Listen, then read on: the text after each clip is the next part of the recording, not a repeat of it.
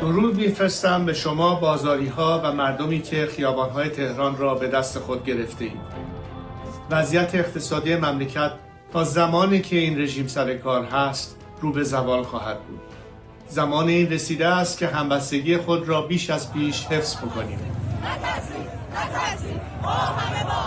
از تمام اقشار جامعه می‌خواهم که به سایر هم‌میهنانتون که در خیابان‌ها هستند بپیوندید و شعار سقوط نظام را سر دهید. و به خصوص پیام من به نیروهای امنیتی و انتظامی این است: سرنوشت خود را به دست خودتان بگیرید. این نظام در حال فروپاشی است. در مقابل مردم نایستید، به مردم بپیوندید. ما پیروزیم چون حق با ماست و متحد و یک صدا هستیم.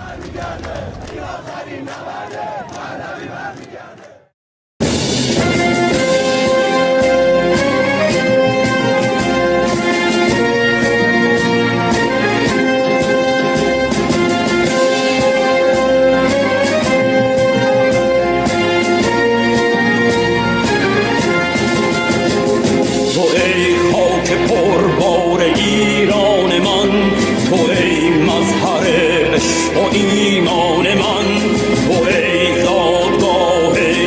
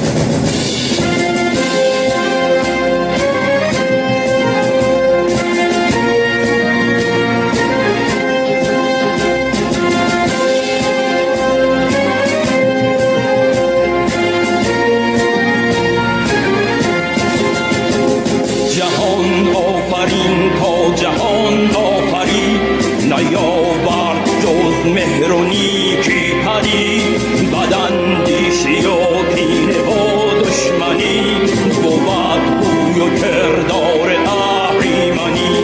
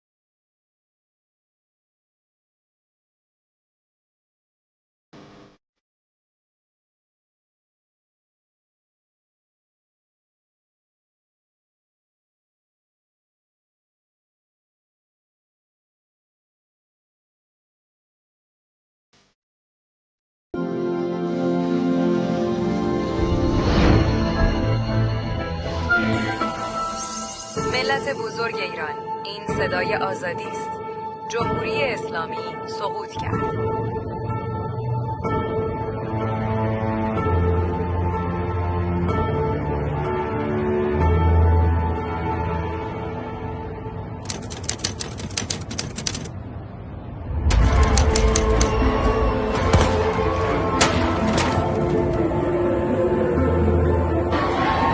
مسئولین کشور و همه آحاد مردم پشت سر نیروهای مسلحند.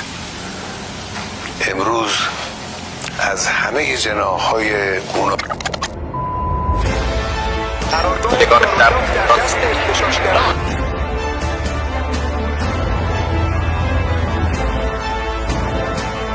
آنچه آغاز شده برگشت ناپذیر است. دستگاه سرکوب رژیم در حال فروپاشی است.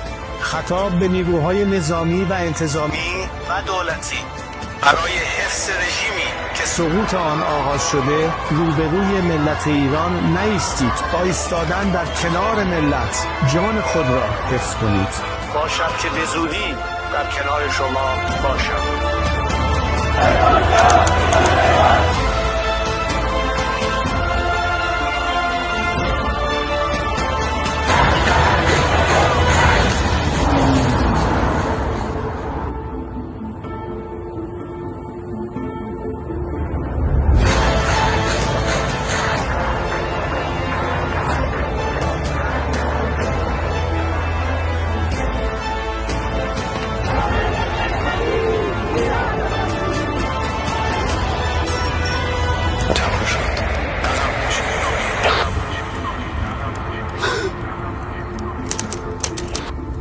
اینجا دیگر صدا و سیمای جمهوری اسلامی نیست. این صدا و تصویر تلویزیون ملی ایران است. ملت بزرگ ایران، این صدای آزادی است. جمهوری اسلامی سقوط کرد.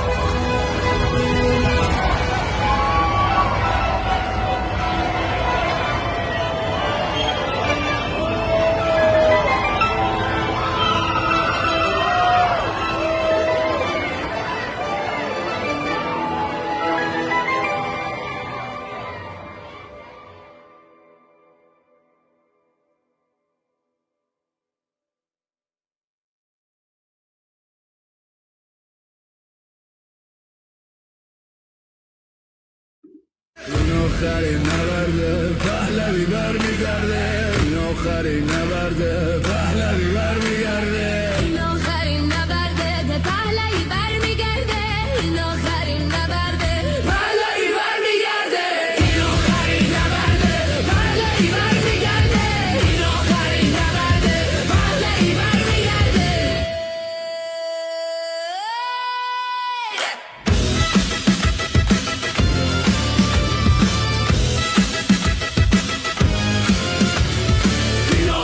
نبرده پهلوی برمیگرده. نبرده پهلوی برمیگرده. این آخرین نبرده پهلوی برمیگرده.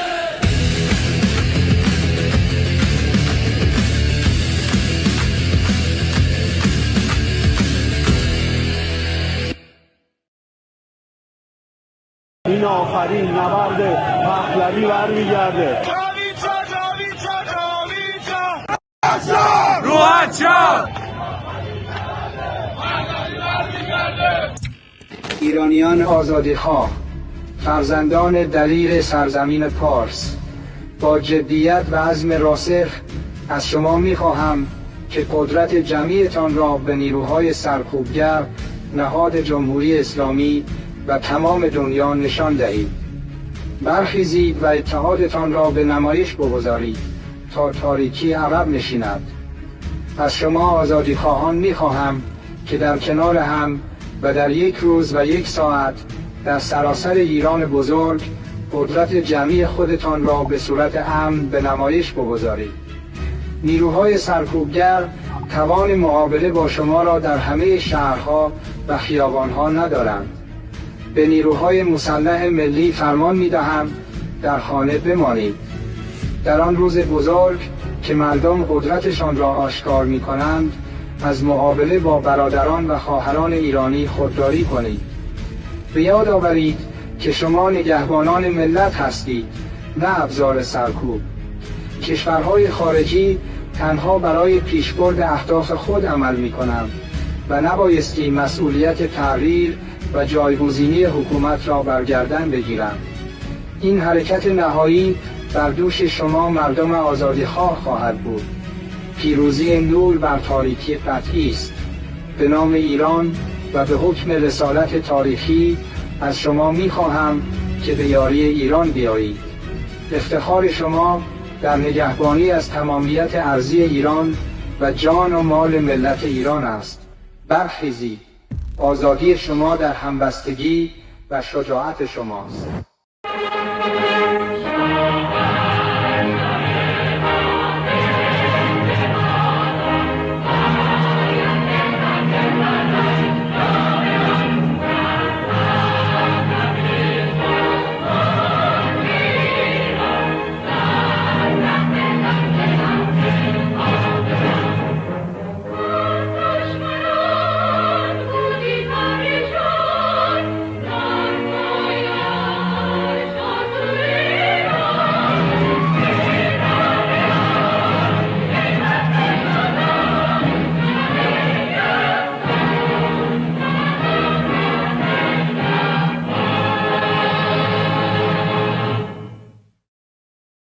Wow.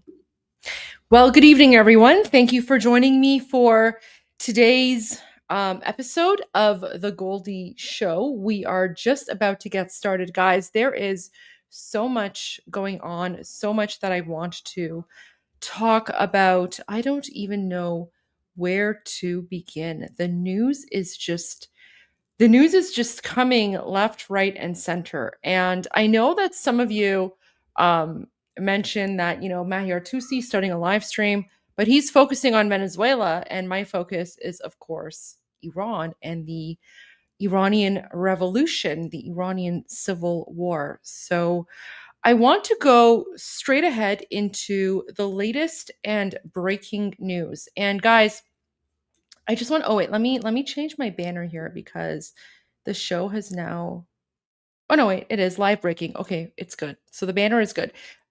So what I'm going to do with your permission is I'm going to spend the first hour focusing on news and updates. And then after the first hour, I will go to all of your super chats and super stickers and all your questions. So keep the super chats coming in, keep the questions coming in. I will get to them.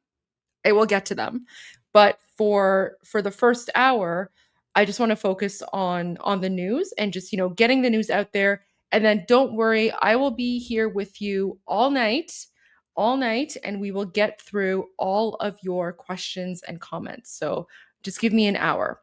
That's all I want from you guys. But I do appreciate all of your comments. I appreciate all of your support. You guys have no idea.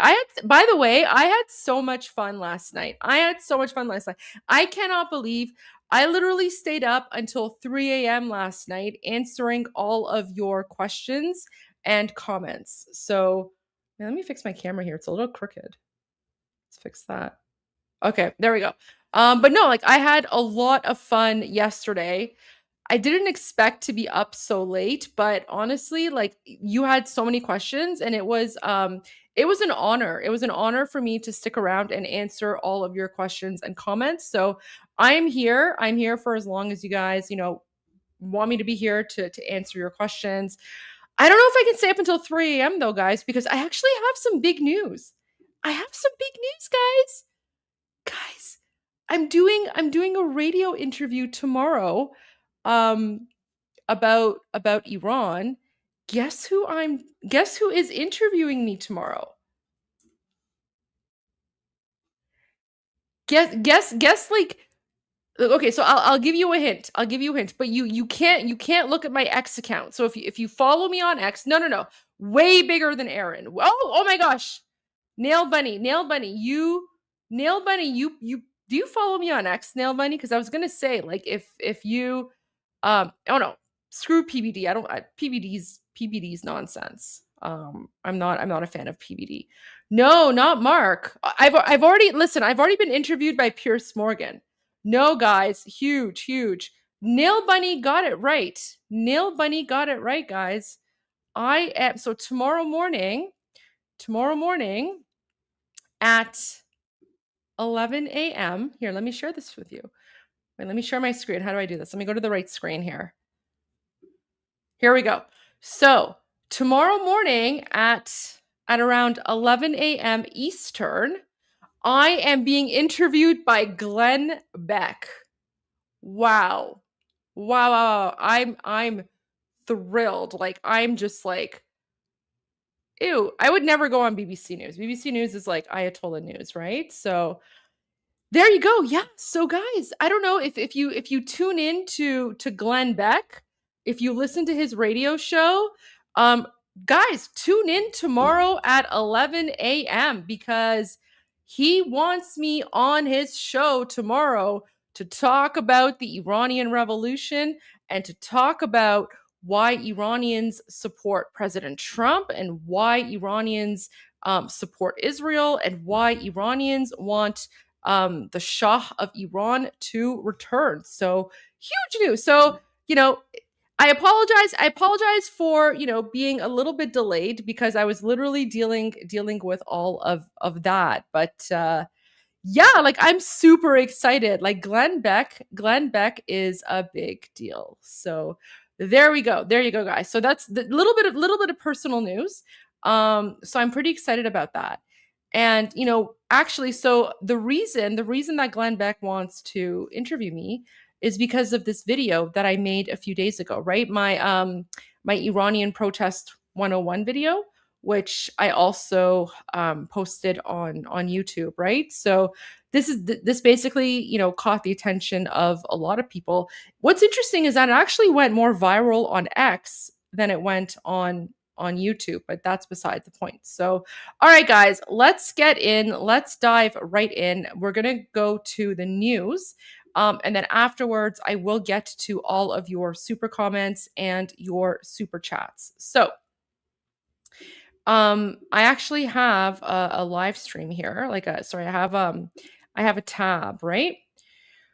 So there's actually, you know what? Let me go to, this is a person so there is someone, I'm not going to give too much info about him, but he is, he's a friend, someone that I know, and he may or may not have a background in law enforcement. Okay. So this gentleman may or may not have a background in law enforcement. And so he knows his stuff, right? And he has been such a staunch advocate of speaking out about what's happening in occupied Iran. And not only that, but he also does the heavy duty work of literally like translating every single video that comes out into English. So if you guys are on X, you want to follow Savakzadeh. You have to follow him because he does the very important work that mainstream media does not. So if you want to know like the up-to-date latest news about what's happening in occupied Iran, you want to follow Savakzadeh. Wait, I got a notification here. Give me a moment. Guys, sorry. Sometimes like I get a notification. Like this is what I mean. I wish I had a production team. I wish I had like oh, okay, no, you know what? Ooh, okay. So I just got the email confirmation from Glenn Beck's producer, and she just said, "Great, the interview should be around 15 minutes." So there you go. 15-minute interview tomorrow on Glenn Beck's radio station. So pretty excited about that. I don't know. I've never tuned in. Like I'm a big fan of Glenn Beck, but I've never tuned into his radio station. You know what? Let me ask her right now. Let me just send her a response and be like, how can people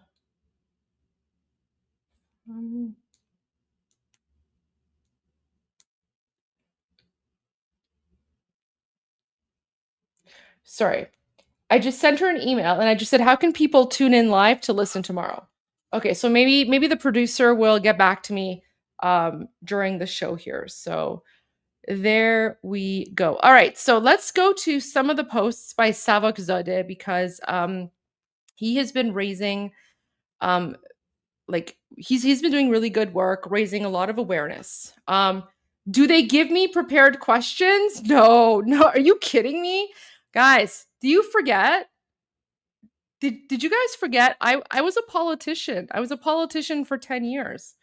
I literally stopped being a politician in March. So for the last 10 years, I was in politics and I did, like all the politics stuff, right? And guys, you know what? I'm not gonna lie. I'm not gonna lie. It's kind of weird because when you're a politician, you're pretty much hated.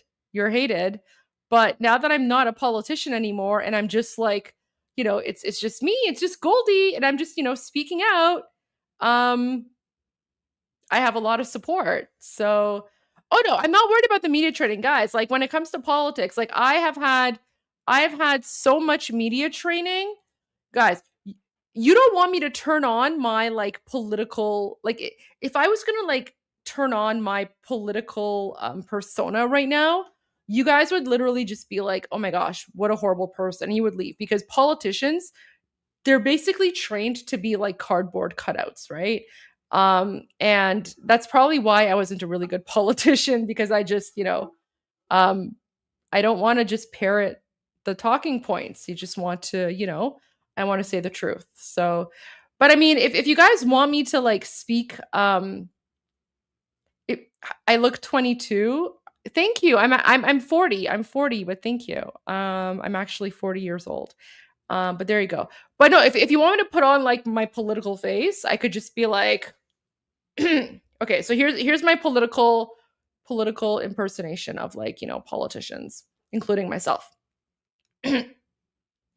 Don't ever do anything to anyone ever for any reason whatsoever, no matter who or where or what, or no matter where it's going or how it's been, ever, for any reason whatsoever. Vote Goldie. There you go. My little political impersonation there. Yeah, like basically like when you're I'm telling you guys, so I have been in politics for 10 years. I'm on the other side of politics now. I'm telling you right now, literally every single politician, all they do is they talk with zero answers, right? Like talk with zero answers. So, all right, let's get into the news and then I will get to all of your questions and comments. And for the people who are asking me about PBD, I'm not going to talk about PBD because PBD is trash and his opinion is completely irrelevant. No, literally no one in Iran even knows who PBD is and doesn't even care. Like they don't even know about him. They don't care about him. So I'm not even going to like, I don't even want to like dignify his name or even like legitimize his garbage comments there. And also huge shout out to everyone on Rumble who's watching me. Cheers on Rumble. Appreciate you guys. And yeah, for everyone on X, I mean, if you're watching on X and you want me to see your comments, join my YouTube channel. So here, let me just do this before I get started. Let me just share. How do I do this? Okay. I'm going to share the link to my YouTube live on under my X channel, okay? So I just posted a comment. Under my X live stream. So if you guys are watching me on X and if you want to join the conversation, make sure that you come join me on YouTube and the link is right there. And especially if you are Iranian, please join us on YouTube because there are a lot of non-Iranians who are joining us on YouTube, who are watching the live stream, the channel, and they really appreciate hearing from Iranians. So there you go. I hope to see you guys there. All right. So let's go to some of the breaking news. So I want to start. So, okay. So things have escalated. Things have obviously escalated. If you want me to start with the escalation, like this is a very important article by His Royal Highness King Reza Pahlavi. This was an interview and it came out today. But if you want me to give you like a 10-15 minute summary, of what is happening right now in occupied Iran in terms of the battles and the fights, let me go to Tusi TV, because Mahir Tusi oh wait, I got an issue here. I have to reshare my screen, I think. So give me a moment. All right. So if you guys actually want to have like a 15-minute, update before I go to like the other news, and if you guys want to see like the, the latest craziest videos, so let's go to Mahir Tusi, because he had a live stream a few hours ago, and he pretty much summarized what is happening right now in occupied Iran. So let's watch Mahir Tusi's live stream. I will give you my comments and updates as he goes, and my thoughts on what he's saying as well. So here we go.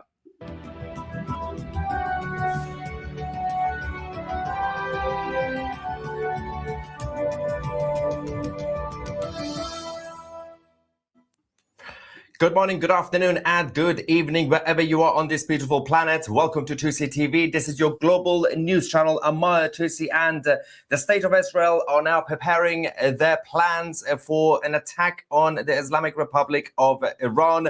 President Trump has been briefed, and at the same time, inside Iran, the anti-Islamic occupation Iranians have ambushed a huge number of IRGC Basij militants, and a number of IRG spaces have also been targeted today. A huge number of explosions that we reported earlier on. And we're going to give you guys all the updates in this.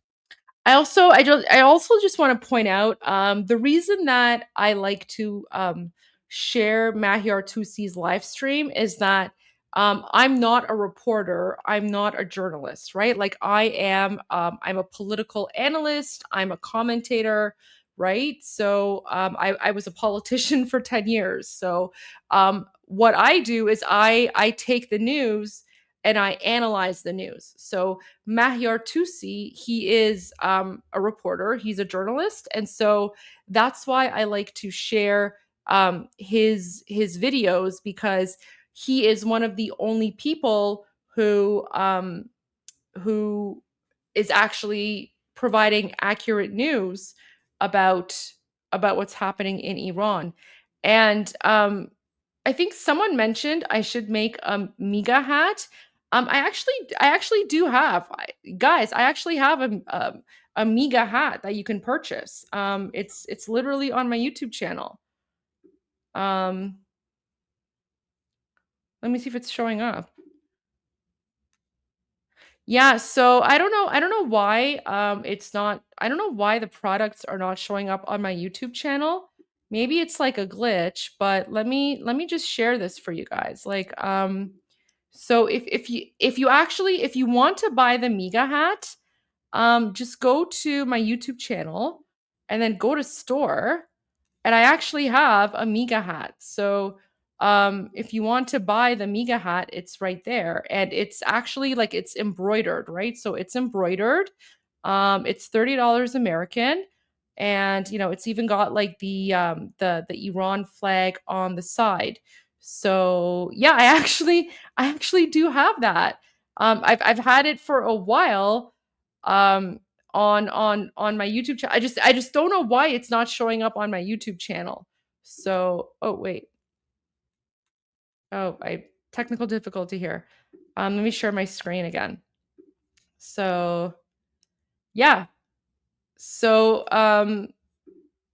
yeah, so if you guys want to buy the MIGA hat, I have it. Like just when you go to my YouTube channel, okay, when you go to my YouTube channel, just go to store, and you see it right there. I have a MIGA hat. I have a MIGA cup. I also have an Iranian hair hat. So, anyone who is like, Iranian, even if you're not Iranian, but you want like an Iranian hair hat, for those of you who like, follow me on, Instagram or TikTok, and you've seen my Iranian hair videos. So if you want that hat, I have that too. I literally made an Iranian hair hat. So yeah, it's all there. I don't really talk about it. Like I also have like Make Iran Great Again sweater, and then I have like a Lion and Sun like Lion and Sun crown hat, and then I have like a coat of arms coffee mug. So I don't know, but like if you guys like actually want a Miga hat, it's there. Just go to my YouTube channel, right? So when you go to my YouTube channel, like it's supposed to show up somewhere here, but like it's not showing up. It's weird. I don't know. I have to figure out why it's glitching. But anyways, if you just go to like store, you'll see it. So it's there. Anyways, so yeah, like if you guys want a Miga hat, it's on my YouTube channel. You can just go buy one. I've bought a few. I'm waiting for them to come in. So I think they're gonna come in by like I think they said January 17. I don't know. So we'll see. But there you go. All right, let's go back to 2CTV because now he wants to give the update. And but yeah, I just want to answer that question because I know a lot of you have been asking me about where to buy like Miga hats. You could just buy the Miga hat from my YouTube channel. It's right there. And then if you guys have any suggestions on like what other kind of hats you want to see, let me know. Let me know, and I'll see if I can add that to like my product list. This beautiful planet. Welcome to 2CTV. This is your global news channel. I'm Maya Tusi, and the state of Israel are now preparing their plans for an attack on the Islamic Republic of Iran. President Trump has been briefed, and at the same time, inside Iran, the anti-Islamic occupation Iranians have ambushed a huge number of IRGC Basij militants, and a number of IRG spaces have also been targeted today. A huge number of explosions that we reported earlier on.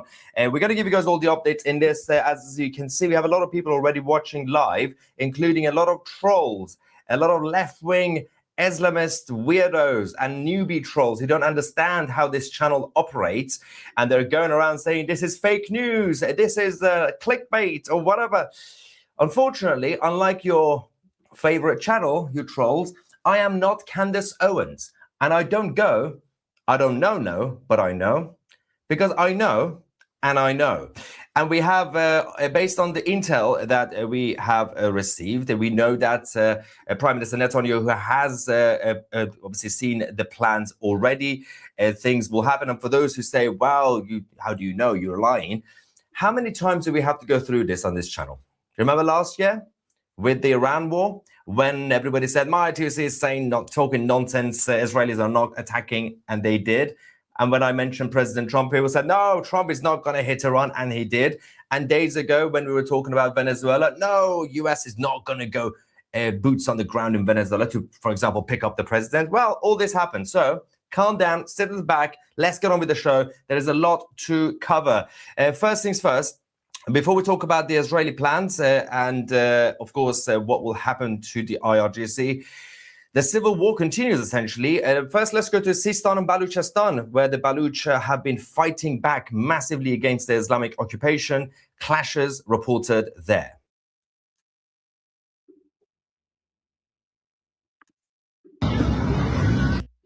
Wait, I just want to point out something before he plays his video. So, there's a lot of people who try to claim that, the Baluch are, separatists and they are trying to separate from Iran. All of that is nonsense. That's literally communist Islamist propaganda. As you can see right now, the Baluch in Iran from Sistan, Baluchistan, they are not only loyal to Iran and because we're all Iranian, right? Like we're all Iranian, but they're literally fighting the Islamic Republic on behalf of Iran, right? So again, like I feel for the Baluch people in Pakistan, because the Baluch people in Pakistan are being ethnically cleansed, but the situation is much different in occupied Iran. In occupied Iran, all of us, every single like ethnic minority. And guys, I guarantee you, for many of you, you've probably never even heard of like my ethnic minority, right? Because a lot of people like to ask about the Kurds and the Baluch.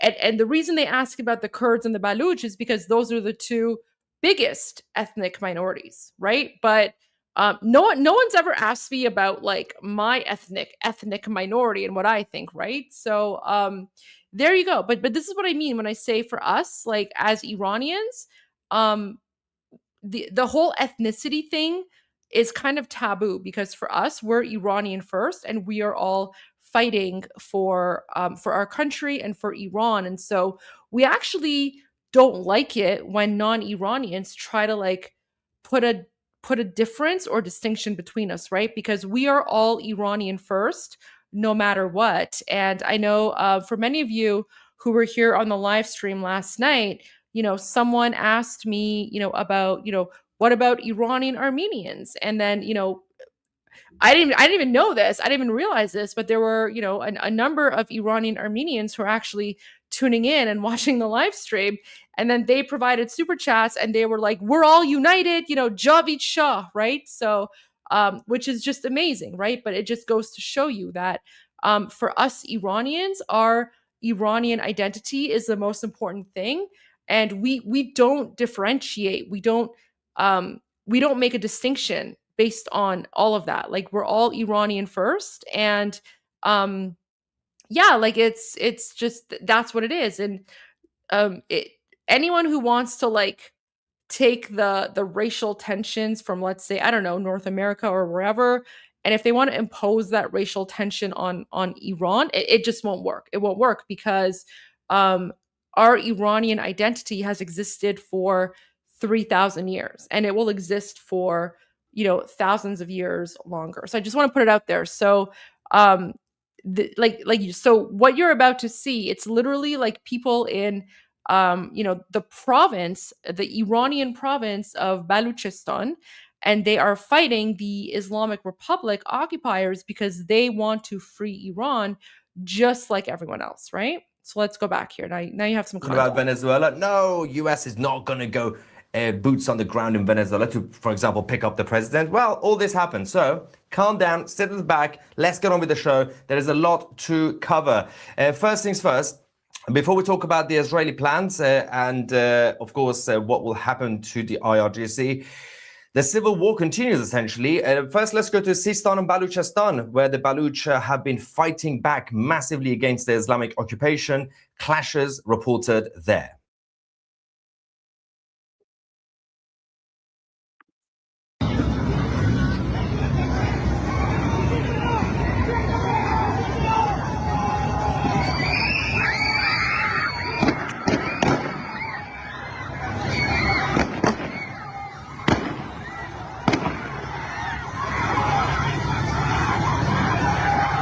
They're not giving up, which is good.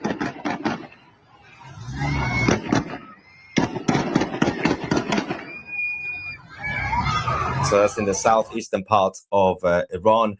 But there's also Kermanshah, which we've been talking a lot about over the last 8-9 days.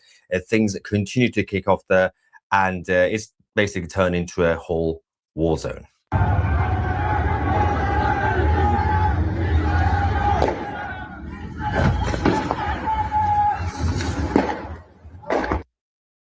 And over the last few hours, the Israeli Defense Forces have also mobilized their troops around Lebanon. They hit the IRGC's Hezbollah bases in the south of Lebanon.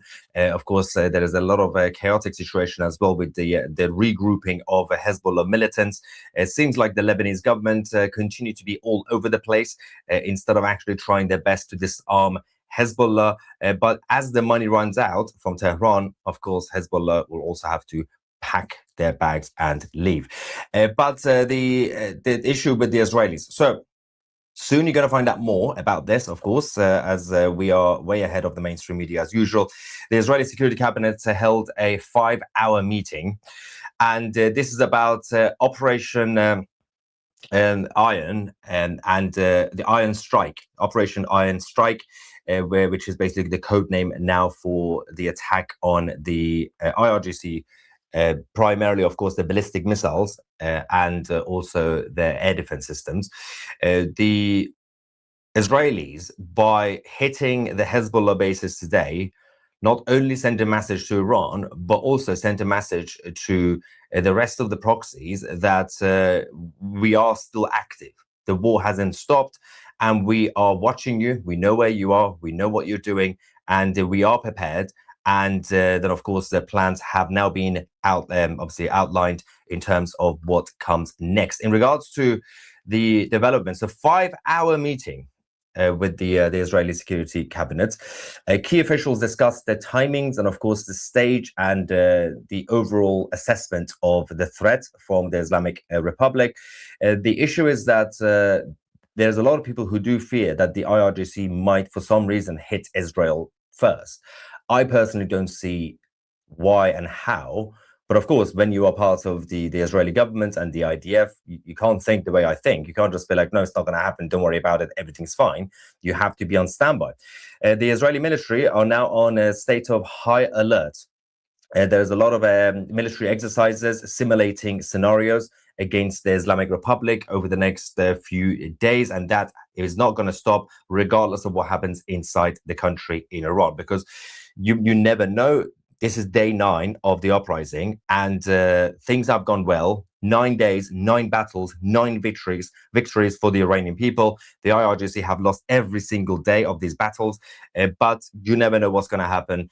If the Iranians manage to bring down the regime from within, you still probably need the IDF or the US to help, because the IRGC are not going to go quietly. Even if Ali Khamenei is captured, even if Ali Khamenei leaves the country to go to Moscow, for example, as he plans, the rest of the leadership of the IRGC will still try to take over the country. And you have to find... I just want to point out something. So, I mean, he said earlier about how, like, the, Israeli cabinet or whatever has, like, green lighted attacking the Islamic Republic. I don't know, like, so first of all, I haven't seen any, like, news on that. I mean, maybe he has independent sources, right? So maybe he has, like, the independent sources. So I'm not doubting what he's saying, but I just find it strange that this news is coming out now, because they actually don't need authorization, because there's not actually peace between the Islamic Republic and Israel. Like, back in the summer, it was a ceasefire, right? So a ceasefire means that the conflict can resume at any time. So I just want to point that out, because looking at it from, like, a geopolitical, like, perspective, I don't know, like, that was just a little strange. The way to crush them. Now, more chaos and explosions in Iran still happening, this time tonight in Tehran. This is a petrol station. So this was targeted by the anti-regime Iranians, and there's also more footage from this. This is in Dolatabad in Tehran. پمپ بنزین رو دولت آباد می‌بینی؟ آتیش گرفت. لایو همین الان. دولت‌آباد in Tehran. خدا به دادش رسید. یه دونه ماشین تو ذوب شد مادر میاد. خدا شما تیر طرف. این پدر مادر ترافیک درست کردن نمیده آمبولانس بیاد. نه خب چه خبره؟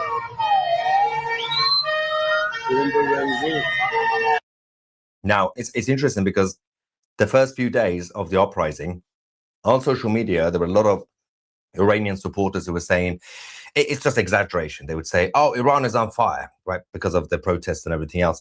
But last night and tonight, Iran is literally on fire, especially since the early hours of today, with all the explosions that we've seen, which I reported earlier today. And they continue, obviously. We've had a couple of factories which had random gas leak explosions, which we're going to get back to, because there's a bit of a situation with that dairy warehouse factory.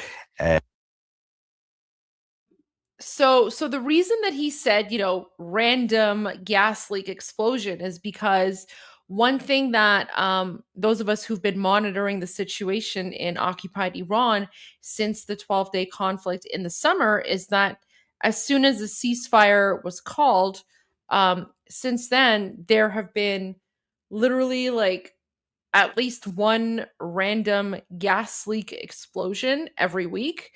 And inevitably, the person who, was, fell victim to the gas leak explosion was someone who was affiliated with the IRGC. So there's like a running joke. There's a running joke among Iranians in occupied Iran that the national oil company is Mossad, right? Because literally these gas leaks are happening at places where IRGC agents are. So yeah, there you go. So there's like a random joke for you, but that's why Mahir Tusi, he kind of like emphasizes on random gas leak, because it's very strange that there have been almost daily explosions and IRGC people have been exterminated by gas leaks, right? So Can Wolf, you know what, you're right. Like so Can Wolf from Rumble says it might not be a joke. Well, I agree. Like it's I don't it's sarcasm, right? Like it's sarcasm because it's like a hint type of thing, because we don't know 100%, but we know, right? Because it doesn't make sense for these gas leaks to happen at apartment buildings or apartment units that are occupied by Islamic regime officials, right? So every single one of these random gas leak explosions, not a single Iranian civilian has been hurt. It's always been the people who are affiliated with the Islamic Republic that have been hurt by the gas leak explosion. So that's why he kind of says it in that way. I just wanted to add some context there for you guys. People are now evacuating the area. So let me go back, because now you can hear, like, now when he says it, you can get the context. I've got them all.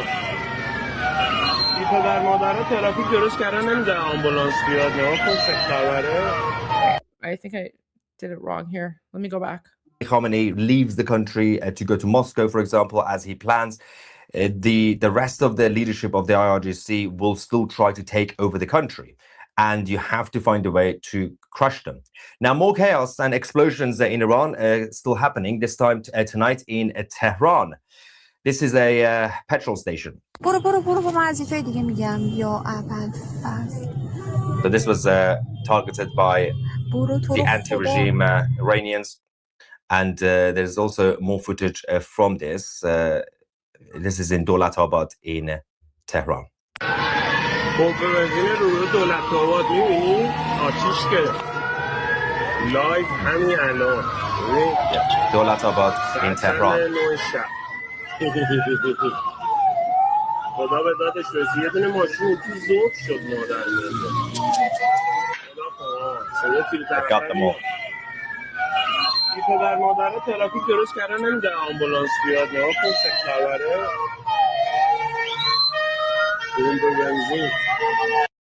Now, it's interesting because the first few days of the uprising, on social media, there were a lot of Iranian supporters who were saying it's just exaggeration. They would say, oh, Iran is on fire, right, because of the protests and everything else. But last night and tonight, Iran is literally on fire, especially since the early hours of today, with all the explosions that we've seen, which I reported earlier today. And they continue, obviously. We've had a couple of factories which had random gas leak explosions, which we're going to get back to, because there's a bit of a situation with that dairy warehouse factory. People are now evacuating the area, have been. We've also seen the IRGC buildings in terms of, there was a couple of residential buildings, because they live in blocks like the Soviet Union under Stalin. They all live in the same place. And also a number of the IRGC Basij headquarters, governors' buildings. But now it's reached a whole new level. One of the Sepah banks have also been attacked. But let's go to Amal, as the Iranians are now evacuating, or have been probably in the last couple of hours, evacuating the area of where the dairy factory or warehouse was exploded a little bit. Look, that's there. You can see their flames and their smoke towards the back. People have been told to leave. Now, This doesn't happen in a dairy factory. The explosion and the smoke that you saw earlier. But the reports that we have, which we can't fully verify yet, I can't just.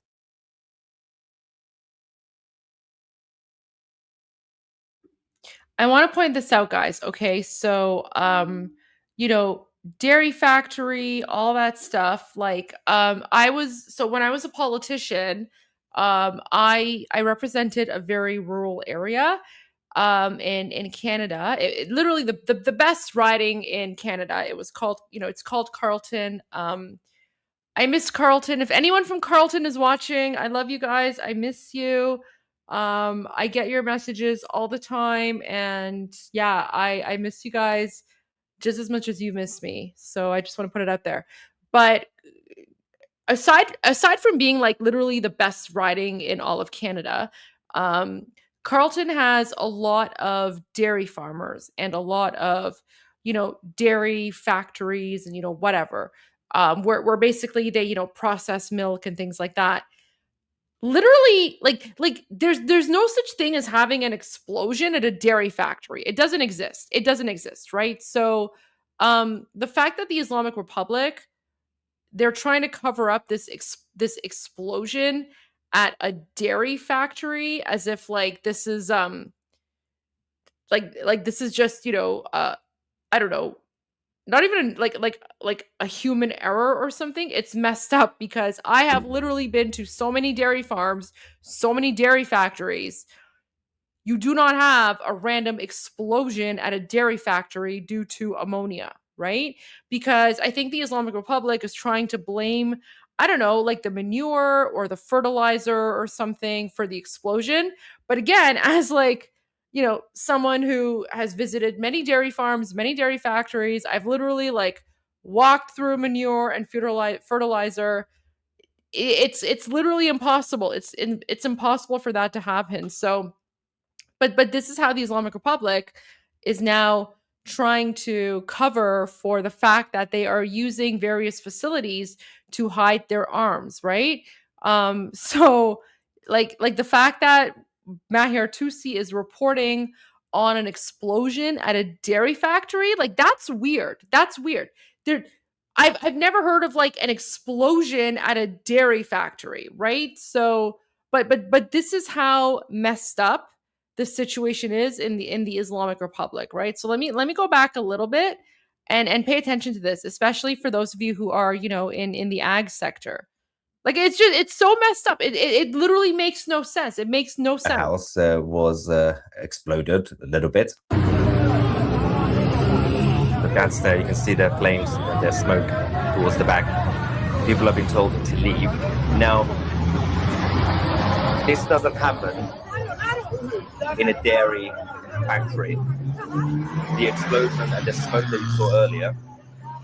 But the reports that we have, which we can't fully verify yet, I can't just spread it as it's just a rumor based on the intel that people are saying on the ground. We need to get confirmation first. They are saying that that building, the so-called warehouse, was the ammonia stored in it, which was secretly purchased by the Islamic Republic from China, and they believe that it was intended for ballistic missile fuel. It's highly likely, but obviously I can't verify this, but this is the reports coming from inside the country, but there's a lot of things that's coming out. Some of the stuff, if we can confirm it, then we can. A lot of it could be a little bit of exaggeration or could just be fake, but based on just educated guess, the explosion that I showed you earlier, there's definitely something in there. It's not just a random factory, and there are no cows in there. So that was not normal. And whether it was sabotage or whether they were accelerating something and did it a whoopsie, it's possible that something serious was in there, but we don't know exactly if this was the Chinese stuff that they've been. I mean,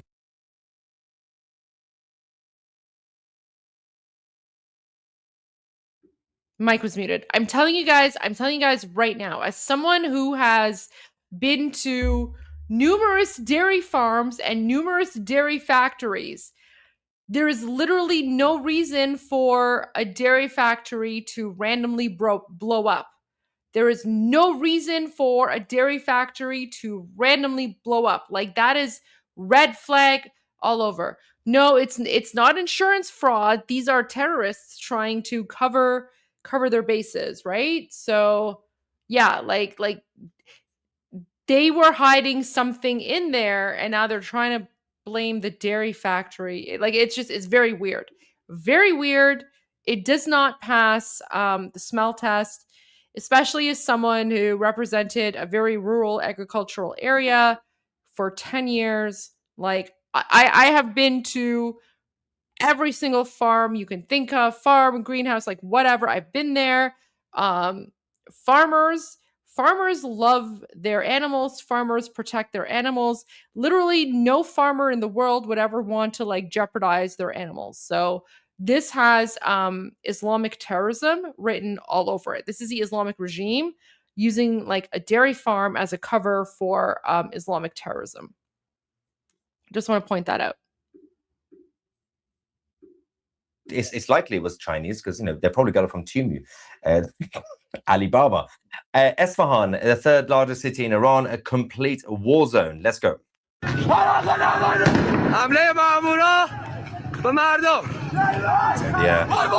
city that are attacking people. It's crazy. They've been throwing grenades as well. So it's insanity right now. It's what's a going war on. zone. It's It's a war fascinating zone. that the regime have gone completely vicious, and we've had about 40 people who've been killed, but people are still fighting. They're not just staying out on the streets; they are fighting, which is why the regime are freaking out.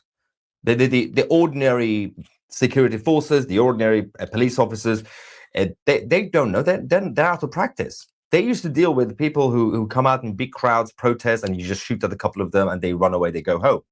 They don't know how to fight back. They don't know how to even defend themselves. But that's still going on. Long live King Reza Pahlavi, says IFK London. PC says Supreme Leader is a secret lover of fried bacon. There's no other way, right? And hopefully, unlike every single past operation with Iran, they will actually continue until the Iranian people are free instead of always stopping short. So again, based on what I've received, not like Candace Owens, I don't know, but I know, this would be most likely a scenario where it's towards the end, where you just need to finish the job and you just need to ensure that the IRGC are not able to recover and or just basically do the last push, which means that if, you know, obviously once they get involved, the Israelis, then there is no going back. But the Islamic regime are also sending more units, reinforcements to the capital, because Tehran has become now the hotspot. While every other city and town is also being taken over by the people, unlike previous uprisings, Tehran is still obviously the main battleground. So extra reinforcement is coming.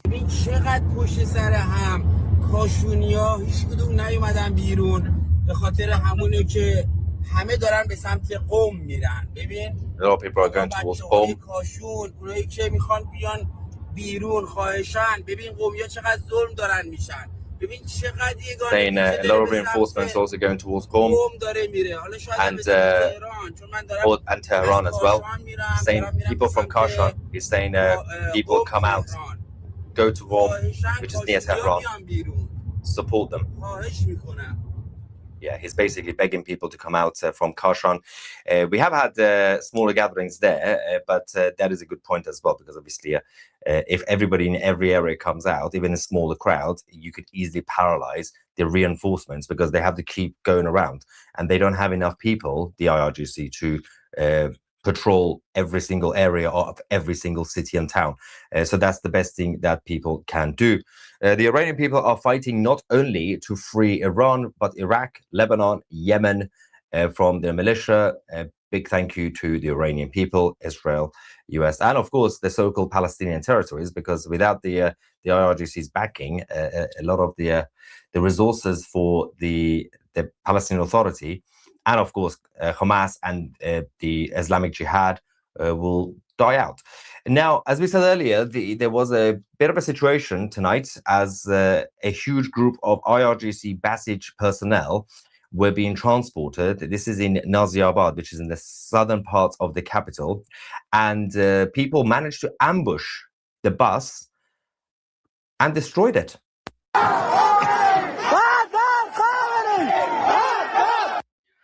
Guys, so this video is breaking news, and I will go over it in detail. But again, like for those of you who have just joined, I'm just giving sort of, you know, like the summary, the news summary, because again, I'm not a reporter, I'm not a journalist, I'm a political commentator, I'm a political analyst. So we're just going over what 2CTV said very briefly, because he is literally the only person I trust to give accurate news about Iran. And then once he gives the news, we are going to go over all the videos. We're going to break them down in detail. And yeah, get settled in, guys. We have a long night. And I haven't even spoken yet about my bubbly and what flavor of bubbly I'm drinking tonight. So stick around for that. So yeah, we are just getting started. So I just want to get the news here from Tusi, because I'm not a journalist, I'm not a reporter. I'm a commentator, I'm a political analyst. You know, so I get the news from other people, and then I analyze it and break it down and dissect it for you. So that's why we are watching 2CTV, because I'm not a reporter. I'm a former politician, political analyst. There we go. All right, guys, let's continue. That's the bus.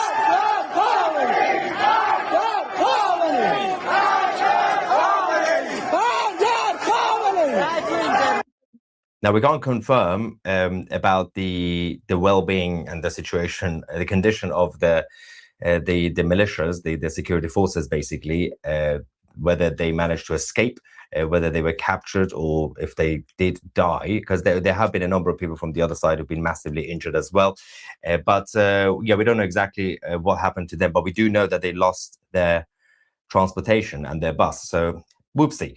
And in Birjand, we have the Islamic Republic forces who have successfully kidnapped a huge group of students from their universities and essentially their accommodation. They have been, apparently, according to the eyewitnesses, they've been taken to unknown locations, and obviously their parents are freaking out. امروز 15 دوشنبه بچهای ما رو بردن. دوستان عزیز، این وضعیت ماست. جلوی خوابگاه صدف دانشگاه بیرجند از شما کمک میخوایم. اینم مسئول عزیز ماست که همینجوری وایساد که با اطلاعات بیاد بچهای ما رو ببره. ایشون هم یکی دیگه است. Yeah, they didn't do anything. So yeah, this is the University of Birjand, where the IRGC managed to abduct a number of students. At this point, they could just basically kidnap random people, especially young people and students, because when almost the whole country is against you, if you take people, you can assume that they're against you anyway, even if you don't know them. That's probably what they end up doing in these situations. To be seen to be doing something, they want to scare off the students, because the last couple of nights, the students and universities have been absolutely chaotic for the regime. They haven't been able to control them. So I think this is a tactic to scare off the rest of the students from other universities that we are coming for you. They can't handle everybody else on the streets, but they can target the students.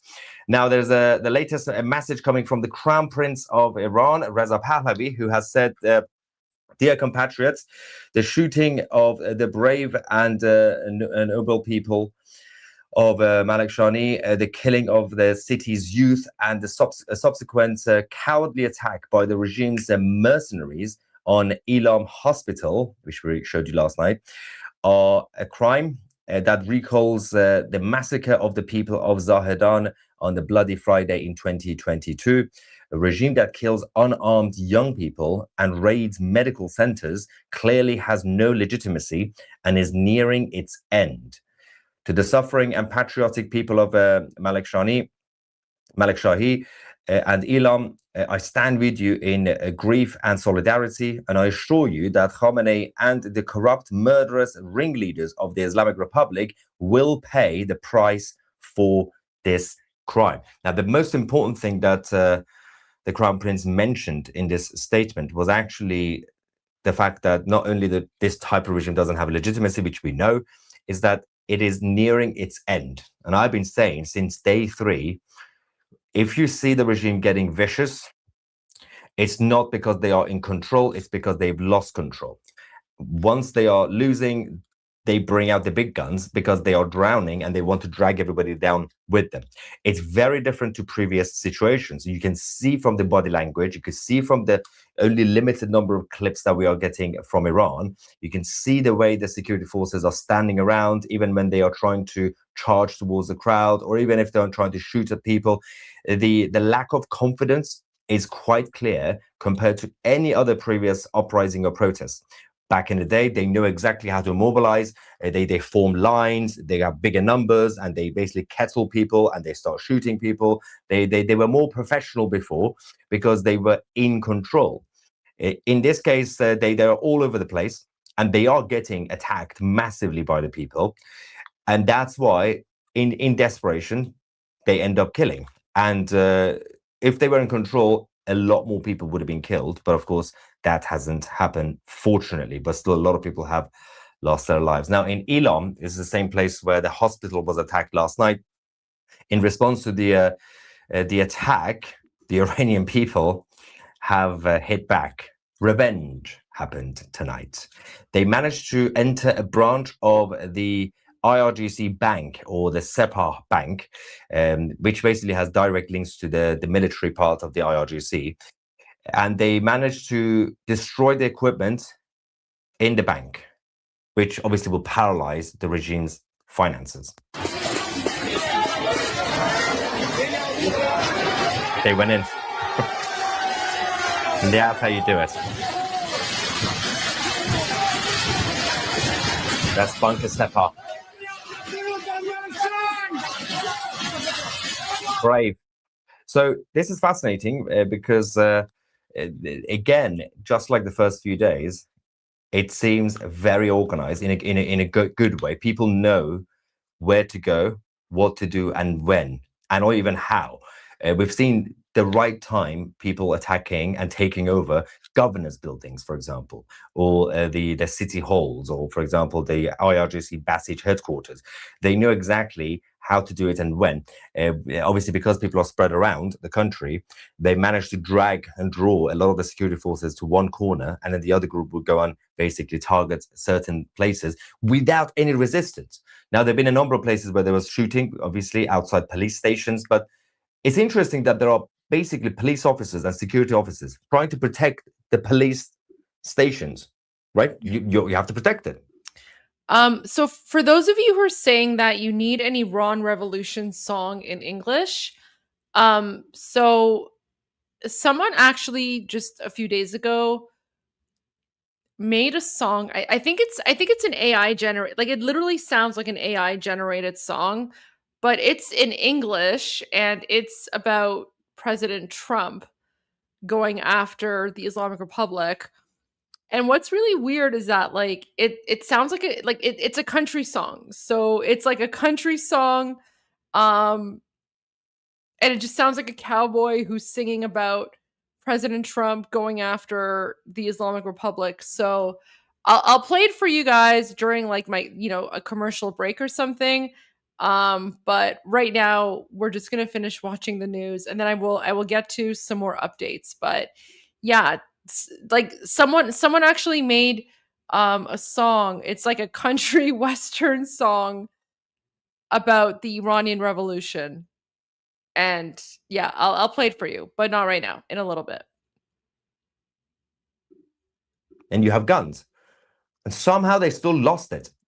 Now, they might have shot a couple of people, a few people got injured, maybe 1 or 2 died, but people still managed to take control and burn it down.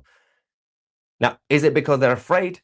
Is it because they've been told try not to kill? Is it because they're just scared and they're just running away instead of actually, they don't really care about defending their own buildings because it's probably not worth it. They can see the anger in people's eyes when they are attacking. They're saying, yeah, I don't want to get into trouble, so I'm just going to run away. These are the security forces. Yasuj, we have also a massive group of the IRGC who were pushed out of the center, and people started chanting, "Long live the king." Every time they take over an area, they chant, "Long live the king." This is where they pushed them out.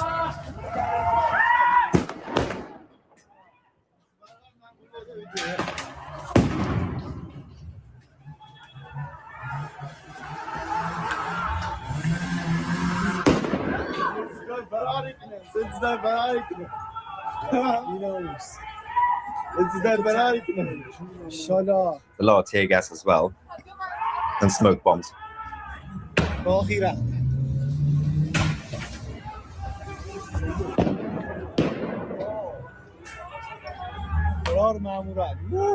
But by the way, if you see any spammers in the live chat, feel free to block them because they will be slightly annoying.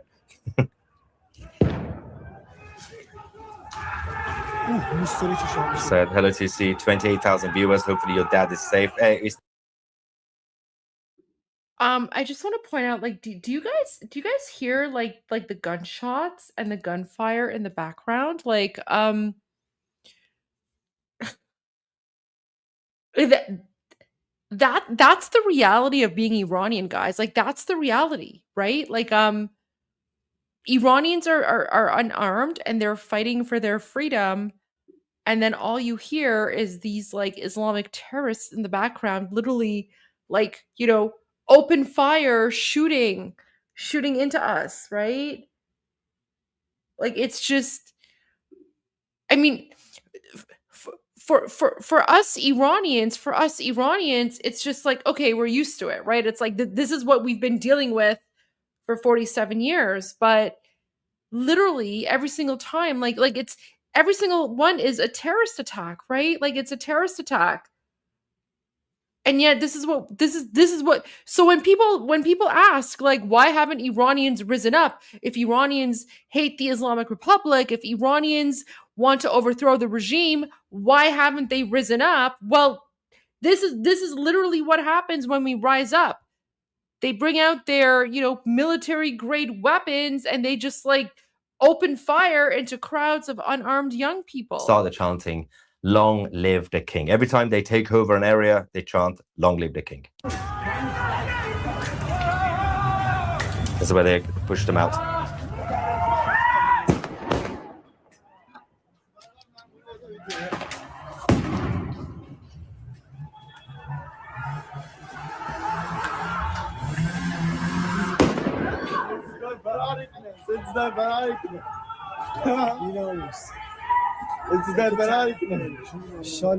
A lot of tear gas as well, and smoke bombs.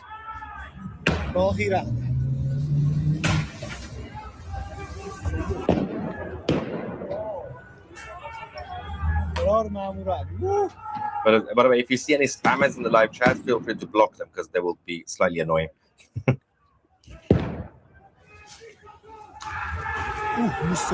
Said hello TC, 28,000 viewers. Hopefully your dad is safe. It's now almost 31,000. Thank you guys for watching and supporting. Yes, dad is fine in Tehran. Thank you. Now we're going to go to Sakaz as well. There was a whole chaotic situation. I think personally, I think this is the first update and clip I've received from Sakaz. Unless I'm mistaken, there's been literally so many videos from everywhere over the last 9 days there. But let's go and see what's going on there. امروز 15 دی ماه 1404 ما جوانان انقلابی سقز اولین راهبندان و آتش سرنگونی جمهوری اسلامی را روشن کرده ایم. We, the people of Sakaz, are out. We are setting the first fire, the first flame of the downfall of the Islamic Republic and death to Khamenei. Sorry, in the northern parts of Iran, people are out, massive crowd, and they are chanting death to the 3 corrupt groups. The mullahs, the Islamists, the leftists. Okay, so guys, this is really important, okay? So we have a very important pro-revolution, anti-Islam, anti-leftist, anti-communist chant. And it says, Nang bar sefasid molla chapi mujahid. So Nang bar sefasid means down with the three corrupt. Okay, so who are the three corrupt? So that's the next part of the phrase. So that's Mullah Chapi Mujahid. So Mullah is, of course, the Islamists, right? The mullahs.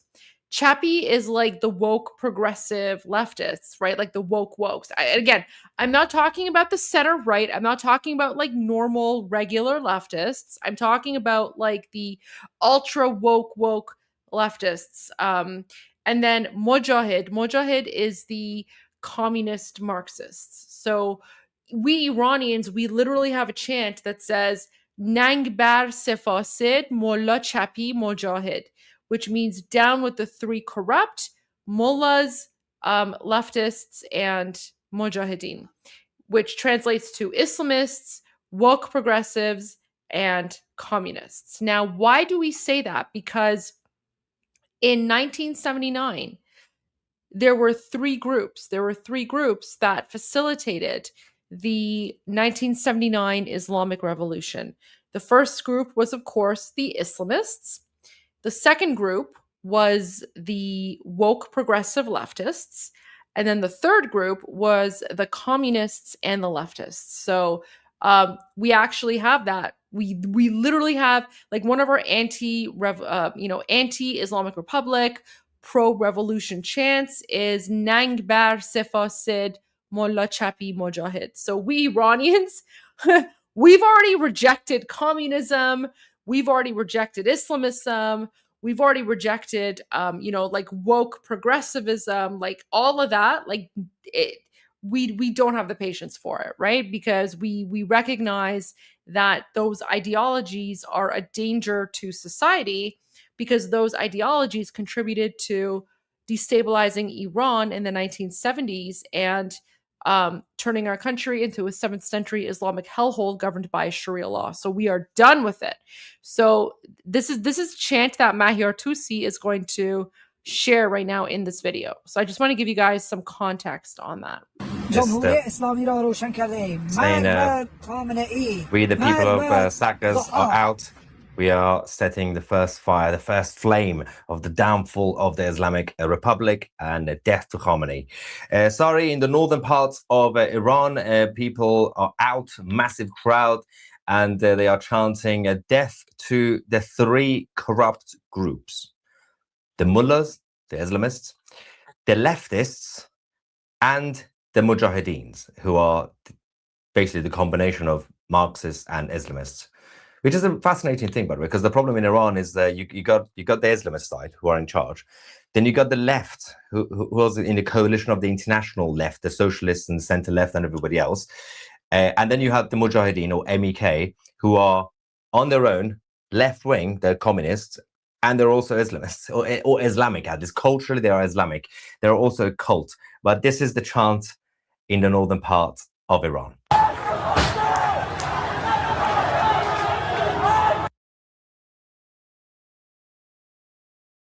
Look at this. So I already explained the chant to you, and Mahir Tusi just confirmed what I was saying, right? Because we're both Iranian, and there we go. I only speak facts. So I just said to you what the chant is.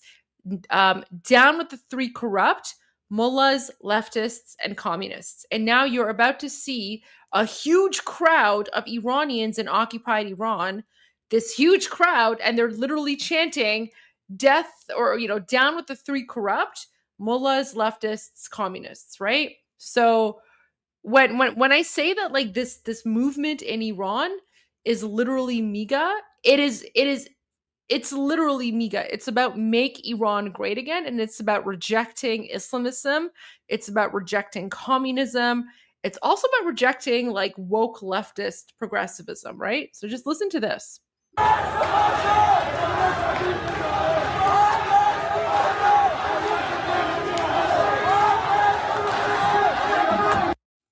Yeah, so death to all the three corrupt groups, mullahs, leftists, and the mujahideen. Now, Kermanshah again. Let's go there and see what's going on quickly. But before I show you the clip, there is a couple of reactions here. PC says the Islamic Republic of Iran, 1979 to 2026. I'm so glad that the uprising started literally towards the end of 2025, because if it was like mid-2025, and then you're trying to say it's going to end in 2025, but it doesn't. It's definitely going to end in 2026. Jason, thank you. And Carter says, I know, and everyone knows what you know, but does the Islamists... Okay, he's getting to the super chats. I want to see if he has any more news for us. All right, he's got some more news here, so let's go to the rest of the news. And then we'll see. Koshk in Esfahan, and see the crowd over there.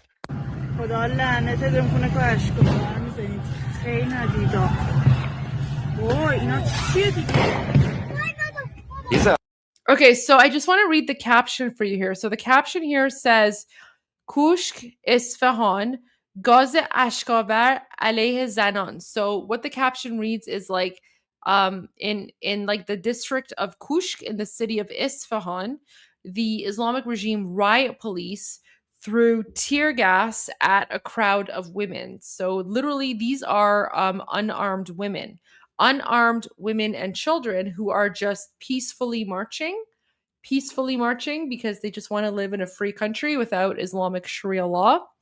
And the Islamic terrorist savages threw tear gas into the crowd of unarmed women and children. That's what the caption says here. Yeah. Koshk in Esfahan, and see the crowd over there.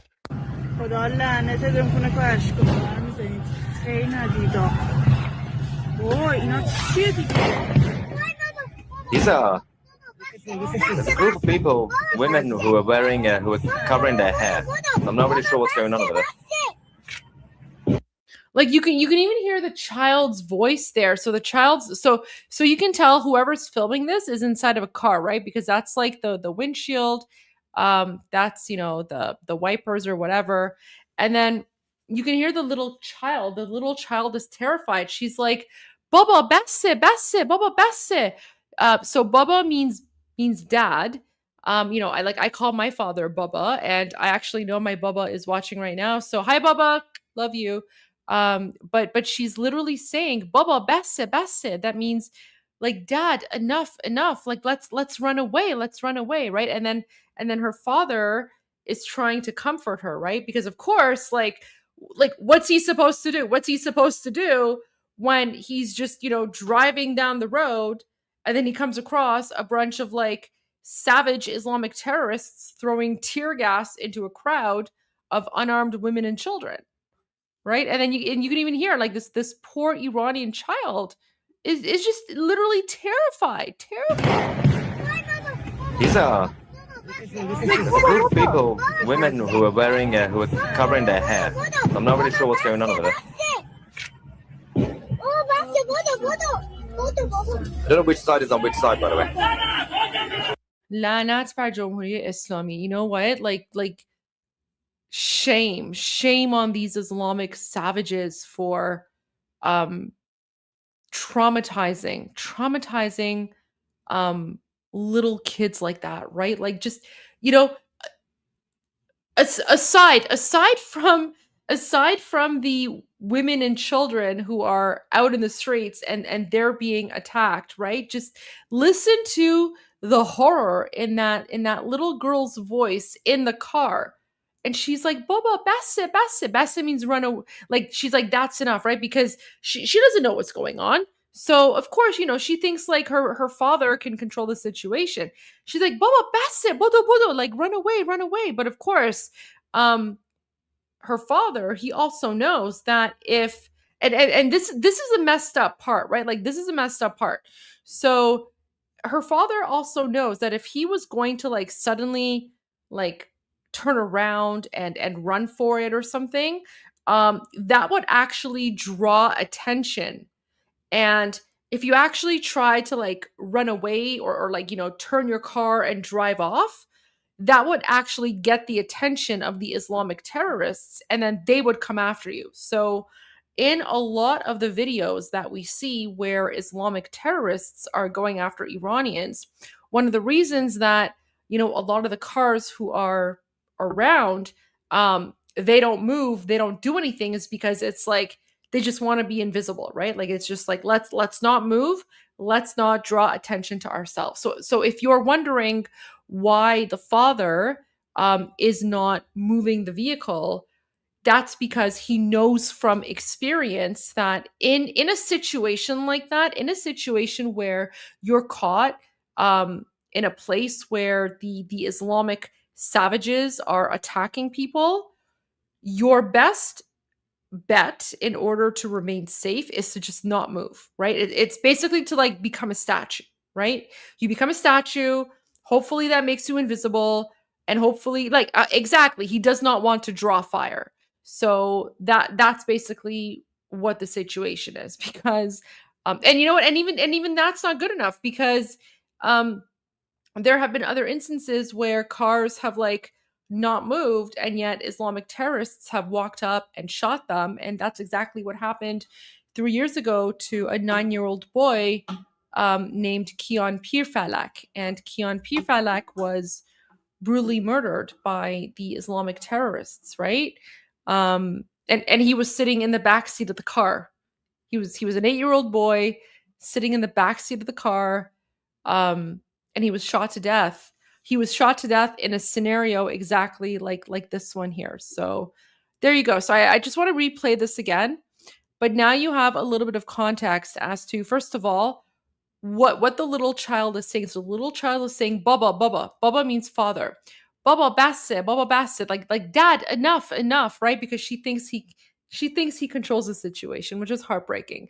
And then she's like, Bodo, like run. And of course, her father, he knows that that's not the smart thing to do. He knows that the best thing to do is to just remain still and try to be invisible, because he wants to protect the life of his daughter, because the Islamic Republic has a history of randomly shooting into cars and murdering children.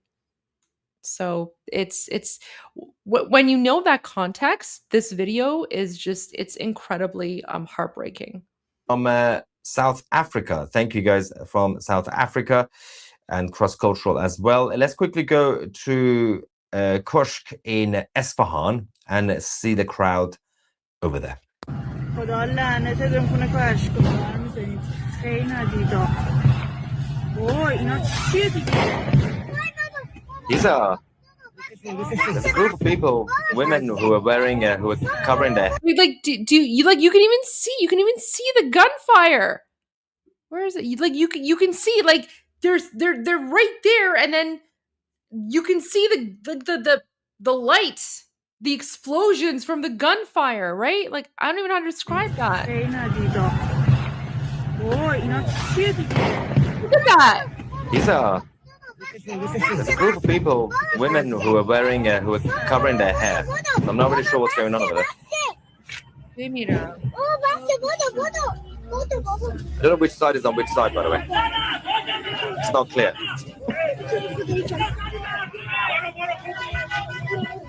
I think the people on the other side, that makes more sense. Terrified.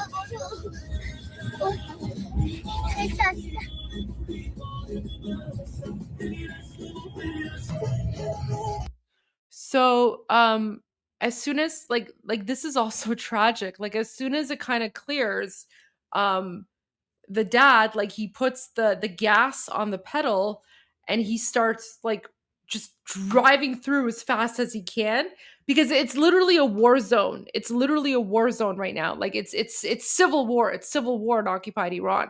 So not only is he like putting the pedal on the metal to like get through, but then he purposely turns the music up, right? Like he turns the music up because he wants to drown out the noise of the gunfire and the screams and the violence outside, right? So that's why you suddenly hear like just random Iranian music, because he's just like, you know, he puts the volume on max so that the volume can drown out the noise of the horror that's happening outside, so that his young daughter will not be traumatized. Over there. Listen again. خدا لعنتتون کنه که اشکو به من می‌زنید. خیلی ندیدا. اوه اینا چیه دیگه؟ This is a crime against humanity. These are there's a group of people, women who are wearing, who are covering their hair. I'm not really sure what's going on over there. I don't know which side is on which side, by the way.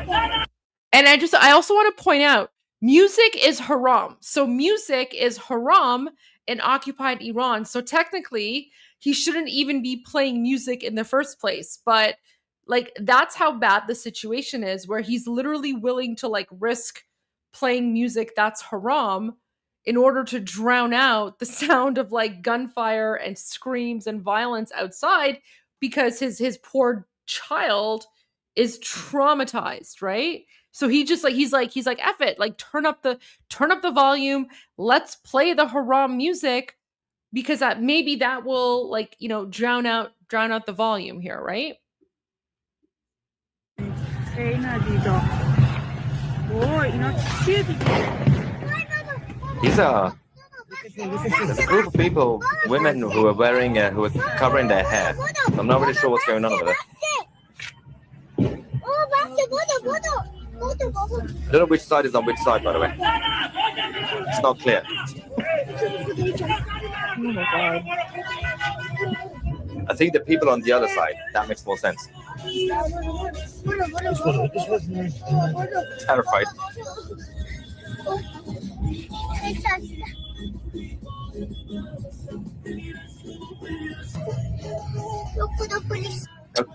Don't change the song. That was... They changed the song. I was dancing. Come on, guys. Now, let me arrange. Yeah, I don't think Mahyar got the context of the song, right? So it's not like the dad just like raised the volume of the music for the heck of it. Like he raised the volume of the music to drown out the horrors happening outside, because his young daughter was terrified, right? So I just want to add that context there for you guys. Like this is the horror that we go through, right? And you can see like the father's literally driving through a war zone. He's got his wife and his young daughter in there, right? So like it's horrifying for him. And then they actually, like, you can see where is it at some point? It's like, you're like, look at that. So do you see these people here? So these people like and then the girl, this young girl, she says police, and she's terrified, right? Because these are the Islamic regime Basij forces, right? So these are the thugs who are going around on bicycles, like on motorcycles, right? So two people on a motorcycle, they go around and they're the ones who are like murdering innocent people, beating up innocent people. Yeah, so like literally like young Iranian kids in occupied Iran, they're actually terrified of police, right? Like the police, like she sees the police, she's like, oh my God, police, like let's hide, right? Like it's traumatizing. Don't change the song. That was... They changed the song. I was dancing. Come on, guys. Now, let me... Iranians deserve to be free. Putin is sweating. Let's watch Khamenei poo his pants. Thanks for getting the word out from Philly, from love. Let me quickly go on the flight radar as well. Not that there's going to be much activity tonight. As you can see, the skies of Iran pretty quiet. This is the live map, obviously, of flight radar to find out about the movement. I think that's probably an Arab. Is that Bahrain? I think it's Bahrain. Yes. Oh, I'm so good at this because it's similar to Qatar. It's just Qatar's darker. And the UAE is here. This is it cargo? It's cargo. It's fine. Qatar cargo. We don't have much. The Iranians. This is the American one. That's a Boeing, actually. Well, let me just double check. Where did they start? Where's the route for the Americans? Yeah, they started from Bahrain. This is the U.S. military, the U.S. Navy, obviously. And so there's one near Qeshm, which is literally by the border of Iran. Nothing's happening. It's not like they're going to shoot or anything. that would be crazy. Imagine if in the middle of the live stream, the Americans decide to randomly attack Iran. Now, that will be extremely unnecessary. Let me just also go to the Israeli side and see what we have. Iraq is pretty quiet. Yeah, the Israelis were up here earlier because they were hitting Lebanon massively, and they did manage to successfully hit their Hezbollah bases. I'm still going to be all night keep an eye on this situation, which is slightly chaotic. For those of you, if you joined late, this is the summary of the situation as well. Not this one, obviously, but we're going to get it ready for you guys, so you could also have access to all the footage coming tonight to this channel. Do we have it? Yes, there we go. Good news, everybody. I can do things. It's happening. There we go. Let's go. All right, so that's the live footage, not live, the latest footage from the uprising across Iran. Let me just quickly get some reaction. Iranians deserve, oh, that's the one I just saw. Losing my memory, guys. Judy, if the Supreme Leader saw his shadow when they pulled him out of his hole, there will be 6 more weeks of the revolution. The thing is, once Khamenei either leaves potentially or gets captured, you have a short window to fully take over, because there will be 2 groups inside the regime that will use each other. So you have a bunch of the IRGC guys, the actual Islamic Revolutionary Guard, who until now are answering to Ali Khamenei. But you also have what we call the reformists. The reformists who are with the regime. They always wanted people to think, but they're slightly different. They want to reform the system from within. They also created the Iran lobby in Washington, D.C. They have access, they've infiltrated the American political establishment, and they portray themselves as the opposition. Now, those guys would try their best to keep the regime as it is, even if that means they would change the name of the country. Like they would remove Islam. They would just say, oh, the Republic of Iran. We've changed the whole thing, guys. This is the new country. It's the Republic of Iran, not the Islamic Republic. And but the reality is, it's the same people that will basically just change the decorations and they will stay in power. So you have a short window. Whether Khamenei dies or escapes or is captured, you need to ensure that the Crown Prince returns immediately. You need to ensure that the military, those who are now loyalists to the Crown Prince, come out and take control. Otherwise, this could end badly, backfire. Thanks for keeping us updated. Thank you. Cross-Cultural says, I pray for the Iranian people to remain steadfast in their fighting against their repression. Tusi, I hope your dad and family are safe. I appreciate that. Thank you. Well, it seems like, you know what, but I've been going literally for like 8 days, 9 days. Oh, I'm going to be skeptical, guys. I'm not going to become a dreamer. Wait till tomorrow. Maybe it will die down. Maybe the regime will do a crash. I'm not doing that anymore, because I now believe, after what I said today and yesterday and the day before and before, tomorrow, same thing's going to happen. Day 10, the people will win that battle as well. Vinny says IRGC in their death, friends. It's interesting. It's because it's been dragging on. Even this has been like 9 days, obviously, because it's still early days. I'm kind of like, I'm just going with the waves. It's not like a shock if the regime falls tomorrow or next week. I'm just gonna be like, yeah, it fell. Obviously, I'm still gonna celebrate, but it's been a long time coming. Let's just say. We're all exhausted, especially people in Iran.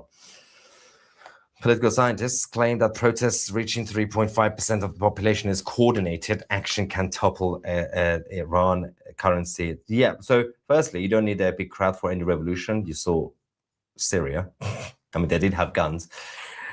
Keep up the good work. Tusi, yeah, today's news of more economic collapse and financial crash and the currency basically being in complete nosedive isn't helping the situation. That's why the regime came out earlier, as we reported, saying we are going to give people £5 a month or $7 a month to stop protesting. What are they going to do with that? It's worthless. Keep up the good work, TC. So I just want to actually point out, he's not exaggerating about that. So the terrorist Islamic Republic, they pay Hezbollah terrorists, okay? They pay Hezbollah terrorists about $1,300 a month, 1,300 American dollars a month. And right now, the Islamic Republic offered to pay Iranian citizens $7 American a month to help fight against the protests. So this is what I mean when I say that the terrorist Islamic Republic is a foreign occupation, because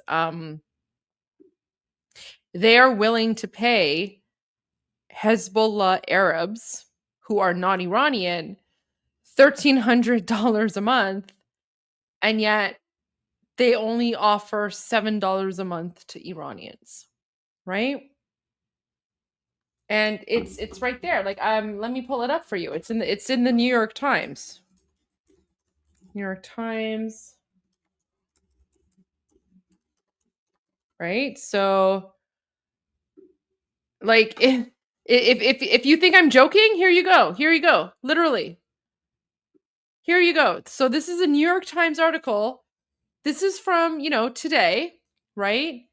Iran, by Iran, they mean the Islamic Republic, right? So the Islamic Republic offers citizens $7 a month in a bid to cool protests,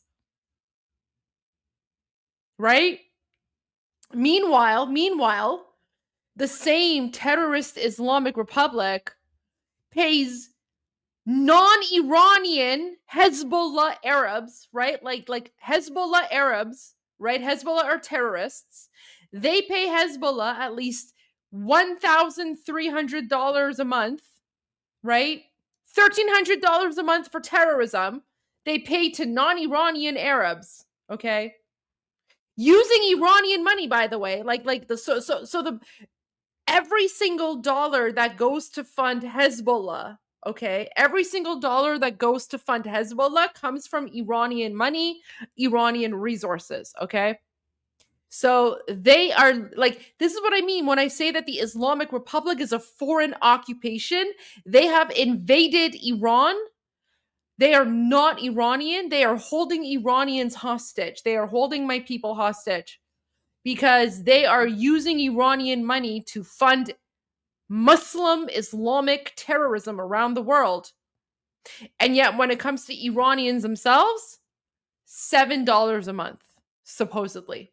$7 a month. There you go. There you go. So yeah. But obviously Iranians are not falling for it, right? It's too little too late. But the reason I'm pointing this out is because this is a good example of how the Islamic Republic is a foreign occupying force, right? It's a foreign occupying force. Okay, so I want to go to some news. I want to go to some news from, here. But I did say that I was going to go to the super chats. So I'm going to go through the super chats and the super comments that I have right now.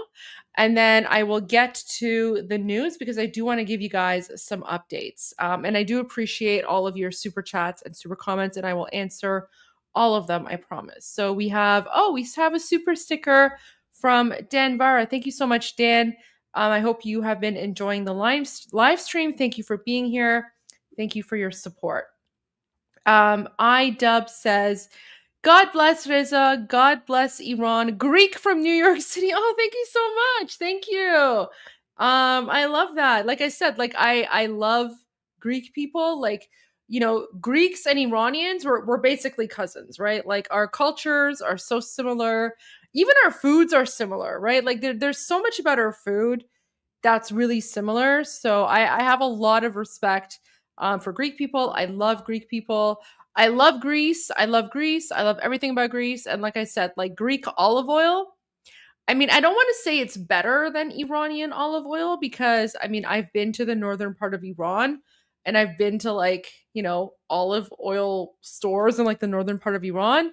But I would, and I am biased. I am biased, but Greek olive oil, it's pretty much right up there, right? Like I would say it's hard to say which one's better. Like both are equally amazing. But yeah, like I've actually like had fresh, homemade olive oil in Greece. Actually, it was in Thessaloniki. Some of the best olives, some of the best olive oil I've ever had in my life was in Thessaloniki. So love to all the Greek people who are watching here, whether you're in New York City or in Greece or anywhere else. We love you guys. Ivan says from Mexico, big hug, Goldie. Javicha from Mexico. How do you think Iran could be administrated economically after the regime falls? I hope they make Iran into Dubai.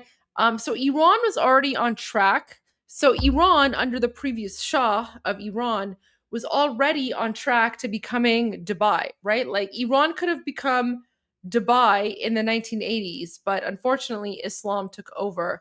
But we actually do have a transition plan. So let me pull it up for you guys.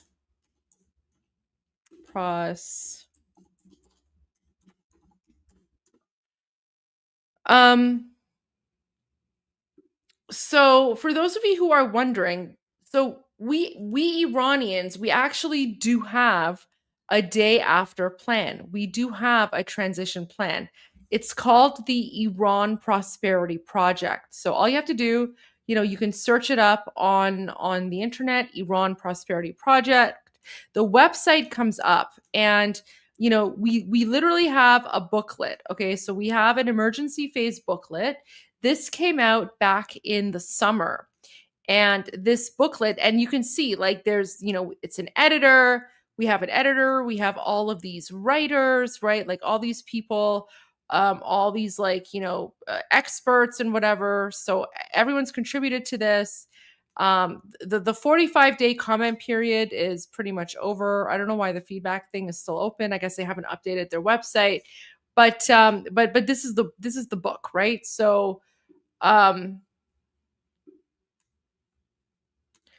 I guess there's a way to download it maybe, but here we go. Emergency phase booklet. Download. There you go. So, I mean, I will go through I will go through the booklet at some point, but so for those of you who are wondering, we literally have we Iranians already have a transition plan to go from a brutal Islamic dictatorship into a functioning secular democratic society. Okay? So the plan is there, the booklet is there. We Iranians amongst ourselves, we have already spoken about it, right? This was big news back in the summer. This was big news back in the early fall. Of course, no one in the mainstream media reported on this because, it wasn't clickbait for them, I guess, or whatever. So, but what I want to tell you guys is that I will be speaking about this. Like I will be doing a live stream to go over all of the details about the transition plan, on how, Iranians, we are planning on transitioning from a brutal Islamic dictatorship to a functioning, modern, secular, democratic society. I will do like a whole space on that. Like I will be here for hours if you want me to answer all your questions, because I have like studied this book for hours, so like I know it like the back of my hand. But all I want to say is right now, because we are literally in the middle of the revolution itself, it's a little bit too early to talk about this, right? It's too early to talk about the plan. But the reason I'm sharing this with you is because I want you guys to know there is a plan. There is a plan. The plan has been out there for quite a long time. And if anyone, like if you guys want to go and like read the booklet on your own, it's available in English. It's fully available in English. It's, it's 169 pages. So all you have to do is just search up Iran prosperity. You know what? Actually, here's what I'll do. Wait, here's what I'll do. Let me do this instead. So copy, is it copy link? Copy link. Okay, so I just copied the link and I just put the link to this document in the live chat. So if any of you guys want to go and, if you're interested in like reading about the transition plan from a totalitarian dictatorship to a secular democracy, I just put the link to the booklet in the YouTube live chat. So you guys are welcome to go and read it yourselves and see what it's all about. It's in English. It's all there. But I will speak about this on a future live stream when Iran is free. Like right now our focus is just focusing on freeing Iran and everything that's going on. But 100% there's a plan, and I do appreciate your comment. Thank you so much for that, and I appreciate the support. So yeah, there is a plan. There's a plan, and I'm very excited about it.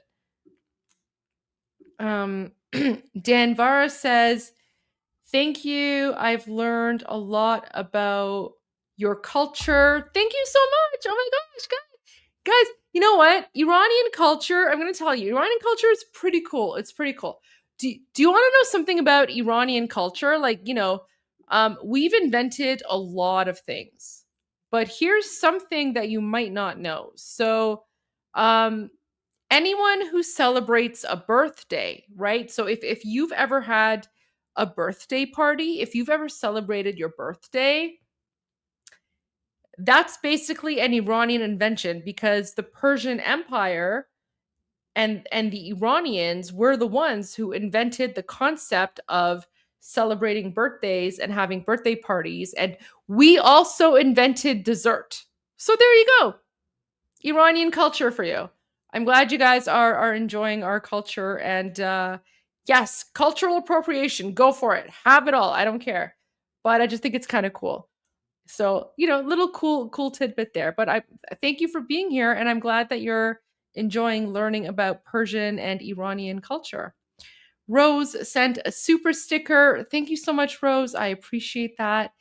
Dave says, if this revolution in Iran is successful and the regime is removed, whom or what replaces it? Again, so we literally have our emergency phase booklet, right? So in our emergency phase booklet, it is a 100-day plan. So basically what's going to happen is we want our Shah of Iran in exile, His Royal Highness King Reza Pahlavi. We want him to lead the transitional government, because we only trust him to transform Iran from a brutal Islamic dictatorship into a functioning secular democratic government. And what's going to happen is we Iranians, we're going to hold a national referendum, and this national referendum is going to determine the type of secular democratic government system we're going to have, right? So the one thing that all of us Iranians agree on is that we do not want religion to be a part of government. So that religion is already out of the question. Okay. So we want 100% separation from mosque and state, or church and state, or whatever, 100% separation from religion and state. That is non-negotiable. So what's going to happen is that when it's secure to do so, we are going to hold a national referendum, and we are going to determine what type of secular democratic government we want, whether we want a republic like the United States, for example, or whether we want a constitutional monarchy like Canada or the UK, Sweden, Denmark, Norway, Japan, whatever. So that's what's going to happen. So I have a feeling based on, my political observations and my political analysis and my political expertise, the vast majority of Iranians are going to vote for a constitutional monarchy because that's what Iran was prior to 1979. We were a constitutional monarchy. We had a king. We also had a democratically elected parliament. We had, members of parliament, all of that.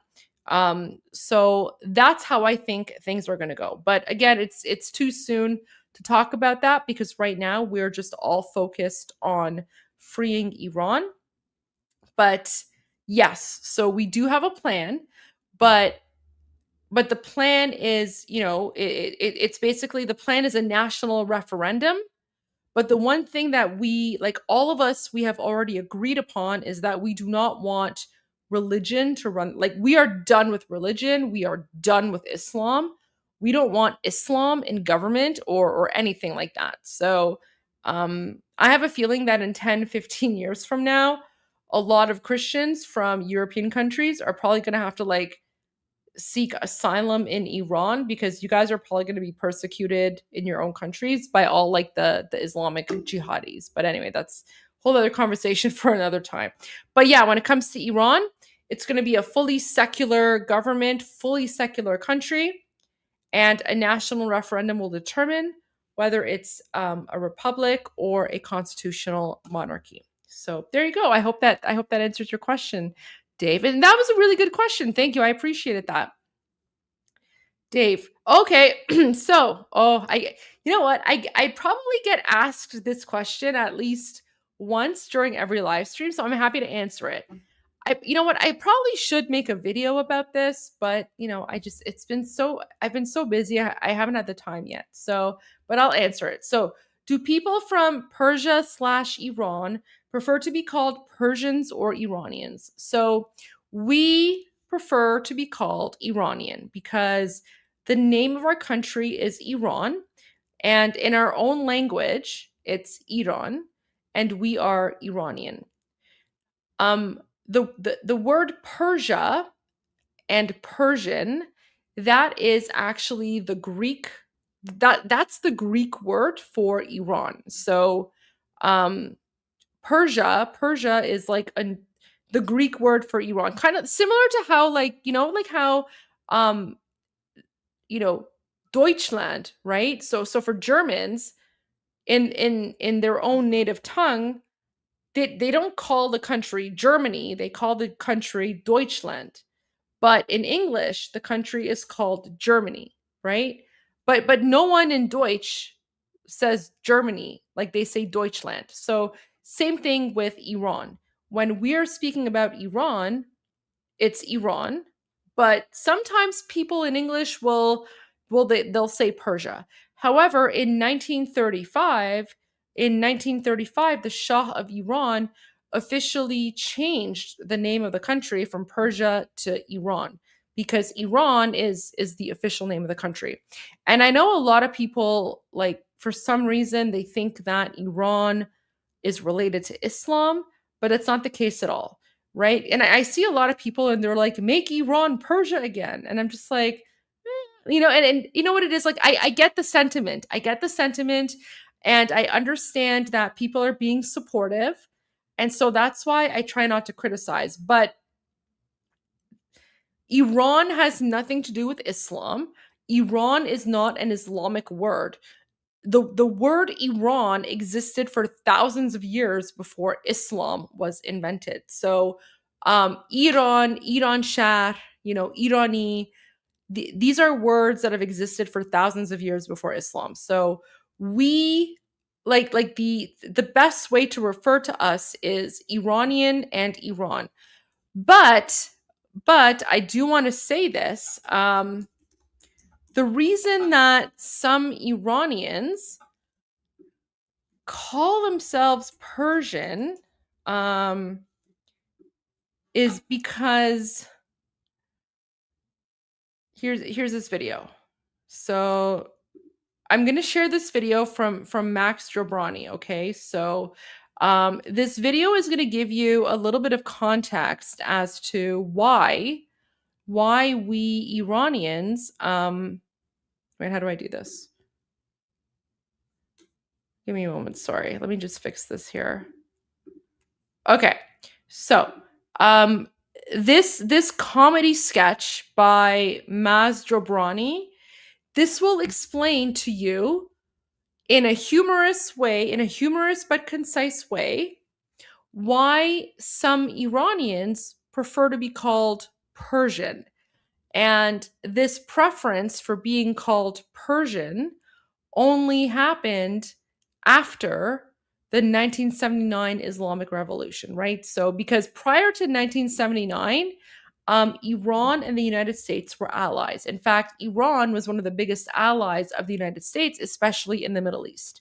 It was only after the Islamic Republic overtook the country of Iran and occupied my country that the word Iran became taboo. So many Iranian and because like the vast majority of us, like we are occupied and we hate the Islamic Republic, but the Islamic Republic was like appropriating the name Iran. Many Iranians were like, okay, well, let's just call ourselves Persian to lower the heat. So Maz Jobrani actually provides a pretty good explanation. I think this is a video. Let's see, but let's just watch this explanation. I hope this is the right video. If it's not, I'll find the right one. But here you go. Maz Jobrani.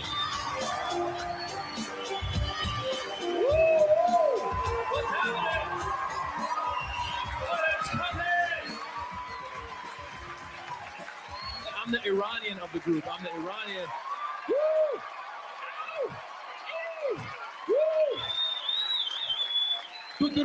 Iran! Iran! That's what we chant at soccer games. So, yeah, I'm the Iranian. It's funny because I tell them, my American friends, I go, yeah, I'm Iranian. They go, oh, so you're Arab. And I'm like, no, we're actually different. We're not Arab. But, we're similar. We're all getting shot at. That's one thing. But Iranians are actually ethnically, we're actually, we're Aryan, we're white, so stop shooting. That's what I'm trying to. And then my American friends go, well, how can we tell you apart? And I go, well, it's in the accent. Iranians, when Iranians speak, they talk a lot slower. Iranians talk like this. Iranians talk like this. We talk very slow, like, maybe we just shot some heroin, we're falling asleep. How are you? I am Iranian. How are you? It's Iranian. Okay, I don't know if this is the right comedy sketch, but this is actually really funny. So I'm gonna finish watching this and then I'll see if I can find the right one. But this is actually really funny. Okie dokie, it's Iranian. Take it easy. Don't worry about it. I'm Iranian. And Arab talk a lot faster. Arab talk Arabs talk like they just some cocaine. They're talking. How are you? How are you, habibi? Ahlan masalan. How are you? Ahlan masalan. Iranian is slow. Iranian, we like, we Iranian don't even say they're Iranian. Iranians say they're Persian. They go Persian, yeah. Iranian, we say we are Persian. It sounds nice. Okay, so he's going to talk about this. So did you see, for all of you like all the non-Iranians, did you see how like as soon as Maz Jobrani is like, oh no, we're not Iranian, we're Persian, like literally every single Iranian started chanting. You know why? Because we all know saying Persian just sounds nicer. Persian sounds like, less terrorist or whatever, but that's because of the 1979 Islamic Revolution. So that's the context behind what he's saying. But yeah, like when he says we're Persian, everyone, like all the Iranians start cheering. So there you go. Okay, so this is the right. We are Persian. It sounds. Wait. Let me go back. We say we Iranian. How are you? Iranian is slow. Iranian, we like, we Iranian don't even say they're Iranian. Iranians say they're Persian. Iranian, we say we are Persian. It sounds nicer and friendlier. We even a smile. When we say we're Persian, we smile. I am Persian. I am Persian. I am not dangerous. I am Persian. I am Persian, like the cat. Meow. I am the cat. Meow. I am Persian, like the rug. Hello. Rug, colorful, hand woven. Arab faster, Arab a lot. And it's funny too because Arab, like my friends, like Ahmed, these guys, like when they speak perfect English, no accent, but when they say the word Arab, they get very guttural, very, they're very proud to be Arab, and it's weird, it's very violent. Like I was like, hey, dude, where are you from again? He's like, me. What am I? Me. I'm Arab. I was like, what the hell? Like, calm down. I'm Arab. All right. I am Persian. Meow.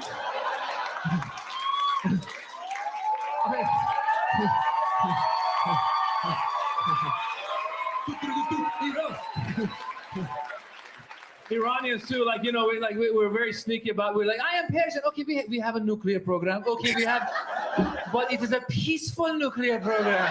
It's peaceful. It's not. We blow you up and we hug you. Come on, take it easy.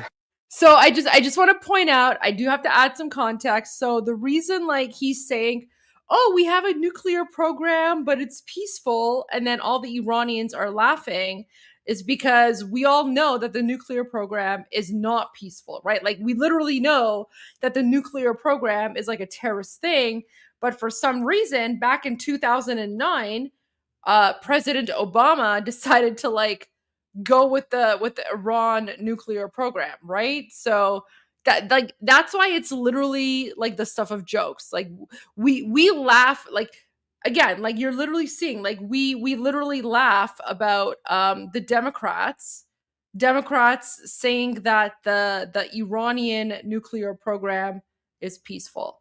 So there you go. So the Democrats are literally the butt end of Iranian jokes. But there you go. So like when he's joking about how like it's peaceful and then everyone starts laughing and cheering, that's because we Iranians know there's nothing peaceful about the nuclear program.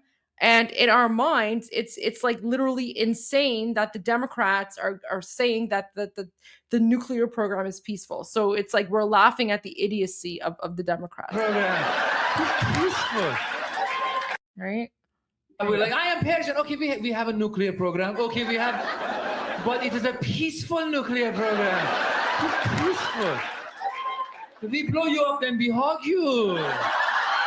Come on. Everyone's laughing because they know how stupid it is, right?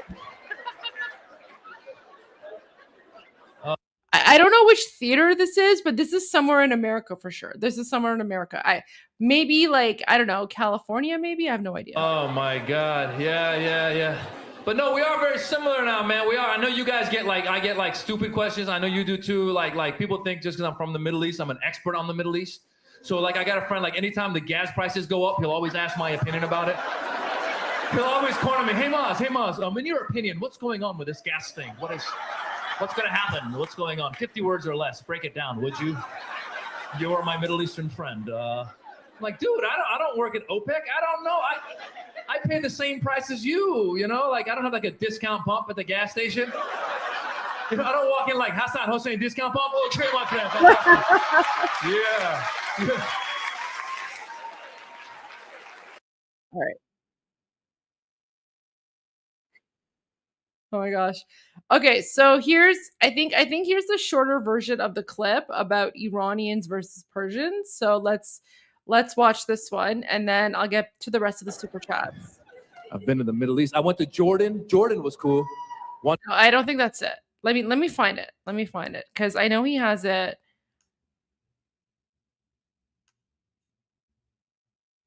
You know what? I guess it was that one. You know what? I guess it was okay. Let's just play this one. But Thank you. Jordan is great, man. We got to Jordan. I was part of the Axis of Evil comedy tour we went to do in Jordan, and I showed up, and the shows were sold out. And I go, hey, Habibi, how did you guys know about us? He goes, Habibi, we saw you on YouTube. I saw it on YouTube.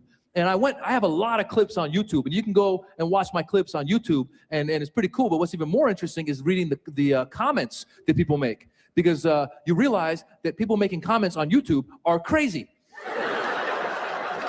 Yeah, because the first time I started reading it, I started reading, the first guy was like, you know, I like this guy. I was like, great. And the second guy goes, this guy rocks. I'm like, cool. And then the third guy goes, this guy sucks. And I was like, what the hell? That's not cool. But then suddenly the first guy came to my defense. He goes, I'm going to find you and kill you.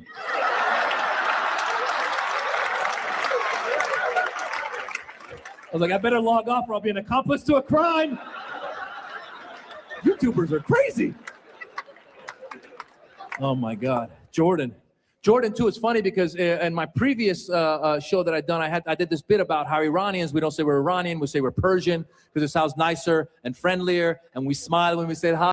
Okay, so to answer your question, here you go. He gets the part. So this is why some Iranians refer to themselves as Persian. This is why I'm exposing Iranian secrets. I apologize, but there you go. Show that I'd done, I did this bit about how Iranians, we don't say we're Iranian, we say we're Persian because it sounds nicer and friendlier, and we smile when we say, hi, I'm Persian, how are you? Hi. We talk like this, hi, how are you? And I said, you know, we say we're Persian like the cat. Meow. Meow. Meow. Meow. So that's a bit I did before, but suddenly it became like a catchphrase. It was a catchphrase. So now wherever I go, like in all the Arab countries, I was in Jordan, and this guy just lost his mind. He saw me. He's like, Masjid Brandi, my Persian cat. Hey, meow, meow, come on. Meow, meow, meow. I am dog. I eat you. Come on. Come on. Meow. So there you go. I hope that gives you guys a little bit of context as to why some Iranians refer to themselves as Persian. It's literally because Persian just sounds nicer, and it's just because we're sick and tired of having, you know, Iran be associated with terrorism. But at the same time, that's something that happened more in the 80s and 90s.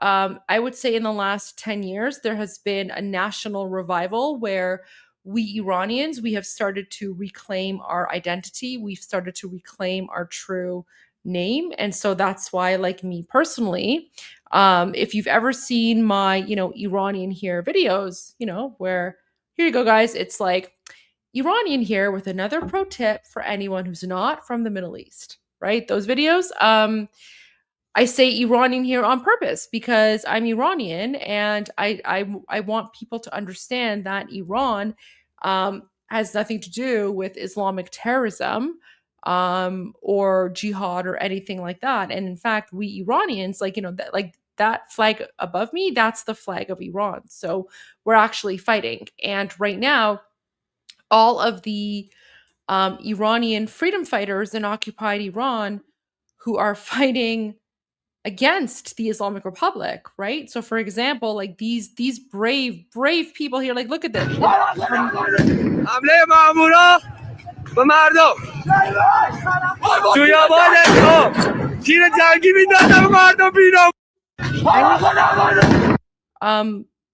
It's literally a war zone. It's a war zone in occupied Iran right now, because Iranians are fighting for their country against Islamic terrorists. And so it's really important for the world to know who Iranians are and what Iranians want and what Iranians stand for, right? Because the foreign Islamic terrorists who have occupied our country, they have convinced the world that we Iranians are terrorists, but we're not. We're normal people. We're normal people. Prior to 1979, when Islam took over our country, we were allies with the United States. We were allies with Israel. We were allies with the world. It was only when Islam took over our country that the Islamic savages started chanting death to America, death to Israel, and of course, they started murdering us. And as you can see here, like these are literally unarmed Iranian freedom fighters They're fighting to liberate their country, and the Islamic Muslim terrorists are throwing grenades and shooting, like open fire. Like it's literally civil war. It's a war zone. It's a war zone. Right? Watch this. But you know what? The people who are fighting the Muslim savages, they're Iranians. And so if you ask me, do I prefer to be called Persian or Iranian? I 100% prefer to be called Iranian, because I want the world to know that Iran does not equal Islam. Iran has existed for thousands of years before Islam, and Iran is currently occupied by Muslim Islamic savages. And these people in this video that I'm sharing with you, these are innocent Iranian, like young Iranian men who are risking their lives fighting against Muslim terrorists to free their country, to free Iran, because we Iranians, we are sick and tired of terrorism. So these people here, these are true and real Iranians, and these are the people that the mainstream media doesn't want to show you. These are the people that the Islamic savages don't want you to know about, right? Here you go. These are the Iranians. These are the Iranians that the Muslim terrorists, right now as we speak, they're being murdered. حمله مامورا به مردم جویابان اسلام تیر جنگی میدادن به مردم بیرون حمله مامورا. So hard to watch.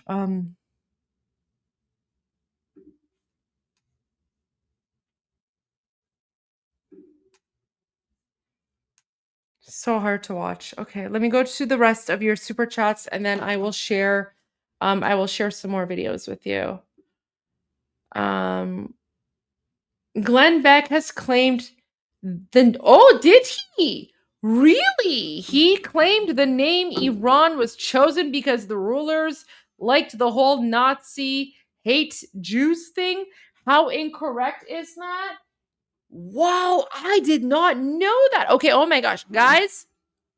That is 100% incorrect. Where's my pen? Okay, here we go. Wait, I have a pen here. I have to make a note of this because wow, okay. Thank you for telling me that, because I am going to start my interview tomorrow by fact-checking Glenn Beck on that. Because that is 100% false. Let me just write this down. Aryan was chosen. Interesting. I wonder when I'm going to look that up. Because you know what? I also do want to point out that a lot of non-Iranians, they have been fed propaganda by communists and Islamists. And so this comment about like how the name Iran was chosen by Nazi supporters, that's actually not true. So that's a false narrative that the communists and Islamists pushed out in order to justify overthrowing the Pahlavi dynasty. So he could have just been given information by bad actors, right? So I'm going to give him the benefit of the doubt. But I'm going to write this. Chosen because the rulers liked the whole Nazi.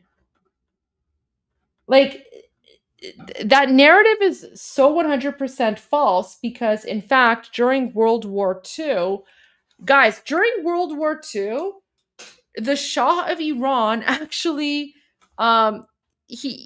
did you know that during World War II, the Shah of Iran actually brought in over 100,000 Polish refugees, including Polish Jews? Did you guys know that? So this is what I mean. This is what I'm talking about when I say that like the Islamist and communist narrative against the Shah, it's absolutely insane. Here you go. Like, look at this. So, guys, this is literally footage from the 1940s showing Polish refugees arriving into Iran. Iranians under the Shah's government welcomed over 100,000 Polish civilians during World War II. And by the way, many of those Polish civilians were actually Jewish Polish people. And many of those were orphaned children, which, these Polish Jewish children were called the children of Tehran. But here you go. Look at this. This is during World War II. World War II. So the Shah of Iran is literally bringing in over 100,000 Polish civilians during World War II. These Polish civilians were being persecuted by the Nazis. Okay, so Polish civilians being persecuted by the Nazis, and the Shah of Iran says, bring them in. Over 100,000. Here you go, guys. Watch this. Transcaucasian foothills. So this is for them, Iran in the 1940s is considered paradise because the Polish refugees, right? The Polish refugees are reuniting with their families in Iran, right? So Iran is the paradise. Look at this. Like, this is happening in Iran. This is happening in Iran, okay? So again, like, anyone who says the Shah was a dictator or Nazi or whatever, like that's Islamist communist propaganda. You know why? Because history does not lie. This is history right here. And if the Shah was a dictator or a communist or Nazi, whatever like propaganda they throw at him, why did this happen, right? Why did this happen? Look at that. So Polish people escaping Nazis in World War II, right, came to Persia, came to Iran. So there you go. But yeah, so Glenn Beck 100% wrong. I will fact check him on that tomorrow. But in a nice way, because you know what, you catch more flies with honey than with vinegar. And I'm going to tell you now, anyone who, listens to my interview tomorrow, I'm going to be very political, right? So like right now it's just me, Goldie, right? Like normal Goldie, but whenever I do media interviews, that's when I'm like, politician Goldie. So it's going to be a very different persona, very different way of talking, much more serious, like the politician, saying things without saying things sometimes, but we'll see. But there we go. So, but thank you for letting me know. I do appreciate your question because it gave me an opportunity to show that the Shah of Iran actually gave refuge to thousands of people during World War II who were escaping the Nazis. Clown World says, correction, conservative politicians. Oh, yeah. I mean, I was a conservative politician. I got so much hate. Tommy, given some of the repression under the Shah pre-1979, what is the feeling regarding the Crown Prince? Okay, so the entire premise of your question is incorrect. There was literally no repression under the Shah unless you were a communist or an Islamist. Like, I literally just showed you a video of how Polish refugees during World War II who were escaping the Nazis sought refuge in Iran. So how the heck could Iran have been like this repressive dictatorship or whatever? So like again, like the whole basis of your question, the whole premise of your question is 100% incorrect, and just kind of insulting, actually. Like go do your research. if you want to understand more about the Shah, if you want to understand why the 1979 Islamic Revolution happened, then I suggest that you go and you look at my documentaries, because I have literally, and I've said this before, but I'll say it again. Here we go. Like, let me share this screen here.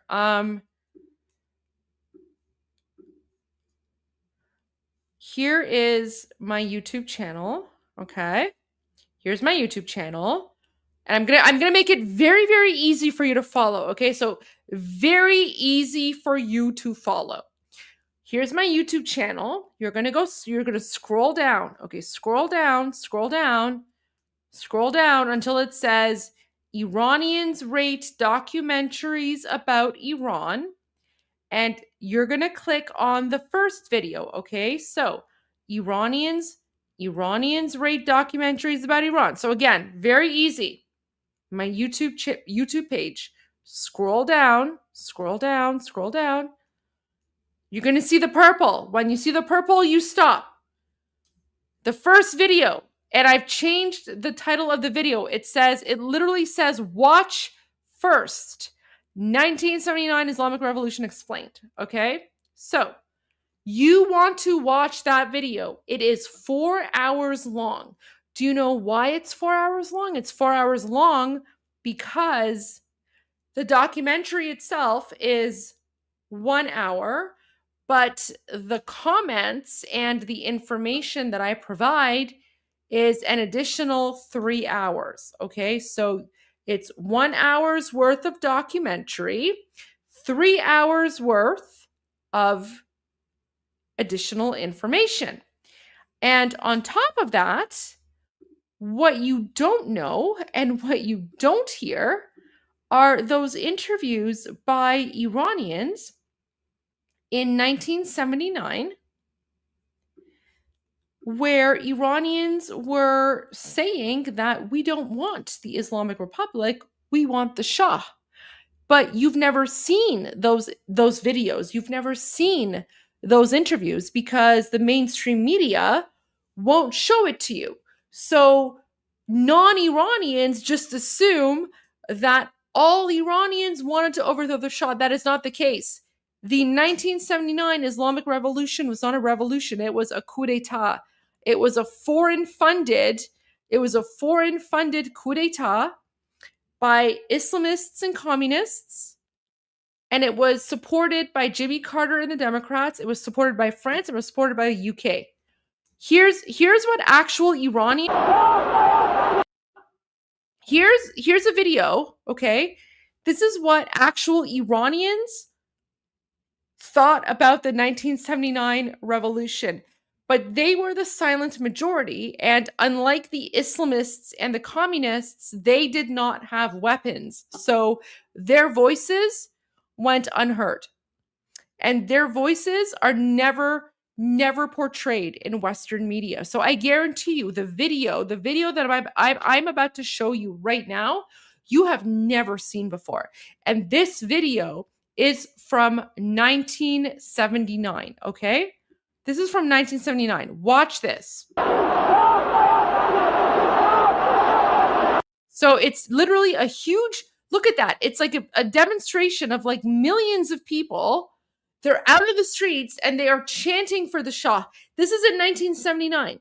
Okay, so at the same time that the communists and the terrorists were going out there and the communists and terrorists were yelling Allahu Akbar, whatever, Muhammad, Jihad, Durka, whatever, like nonsense they were yelling, real normal Iranians were out in the streets and they were chanting for the Shah. They were saying, we want Pahlavi.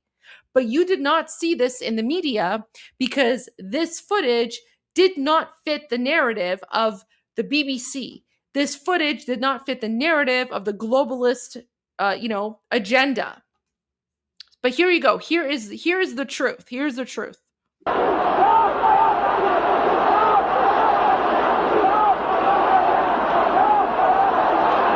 when you look at the crowds today, you have maybe 5,000-6,000 people here. On the streets yesterday, 1 million people, 1 million Iranians in the street for the Ayatollah Khomeini.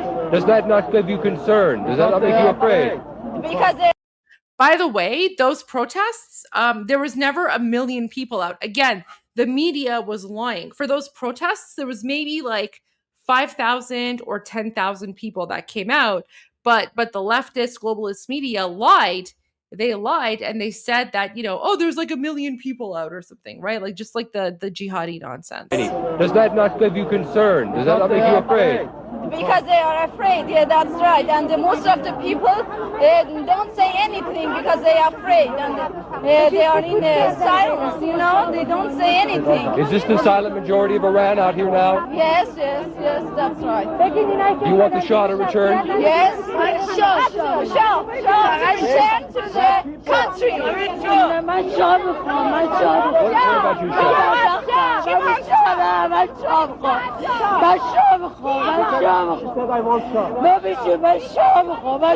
Why do you want the Shah? Why does she want the Shah?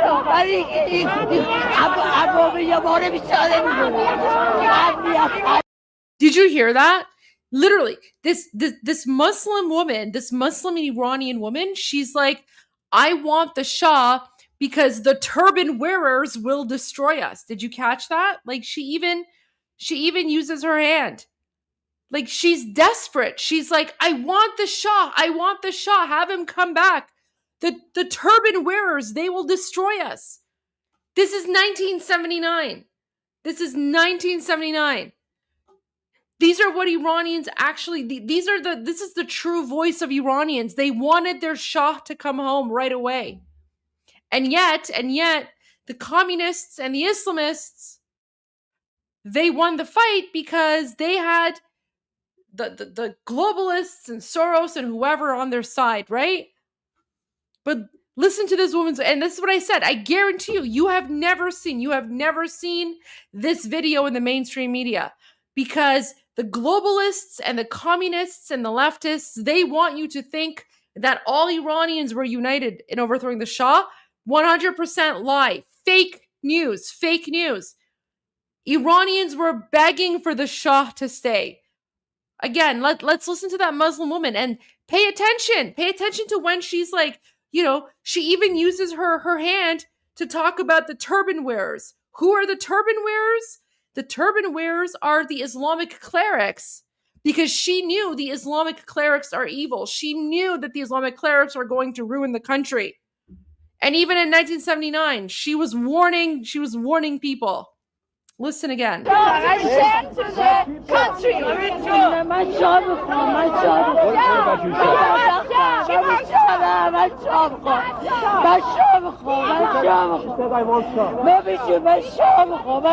Why do you want the Shah? Why does she want the Shah?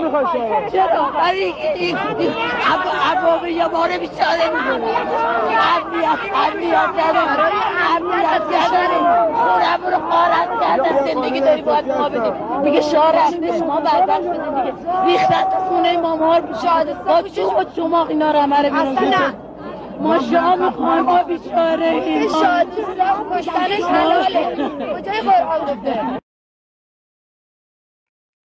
There you go. Any questions? Any questions? Any questions about what happened in 1979?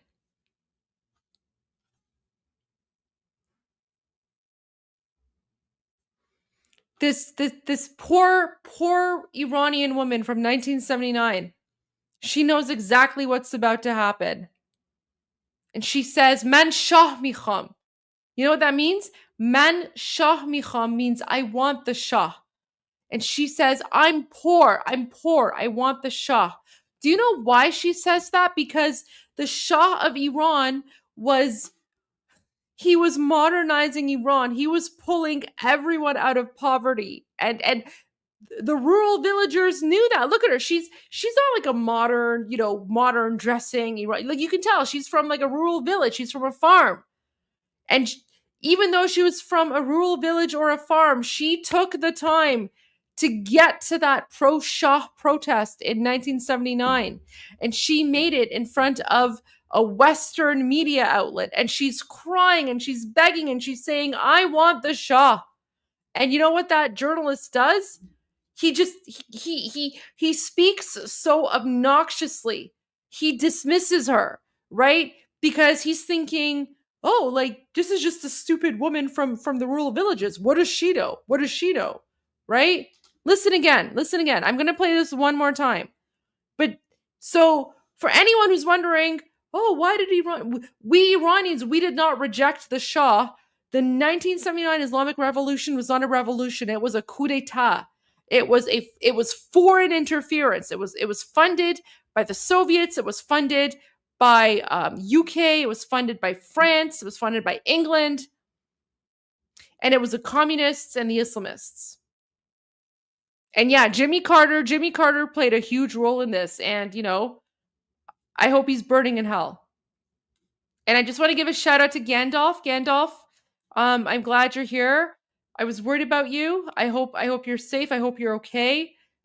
Give us the updates on what's going on. As long as you're safe. But yeah, again, so for anyone who's wondering, why do Iranians want their Shah back?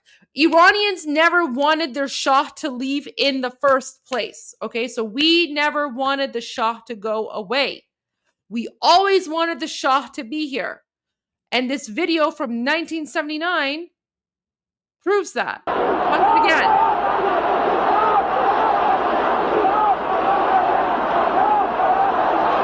When you look at the crowds today, you have maybe 5,000-6,000 people here. On the streets yesterday, 1 million people, 1 million Iranians in the street for the Ayatollah Khomeini. Does that not give you concern? Does that not make you afraid? Because they are afraid, yeah, that's right. And most of the people don't say anything because they are afraid. And they are in silence, you know, they don't say anything. Is this the silent majority of Iran out here now? Yes, that's right. Do you want the Shah to return? Yes, Shah, return to the country. What about you,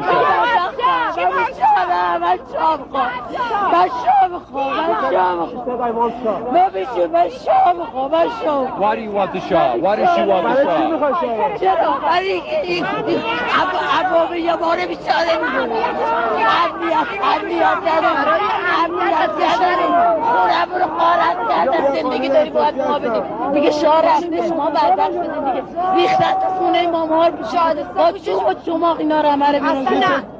ما شاه میخوایم ما بیچاره شاه کشتنش حلاله کجای قرآن گفته. There you go. So there's you know, there's the answer to your question of, you know, there was no repression. There was no repression under the Shah. People were begging for the Shah to stay. You just don't know about that because you have been fed historical revisionism. So I'm glad you're here on this channel. I'm glad you're learning the Iranian context, but I would also appreciate it if when you ask your questions, you don't just assume, like, don't just assume the premise of your question. Because if you're not Iranian, I guarantee you probably know nothing about Iran. You know nothing about the true history of Iran, because I guarantee you've never seen this interview before of Iranian people in 1979 begging for the Shah to stay.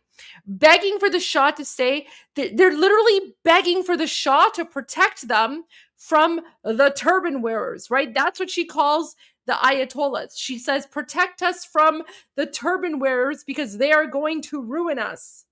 And look, that's exactly what happened. That's exactly what happened in the last 47 years. And now Iranians are literally paying for their lives because guess what? Guess what, guys? This is what the turban wearers. This is what the turban wearers are doing to Iranians right now in the name of Allah and Islam and Muhammad, right? Look at this. This is what the turban wearers are doing to Iranians. These are the turban wearers. This is what that woman in 1979 was warning the Western media about, but no one took her seriously. Many Iranians did, but the West didn't. So there you go. Miranda, much love from Texas. Javid Pahlavi. Oh, I love that. What do you feel losing Iran will do to radical Islam networks? Oh my gosh. So when Iran is free, that is going to affect a lot of the radical Islamic networks throughout the world.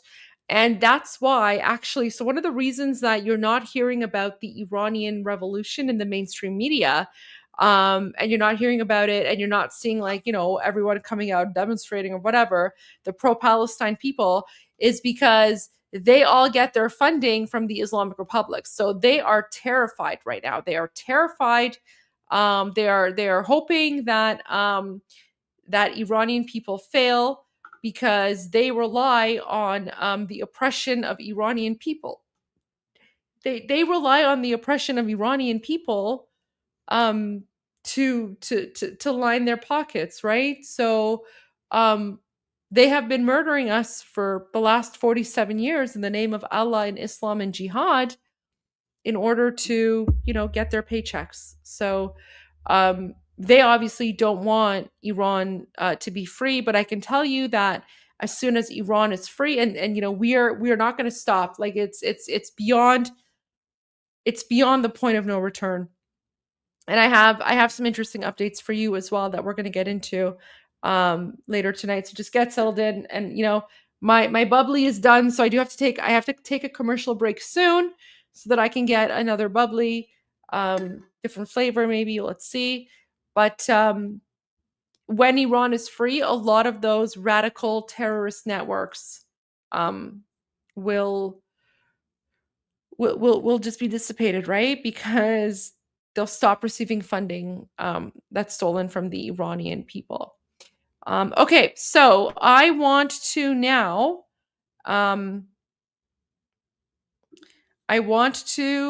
take a quick commercial break. And I know someone in the audience requested me to play the Trump Iran song. So I'm going to play the Trump Iran song. I think this song was made using AI. But it's still pretty cool. It's kind of a banger. Like it's a pretty cool country song. So I'm not gonna lie.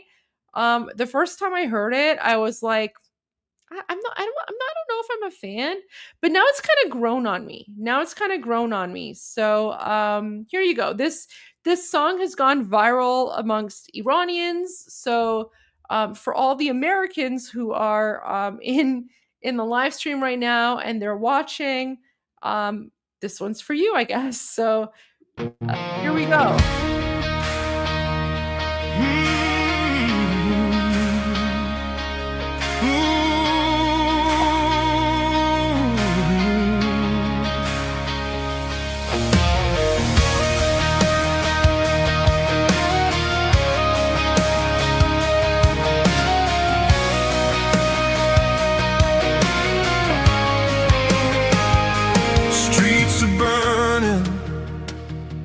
Voices rise, peaceful hands beneath the skies. Police in black, they draw the line. Basic GIRGC crossing every sign. They shoot at us, no shame, no fear. 11 souls are gone this year. We march with hope, we stand as one. Oppression ends, the fight's not done. Act, Mr. Trump, a genius, bold and strong. You never surrender, that's where we belong. Act, Mr. Trump, we're calling you tonight. Trump, be the fire, be the light. Locked and loaded, you said it loud. Hear the cries, hear the crowd. Act, Mr. Trump, don't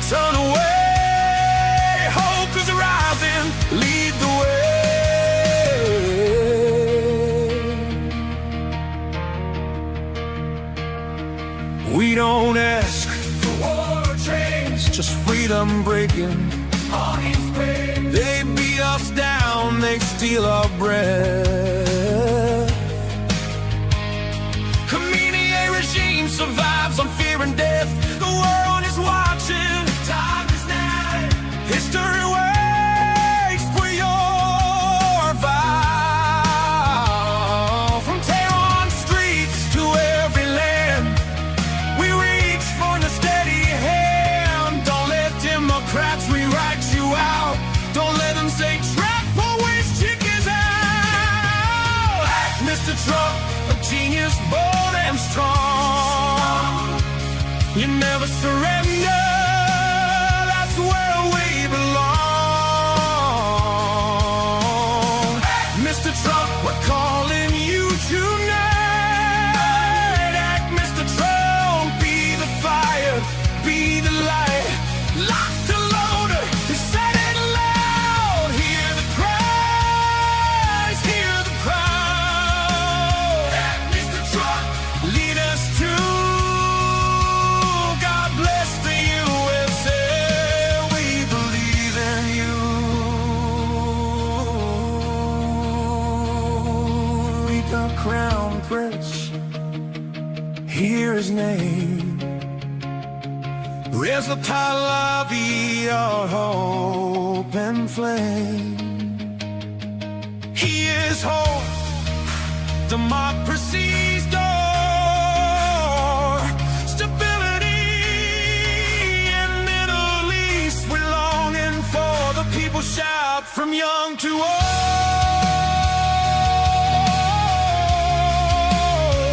One leader, brave and bold.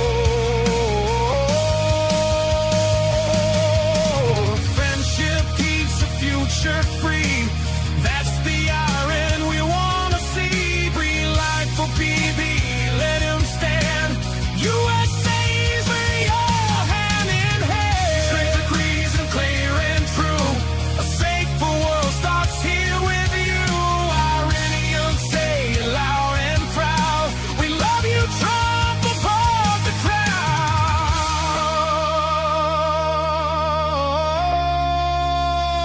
A genius mind,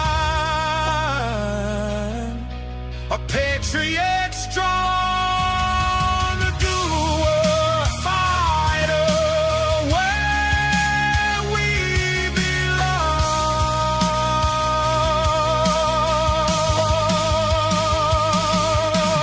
Act, Mr. Trump, history calls your name. Act, Mr. Trump, light the flame. From broken streets to freedom strong, a new dawn comes when red, Mr. Trump.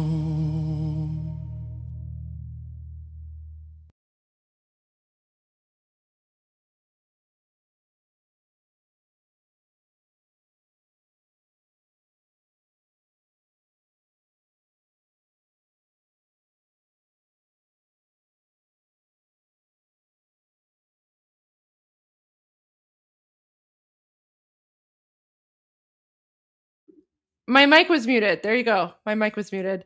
But I fixed it now. So guys, I wish that I had my American flag. I've ordered my American flag. It's not in yet, so I wish I was waving my American flag, but instead, I lit the flame. So I was like, doing the whole rock concert flame thing, right? So there you go. That's the song, and I will let you guys figure it out whether or not you like it. I mean, I think it's a banger. Like, it kind of grew on me. Because the beginning is a little bit slow, right? It's kind of slow or whatever. But you're right, it's cheesy good. Like, it's cheesy good. Oh, wait, you want me to offer Iran flags on my merch store? Okay. I mean, I could do that. All right, so let me make a note of that. Okay. add Iran flags. Okay, yeah, absolutely. I can do that for sure. No problem. I will add Iran flags to my merch store, but that is a banger. That is a banger, banger, banger. Like, it is a good song. Like, I kind of feel like, wait, I kind of feel like, I just want to listen to it again, right? Especially since the way he pronounces certain words, because like, I don't know, he's doing it with like a country accent. So like when he says Basiji, he's like Basiji, or like things like that. Like it's kind of cute, right? Wait, sorry, I'm getting a message here. Let me just see who this is.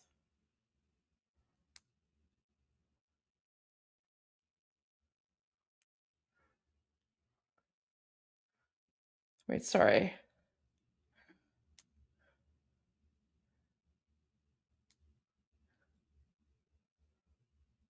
This is what I mean, guys, when I say like I literally multitask.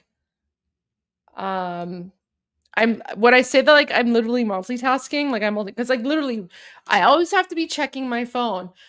Because guys, like, before, like, just a few months ago, I was an elected official, so I actually had like a team of people, like I had staff, and all of that. And so for like the last 10 years, I had people who would be like checking all my messages and checking my emails and like, all that stuff. But now it's just little me, it's me and my camera, So yeah, like I have to be my own executive assistant, and like I get emails all the time, right?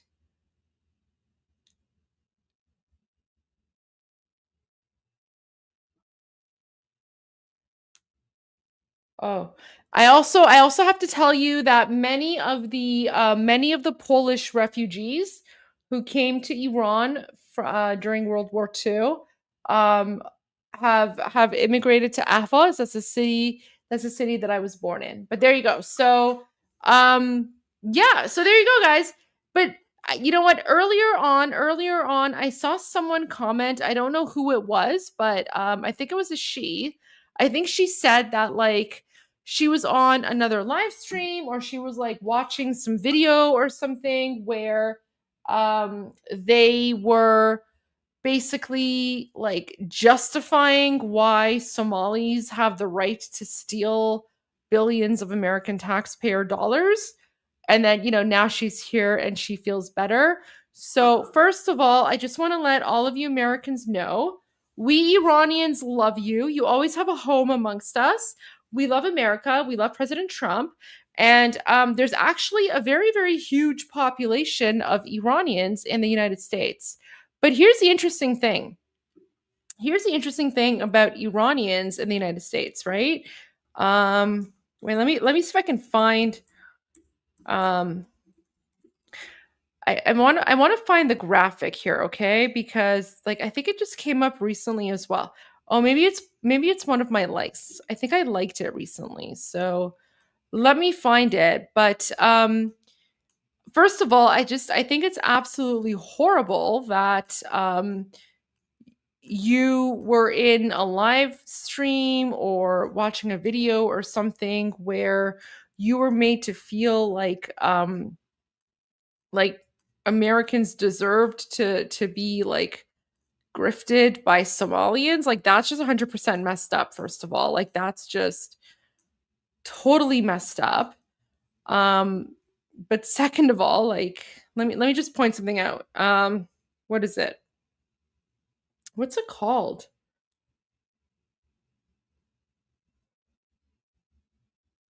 What's like the food stamps called or something? It's like the EPAT or something. Gosh, I can't move to America. I'm not an American citizen, guys. I cannot move to the. I would love to move to America. Oh, EBT. Okay, that's what it is. EBT.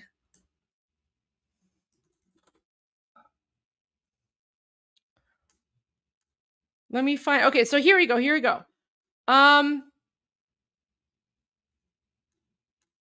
I would love to move to America. I'm not a citizen. Okay, so here's like the crazy part. Okay, so this is like this chart, this EBT chart or whatever has gone viral, right? And then you can see like the percentage of US households receiving SNAP benefits, right? You got like the Afghans at the top, his Somali, Iraqi, right? And then you know what? Like what's messed up to me is that the population of Somalis, right? So Somali, let me just put this in America versus, wait, let me just pull this up here. Like I was actually planning on doing a different live stream about this, but because someone commented on this, I figured I would show this. So here you go. So the Iranian, I just want to put this in context. Oh. I want to put this in context, and I think I lost like my audio. So let me like re-add the screen, okay? So here you go. So the Iranian American population in the United States is significantly larger than the Somali American population. So the Iranian American population in the United States is 1.2 to 2 million. Okay, so 1 million to 2 million is the Iranian population in the United States. The Somalian population is what? Like 260,000. Okay, so imagine that. 2 million Iranians, okay, 2 million Iranians to 260,000 Somalians. Okay, so obviously, a lot more Iranians in the United States than Somalians. However, when you go and you look at the, the EBT chart, right? EBT chart, Somalians are number 2, okay? Somalians are number 2. And when I try to find Iranians aren't even on the list. Iranians are not, guys, this is what's like frustrating for me. Where no one has even pointed this out. Iranians don't even make it on the list. 2 million Iranians in the country versus 250, let's say 300,000. Let's say 300,000 Somalians, right? So 300,000 Somalians versus 2 million Iranians in the United States. You don't see Iranians on the list. You know why? Because when we immigrate to a country, it doesn't matter what country we immigrate to. We work hard, we build a life, and we're not there to like leech off of the system, right? The people who've escaped Iran, we've escaped Iran because the third world savages turned our country into an Islamic hellhole. But there you go. So to the person who commented earlier about how she was in a live stream and, she was talking about how someone was saying that Americans deserve the fact that the Somalians have like defrauded Americans of $8 billion. That's BS. That's nonsense. Everything that President Trump said in his statement about like Ilhan Omar and, all those like fraudsters and how it's like a garbage country, 100% right. 100% right. It's a garbage country. Just saying. So, and you know what's even more frustrating for me? It's the audacity. It's the audacity of leaving like a third world hellhole and going to a first world country, going in as like an asylum seeker.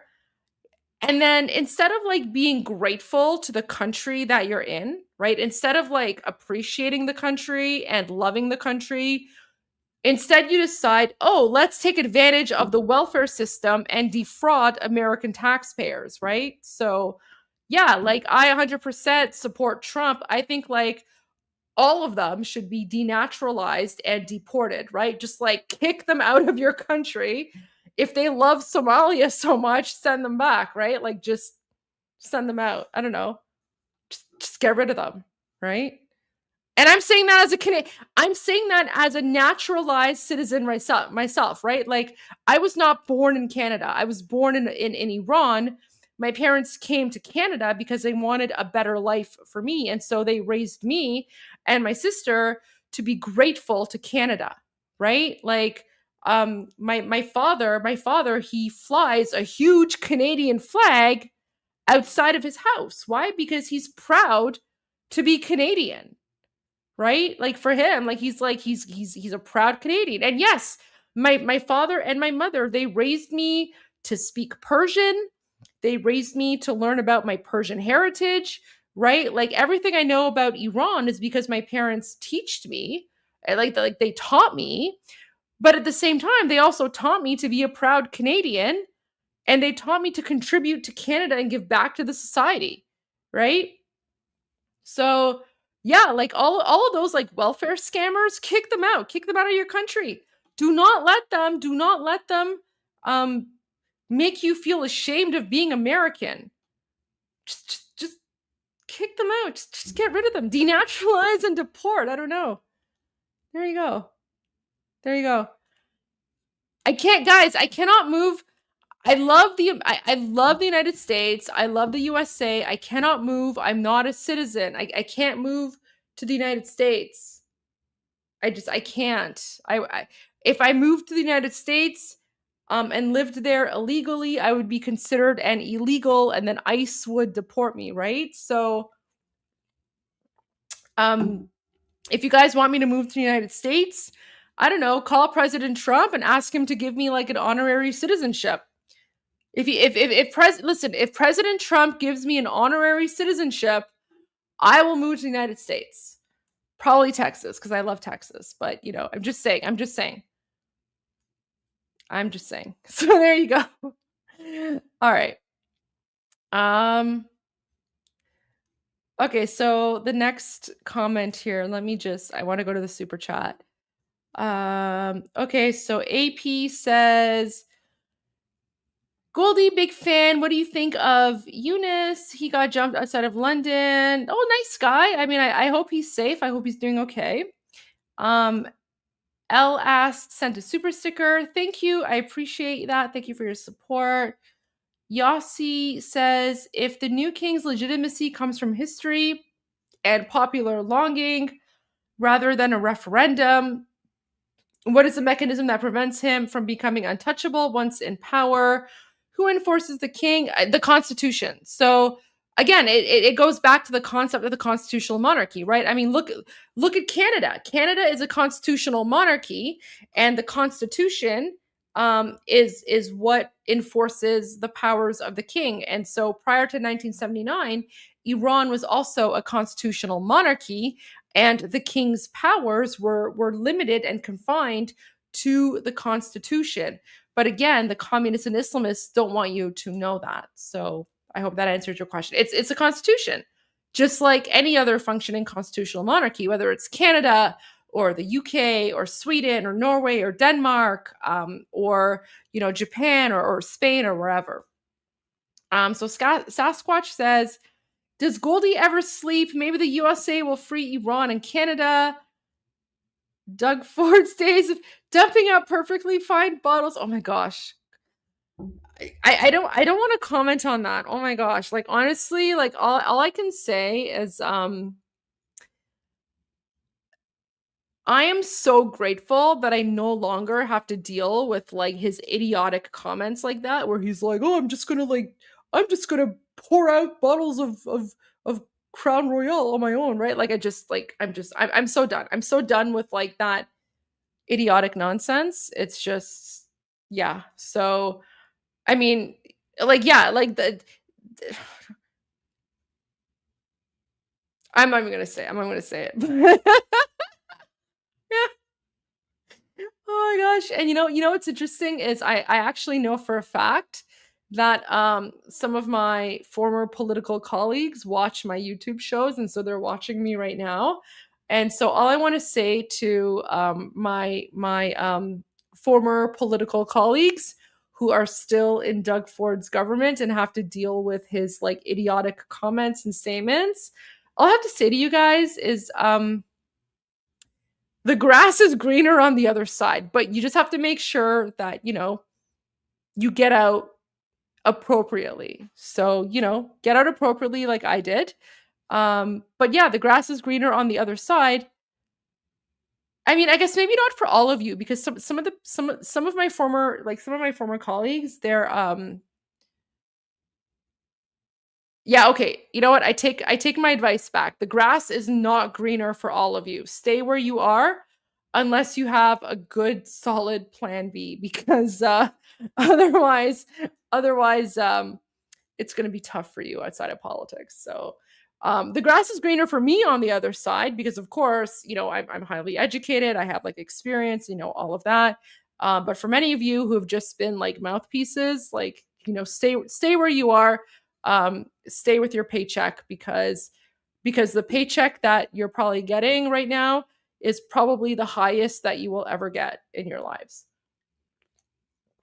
So you don't want to ruin your, you know, pension or whatever. All right. So Jonathan says, protests spread to over 250 locations across 27/31 Iran provinces. 35 dead. It's actually more than 35 dead. I think right now the number is actually increased to over 100 if I'm not mistaken. So it's pretty bad. It's a pretty bad situation right now in terms of what's happening. But thank you for that. Thank you for the update.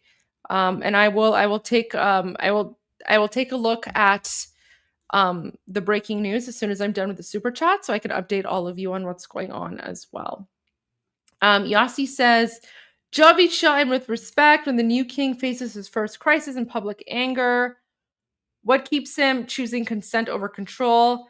I'm not sure what you're referring to, because that's the role of parliament. Like, parliament deals with policy and stuff. So I don't understand what you're talking about. Like, if you're just assuming that Iranians are just a bunch of like savage, wild people who are just going to riot or protest every single time they're upset with something, I think that's just the wrong way to look at it.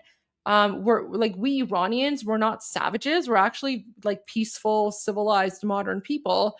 So I mean, all I can answer to is like, how does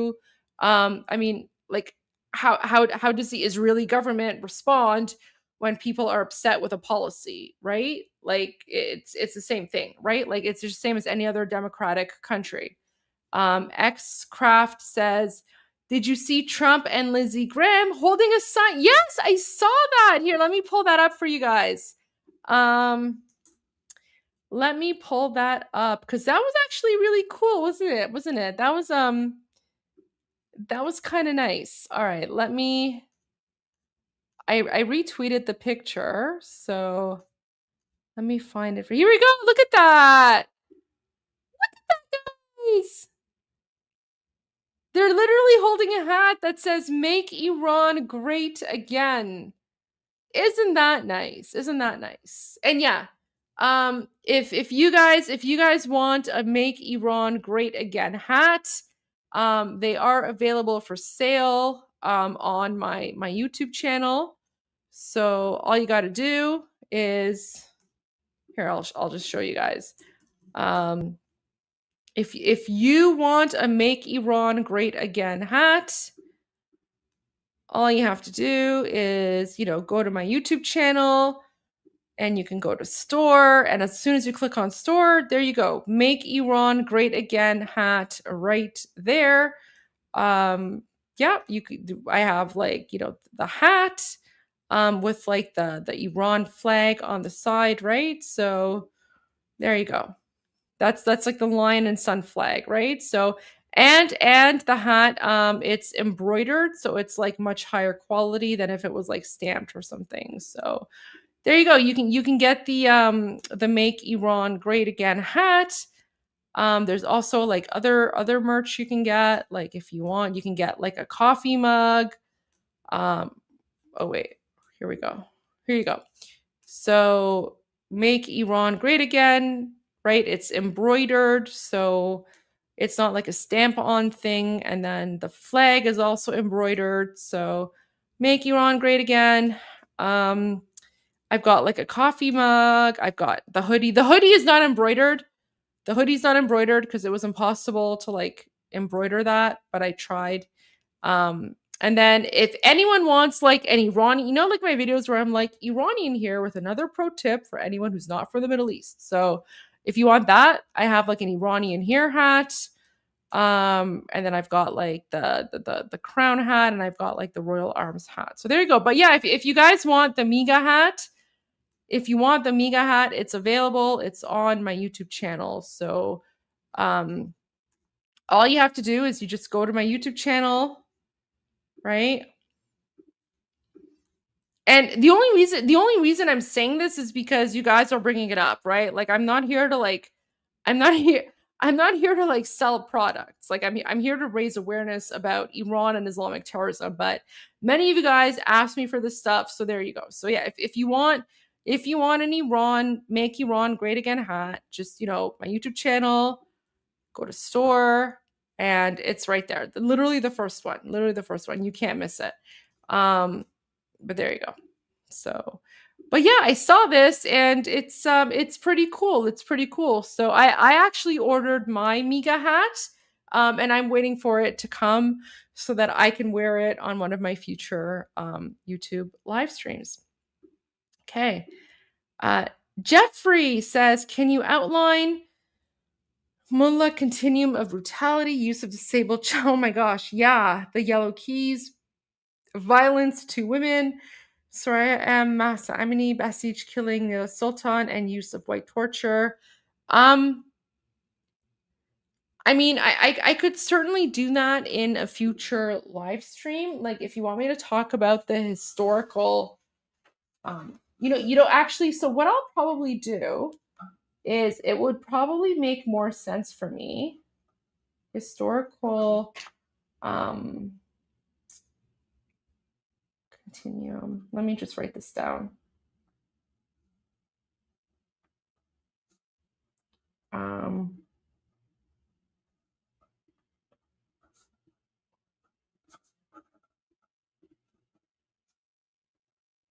So I think what would probably work best for me, Jeffrey, is if I made a short video about it. Like if I made like an 8 to 10 minute video about mullahs and how they have tortured Iranian women.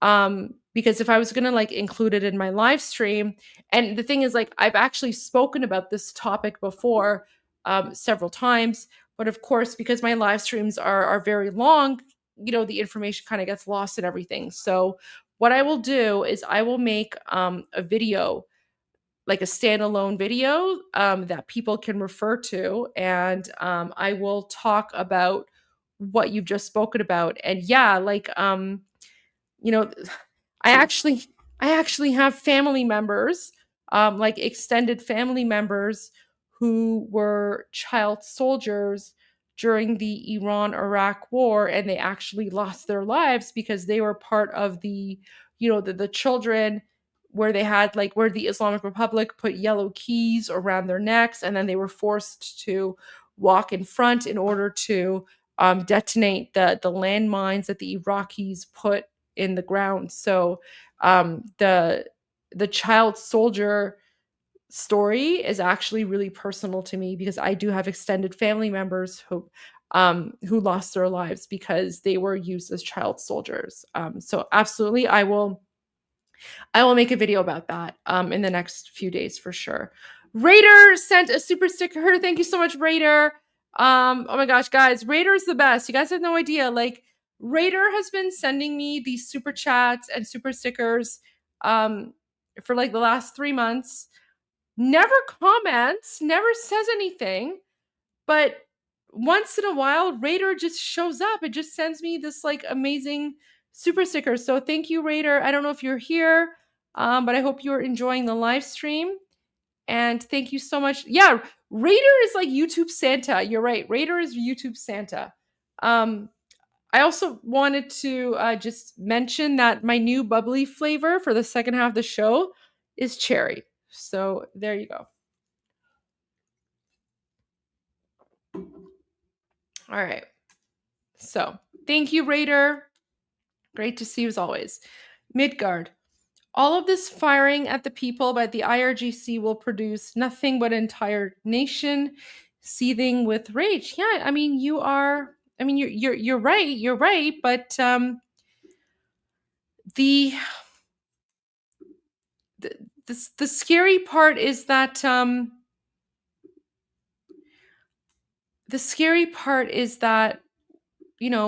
we're also sometimes worried that all of our efforts will be in vain because no matter how much we try, people just they forget. You know what I mean? It's like they just eventually people will just get bored, and then they turn away and they look at something else, and then as soon as that happens,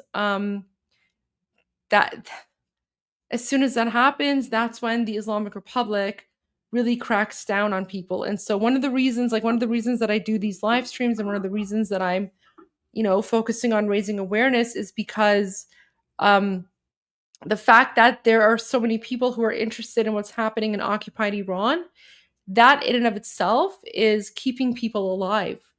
It's keeping people alive because the last time the world looked away, the Islamic Republic shut down the internet, and thousands of people, and when I say people, I mean young people, like thousands of young people, high schoolers, young people, teenagers, people like under 25, thousands of them were murdered, right? Men, women, and children. So that's why many of us, including myself, we're keeping the conversation going. We're just focusing on this because we know that if we turn away, if we look away, the Islamic Republic will murder. They'll murder innocent people. So, yeah.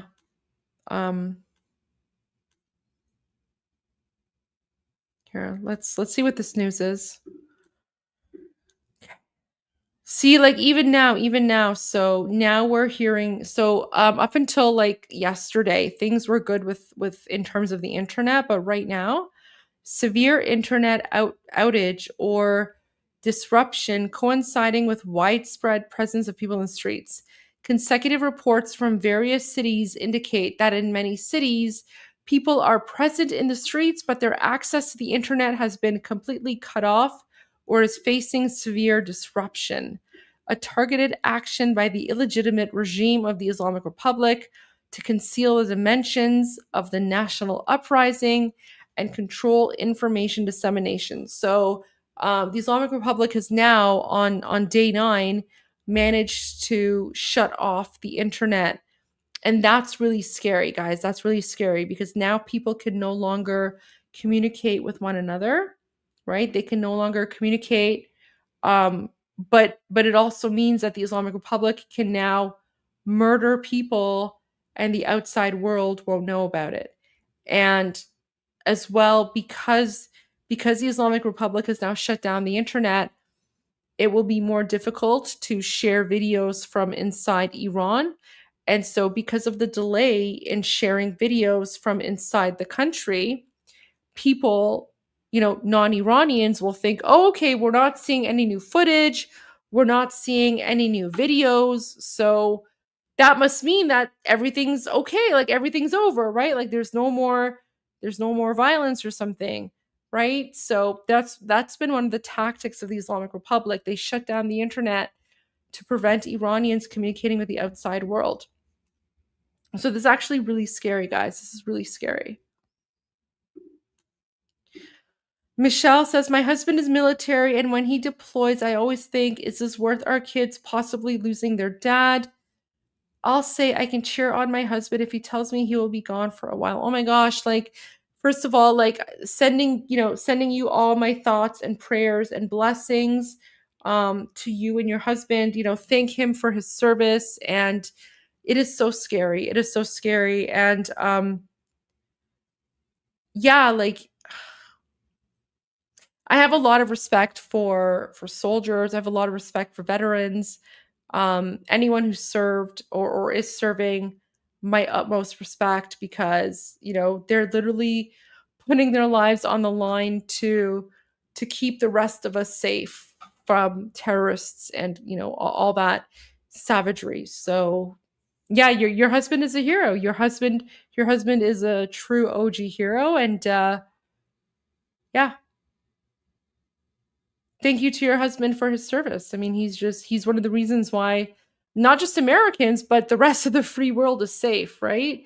And a lot of people don't realize that. A lot of people constantly forget that one of the reasons all the other countries are safe is literally because of America, right? So, kind of reminds me of like that Team America song, America, F yeah, gone again to save my... Anyways, Team America, good movie. Everyone should watch Team America if they haven't done so.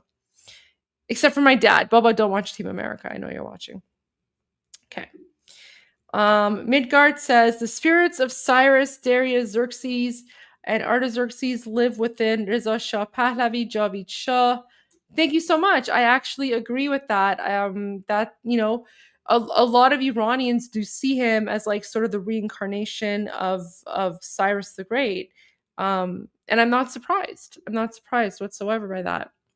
Sasquatch says, mainstream media is silent on what's going on in Iran. They should be ashamed. They should be. But they don't care, because it was mainstream media that actually pushed and promoted and encouraged the 1979 Islamic Revolution. So of course they're going to be silent today, because if they were going to speak about it, then they would have to admit that everything that they said back in 1979 was wrong, but they're not prepared to do that. Aaron C. Friedman says, thanks for covering the most important news. Only Iranians and Israelis on YouTube are covering the great Iranian constitutional revolution. Javid Shah, thank you so much, Javid Shah. And yet there are a lot of amazing Israelis who are covering this as well.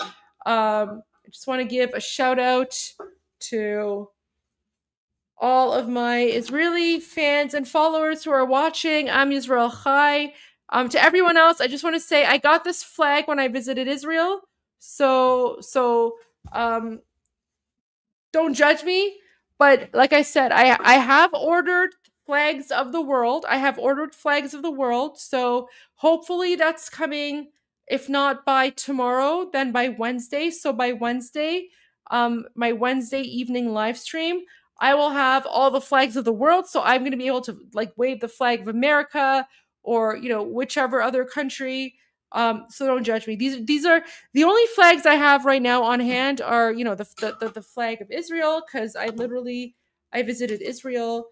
And then I have the flag of Iran, obviously, because I was born in Iran. And I have the flag of Canada, of course, because I am a proud Canadian and I love Canada. So there you go. But I'm ordering all the other flags, so don't judge me. I'm getting them. I promise you. In like 2 days, I'm going to get them. And then I can wave, all the flags from the various countries. Michelle says, the term haram is a load of BS. The government uses a malleable religious doctrine to impose fake laws. Yeah, you're right. Absolutely. I agree with you on that. Sunny in Tucson says, any truth to the rumor of a deposed dictator exhibit at Moscow Zoo? If Ayatollah please? I don't know. I mean, given that there's no like Assad dictator exhibit at Moscow Zoo, but apparently there is truth to the rumor that the Ayatollah might escape and go to Moscow. I mean, but I don't know, right? I don't know. It's I hope he doesn't escape. I hope he doesn't. I hope him and, you know, his son Mujtaba and, you know, all of those, you know, supposed advisors and family members, I hope that they are not able to escape. I hope that they remain in Iran because I think it would be nice for the Iranian people to to have their day in court. You know what I mean? Because we are planning on doing like a Nuremberg trial type of thing. So they should all face justice in the Nuremberg trials. So yeah. All right. Why would Putin want the IRGC in Russia? I think that plane will fall. Well, I mean, why would Putin want Bashar al-Assad in Russia? And yet Bashar al-Assad is in Russia. So there you go. I mean, ask Putin. Russia seems to have become like the daycare for fallen and deposed dictators. Although I have a feeling that the reason Russia takes them in is because if Russia didn't take them in, then all of the other dictatorships out there would be like, okay, well, screw it. If Russia's not gonna take us in, if we're deposed, why would we want to be an ally of Russia in the first place? So I have a feeling that Russia takes in all of the failed dictators because that's one of the ways that they can maintain their relationship with other existing dictators, because again, there's no honor amongst thieves. But that's just like, you know, my political theory on that. Jeremy says, I plan to celebrate once Iran is free. Me too. I too plan to celebrate when Iran is free, and I cannot wait for that to happen. Mordred, eggs and okay. So Mordred, I recognize your name by now. So Mordred, without reading your comment, I know that it's going to be a dad joke, so I'm going to prepare myself. Okay. I've learned my lesson, Mordred. I've learned my lesson. Okay. So let's read your joke now. Eggs. I'm laughing already and I haven't even read it. Okay. Give me a moment. Your missing cat was a good one from yesterday. That was a good one. Okay, let's see the one for today, Mordred. Eggs and bacon walk into a restaurant, but the waiter says we don't serve breakfast. That was a good one. That was okay. I'm gonna start rating your jokes. So I should have done this earlier actually. So Mordred, this joke, guys. Okay, so for everyone in the chat, so it's a dad joke, so it's meant to be lame, but I think this was a good one. So what rating are we gonna give Mordred's joke out of 10? I'm thinking like this was like an 8 out of 10. 8 out of 10. What do you guys think? No, it's more than a 5. It's more than a 5. I'm thinking 8 out of 10. 7? 7.5? You guys are a tough crowd. 7? Why are you so tough? Yeah. Dave, I like dad jokes too. They're pretty good. Like this, Mordred, this is a kind of joke. Like my dad is watching this live stream. He's probably reading this joke and he's laughing right now because he's like, oh, what a funny joke. And it's not like inappropriate. So there you go. 7.7. 6 is generous. 8, 10. 6 or 7. Am I Jewish? No, guys, I'm Iranian. I literally have like 50 videos where I start my video by saying I'm Iranian and here's, you know, Iranian here, and here's another pro tip for anyone who's not from the Middle East. Guys, I'm literally Iranian. 8, 10, 6, 7, 10, 10, 8, 10, 10, 20. You can't give a 20 out of 10. 8. It wasn't funny. It was funny. 72. 72 out of 10. 10 out of 10. Minus 7. Oh my gosh. You guys are a tough crowd. Okay. I see a lot of ups and downs, so we're going to go We're going to go with a 7.5 out of 10. Okay, so let me write this down before I forget. So Mordred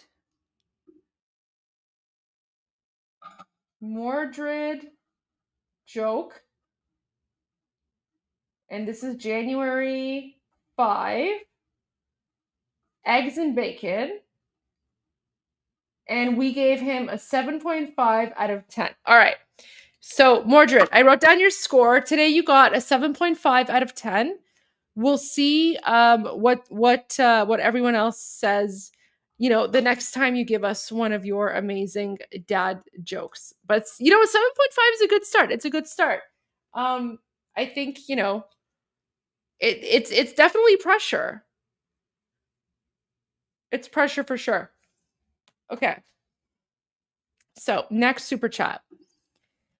Gravel, it's sad that the MSM is still harping on about Venezuela, Maduro, and barely covering. Well, yeah, of course, because the only reason that the MSM is focusing on Maduro is literally because they want to demonize Trump, right? So they're only speaking about Venezuela and Maduro, not because they care about the Venezuelan people, but because they're trying to make it into an anti-Trump story, right? Meanwhile, Venezuelan people are ecstatic, they're celebrating. And you know what? I have so much joy in my heart for the people of Venezuela. Like when I heard the news, I felt so much happiness for them. I was just like, you know, thank God they're free. Thank God they're free.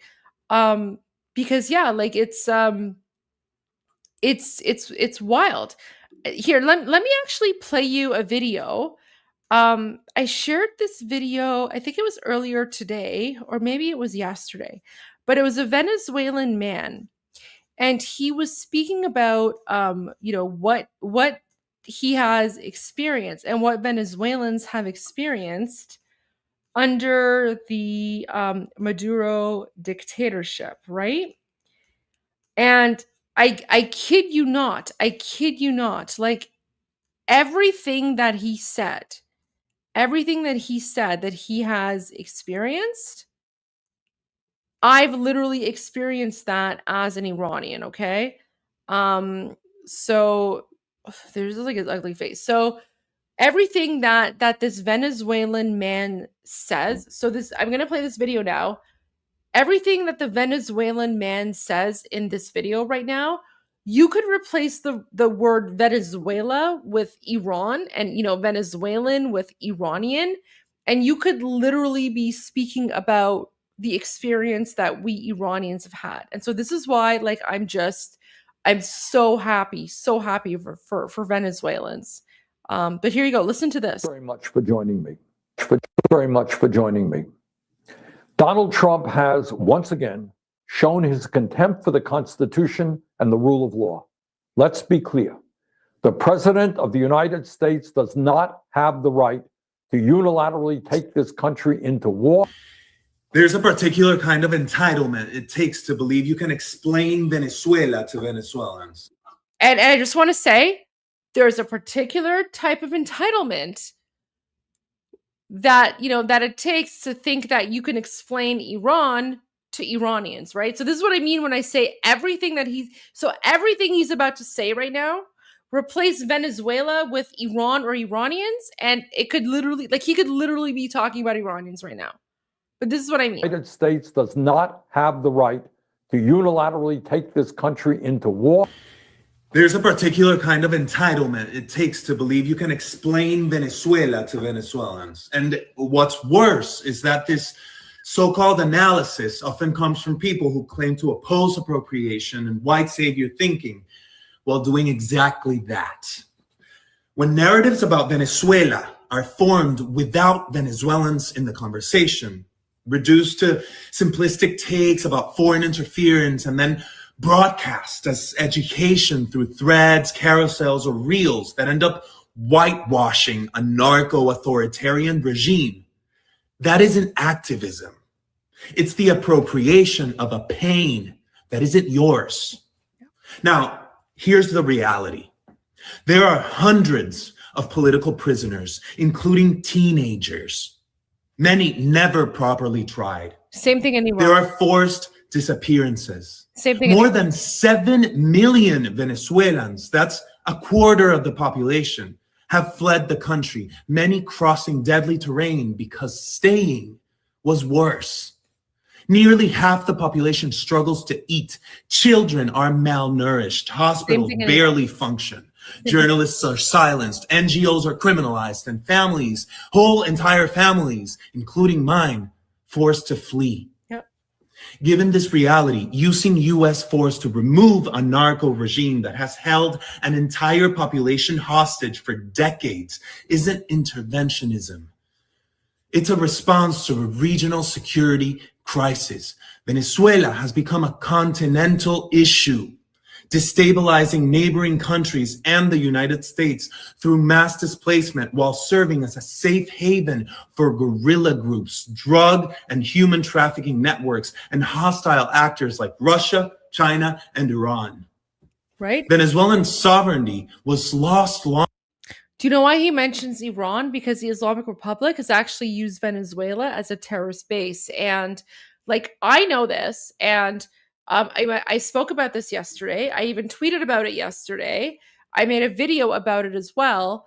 And like, I know, like, we Iranians, not just me, but like, I'm referring to all Iranians, like we Iranians, we know that Venezuela has been used as a hub of terrorism by the Islamic Republic.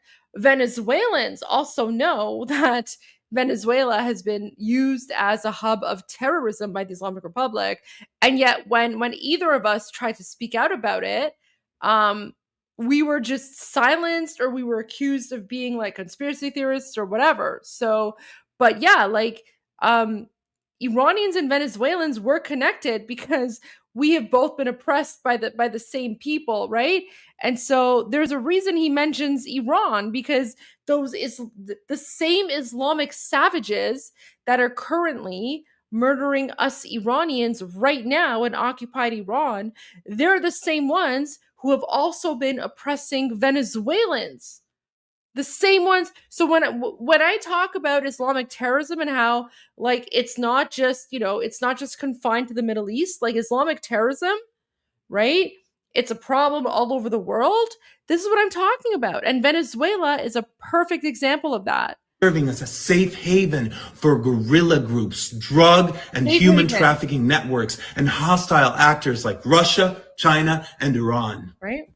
Venezuelan sovereignty was lost long ago when the regime effectively handed the country over to these interests. Freeing Venezuela from criminal control is not only a just cause, it serves the stability of the entire hemisphere. And if we're going to move forward in this deeply polarized tribal moment, we have to learn how to hold two opposing truths at the same time. Libertad para Venezuela.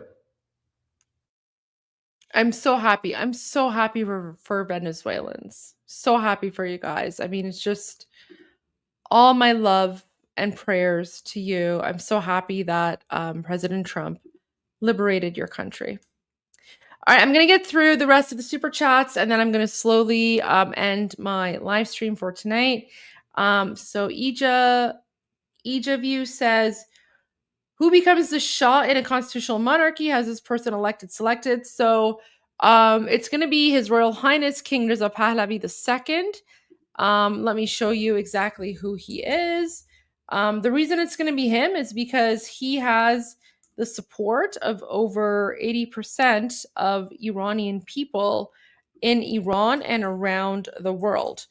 In terms of, here you go. So this is him. This is his X profile.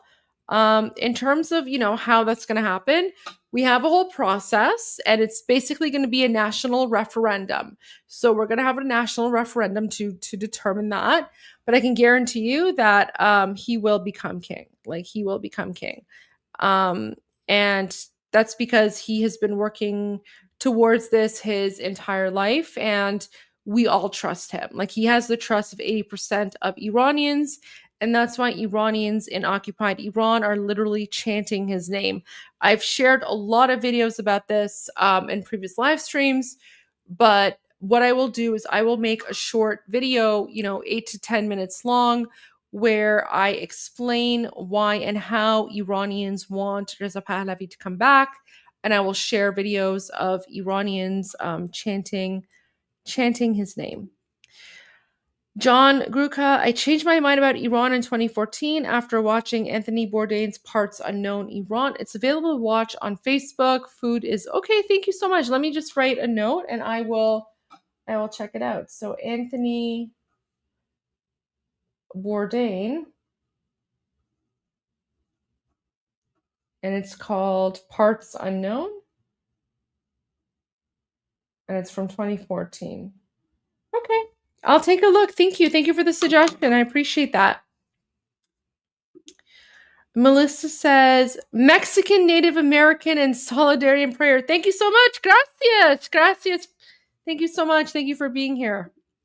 Sean King says, the silent generation was defined by World War II, the boomers, the atomic era, and the Cold War, Gen X, the fall of the Berlin Wall, and the Soviet Union, millennials, 9/11. Yeah, like I'm a millennial. It was 9/11 for me. The fall of the IRGC will define Gen Z. Javi, oh my gosh, thank you. Gosh, wouldn't that be insane? That would be incredible. Oh God, I hope so. Let's see. Oh, that's amazing. That's actually a really cool thing to think about. CFC Porter, Javid Shah, thank you so much. Sending love from Australia and deep gratitude to the brave Iranians fighting barbarity, vital to sustain spirit. Crazy idea, successful during World War II. Leaflet airdrops with messages and the real Iranian flag. So I actually know for a fact that there are a lot of Iranian flags that are in the country right now. But they're all sort of being kept hidden. But we know they're there because in the past several months, Iranians have secretly shared photos of like their hordes. Literally, like they have hordes of lion and sun flags.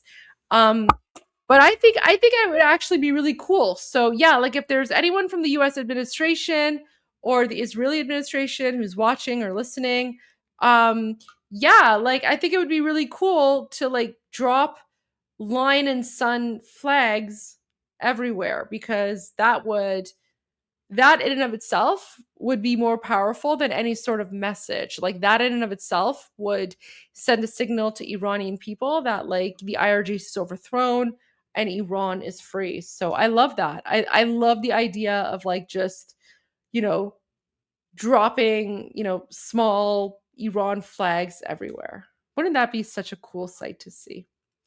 Leo Lionheart says, when I hear Persian, oh, don't even talk to me about 300. I literally made a movie, guys. I made a movie about 300 and I ranted. Like I went on a whole rant. Guys.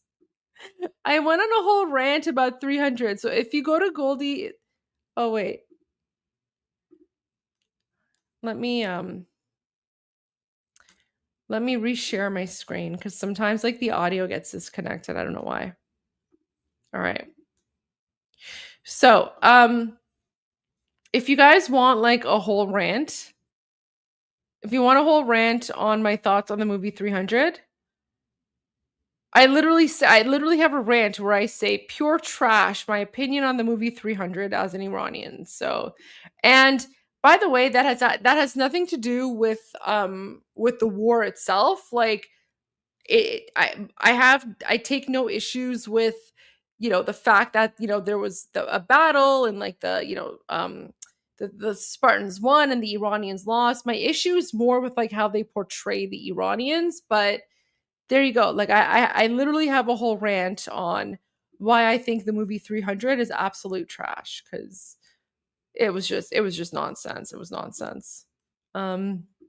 Pure propaganda, in my opinion, because we Iranians, we're not like that.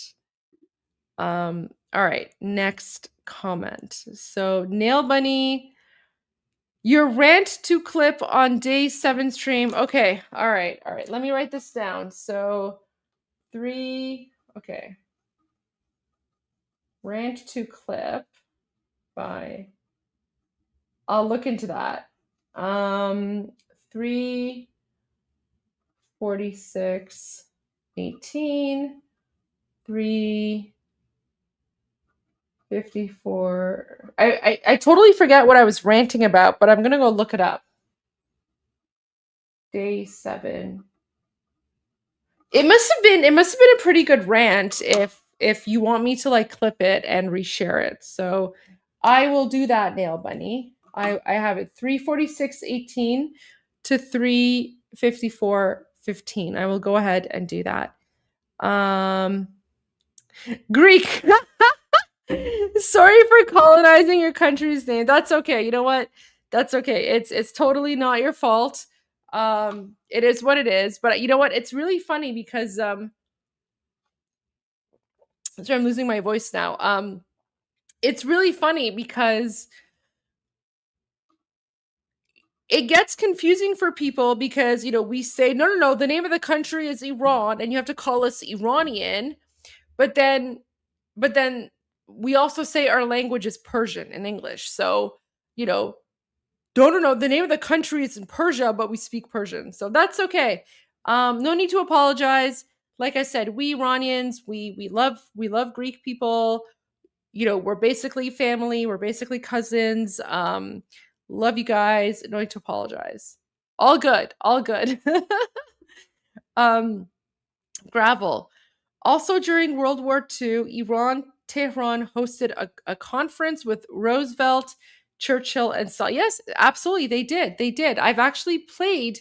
So in previous months, like a couple months ago, I actually played documentaries about all of this. So you can actually go and check my live streams from previous from last month, where I was literally playing documentaries about Iran, and we were commenting on that. Hey Goldie, don't believe what you hear about Venezuela. Israel is using USA. I mean, I don't think Israel has anything to do with Venezuela anyway. So I just feel like that's just like an anti-Semitic trope anyway, right? Like, anytime something happens, people just blame Israel. It's like even right now, like the Islamic like the Iranian revolution that's happening, where Iranians are fighting to overthrow the Islamic regime. A lot of like the anti-Semites are like, oh, this is Mossad. Like Iranians are not like they're trying to delegitimize the self-determination of Iranians by blaming Israel for what's happening in Iran. Meanwhile, like we know, like Israel has absolutely nothing to do with it. So yeah, like I don't think Israel has anything to do with what's going on in Venezuela, and those are all just like anti-Semitic tropes that just go out there. And I honestly, like, I have no time or patience for like anti-Semitic conspiracy theories. Like it's just I don't even want to deal with that. Sasquatch. From last night, Trump renews threat and warned Iranian authorities would be hit very hard if more protesters die. He is watching in real time via satellite. Ali Khamenei is playing with fire. I mean, yeah, but like we've just seen more and more footage come out today of people being murdered by the Islamic Republic, right? So I don't know what's going on. I don't know what's going on. It's just it's tough. When can we visit Iran, and any places you recommend? Oh my gosh. So I would say guys, I promise you, I will let you know when it is safe to visit Iran. Right now, it is not safe. Do not go. You will see a lot of non-Iranian influencers who are like going to Iran and they're like having the time of their life or whatever. Those people are literally paid by the Islamic Republic to go to occupied Iran and pretend like everything is okay. And they do that in order to fool you into thinking, oh, the country's safe, we can go. And then, you guys, God forbid, you go, and then you're basically taken hostage. and then you're ransomed for, millions and millions of dollars. So do not go right now. It is not safe at all whatsoever. Do not go. As soon as it is safe, I will let you know myself. I will make videos about it. And listen, guys, as soon as it's safe, I myself will be going to Iran to visit, because I haven't been to Iran in a very long time because it's not safe for me to go right now. So as soon as it's safe, I will go there. And you know what? I will do, like, I will, once Iran is free, and once Iran is free from Islamic terrorism, I will start doing like Iran tourism videos, right? Because now I no longer have to like raise awareness about jihad or whatever. Like I can actually like make videos about normal topics. And yeah, like I will, maybe I'll even like start doing like a travel group, right? Like I'll take I'll do like a tour guide thing, and I'll take all of you to various parts of Iran. And we'll all just have like a party and a blast. Like I'll take you guys to Persepolis. I'll take you to like Shiraz. I'll take you to like where Ferdowsi's grave is. I'll take you to like the Caspian Sea. I'll take you to Bandar Abbas. I'll take you everywhere. I'll take you to all the cool sites, guys. You got the in with me. You got the in with me. I'll take you to all the cool places. And because I speak English and I speak Persian, I got you guys covered. There you go. Goldie tour guides or something. All right. Dave says, to the prior chat about the repression under the Shah before the Islamic Revolution, how do you counter the impression the Shah was oppressive? It seems, yeah, you know what? It is accepted because that's just what the communists and Islamists have put out there. And it's really frustrating. The only way that we can counter it is by just, bit by bit, piece by piece. And I've actually done a lot of live streams about the Shah and the things that he did. But yeah, like when it comes to the narrative in English, right? The narrative in English, yes, the vast majority of non-Iranians think that the Shah was a dictator. However, the narrative in Persian, right? The narrative in our own language, when we're speaking amongst ourselves, Iranian to Iranian in Persian, the Shah was a dictator narrative doesn't exist because we know the truth. So the reason that you're seeing all these Iranians in the streets and they are chanting, we want the Shah, is because we Iranians, we know the truth. So at this point, all I can say is for non-Iranians, I just hope that you guys can keep an open mind and understand that when we Iranians are saying we want our Shah back, there's a reason for that. And this false narrative and this historical revisionism is people who are literally speaking over Iranian voices, because no Iranian thinks that the Shah was a dictator. I mean, unless the Iranian's like a communist or a dictator, sure. The communists and dictators and, the woke progressive left, yeah, for them, the Shah was a dictator, but that's a fringe minority. 80% of Iranians love the Shah and they want him back. And again, like I showed that video, right? Like here you go. Like this video is from 1979, where you see like people are chanting. They're like, we want the Shah to stay. We want the Shah to stay. And then you see that the Muslim woman, right? Like she's a Muslim woman. She's got her hijab on and she's crying. She's begging. She's like, I want the Shah. I don't want the turban wearers here.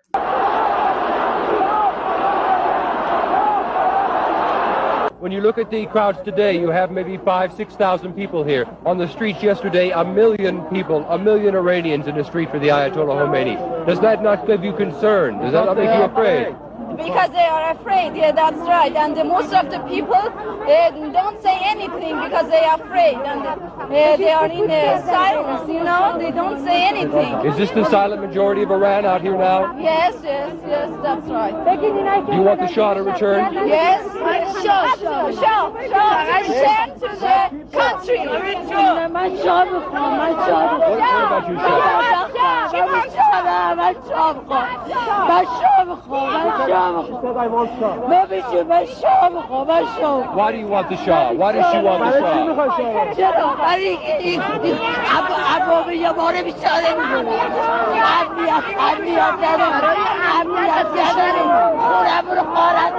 زندگی داری باید ما بدیم دیگه شاه رفته شما بدبخت شده دیگه ریختن تو خونه مامار با چی خود شما اینا رو همه رو بیرون ما شاه میخوایم ما بیچاره این شادی کشتنش حلاله کجای قرآن گفته خیلی دردناکه میدونی خیلی دردناکه مثلا صداشو میشنوم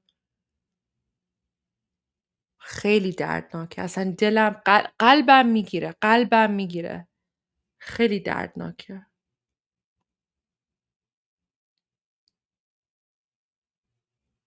There you go. So I hope yeah, everything they said about the Shah was fake news. And even back in 1979, Iranians were crying. Iranians were crying. They were begging to Western media. They were like, "We want the Shah back. Be our voice." And the Western media betrayed them because it didn't fit the communist Islamist narrative. So there you go. Mariolis, once IR falls, will you run for Iranian parliament? Oh my gosh. Probably not because my Persian isn't that good. But thank you for that. Like I'm flattered. I'm flattered by your comment, but probably not because my Persian isn't the greatest. I would really have to like practice on it to get to that point because like you know it's conversational, it's okay, but like I could not I can't see myself standing in Iranian parliament and doing like a speech in Persian because I don't know I would get nervous and then halfway through I'd probably like start like speaking English or something and that would just be really embarrassing, right? There you go. Ann Dayson sent a sticker. Thank you so much. Appreciate that. Another sticker from Rudolph. Thank you, Rudolph. Bartimaeus says, you Iranians better institute a second amendment when you 100%. Yes, that's the US amendment guaranteeing citizen ownership of firearms. Listen, I am 100% a supporter of the Second Amendment, and I definitely would love to see the Second Amendment in Iran because that way Iranians could also protect themselves from Islamic terrorists and make sure that what happened in 1979 never happened again. I'm a huge supporter of the Second Amendment. That's like my conservative, Republican side coming out right now. But yeah, big supporter of the Second Amendment. Jeffrey says it was pro-Soviet leftists, Tudeh Party and other Marxist and Islamic fundamentalists, Khomeinists aligned with Muslim Brotherhood that took over Iran 100%. Yeah, it was the communists and it was the Islamists and it was the, foreign interference, right? So all these foreigners came in. Meanwhile, you have like Iranians, like this poor Iranian woman here in this video. She's begging the West. She's like, we want the Shah. But unfortunately, the communists and Islamists funded by the Muslim Brotherhood took over. So this is what I mean when I say that that Iran is under a foreign occupation. And for those of you who were in the live stream last night, you guys might remember that Jeffrey Capella is our resident national security advisor. I remember that, Jeffrey. See, I have a good memory, guys. I have a good memory. I remember things. So yeah, Jeffrey's our resident national security advisor, and everything he said here, 100% I agree. The Islamic Revolution was a foreign coup d'etat. And then Jeffrey says, context matters. Yes, 100%. Savak defending Iran from Soviet Cold War subversion is not comparable to the mullah regime's system of mass terror. Javicha, thank you so much for saying that. Like, we Iranians, we love Savak. Like, we want to make Savak great again. And you're absolutely right. Savak was protecting us Iranians from communists and Islamists. So Thank you so much for saying that. Oh my gosh, like you get it. Like you just you get it. You get it. Oh my gosh. That means a lot to me. Thank you. Thunderstorm. Bit off topic. The Soviets and Nazis invaded Poland together. Here's 7 minutes, including their joint victory parade YouTube. Okay. Let me write this down. WYKLECI,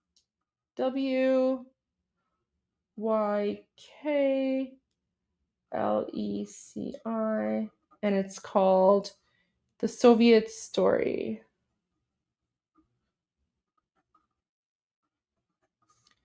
- Soviet invasion of Poland.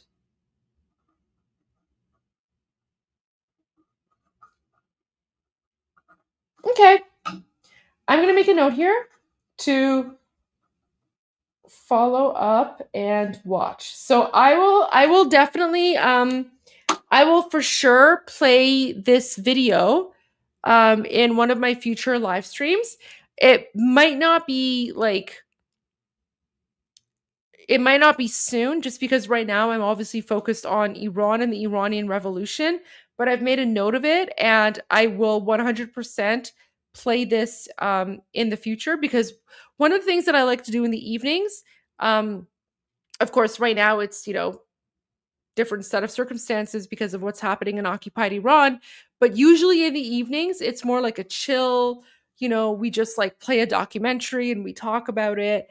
But given what's happening with Iran, I'm not doing that right now, but I will add this to my list of documentaries to watch in the evenings and live stream 100%. So thank you so much for that. I appreciate that, Thunderstorm.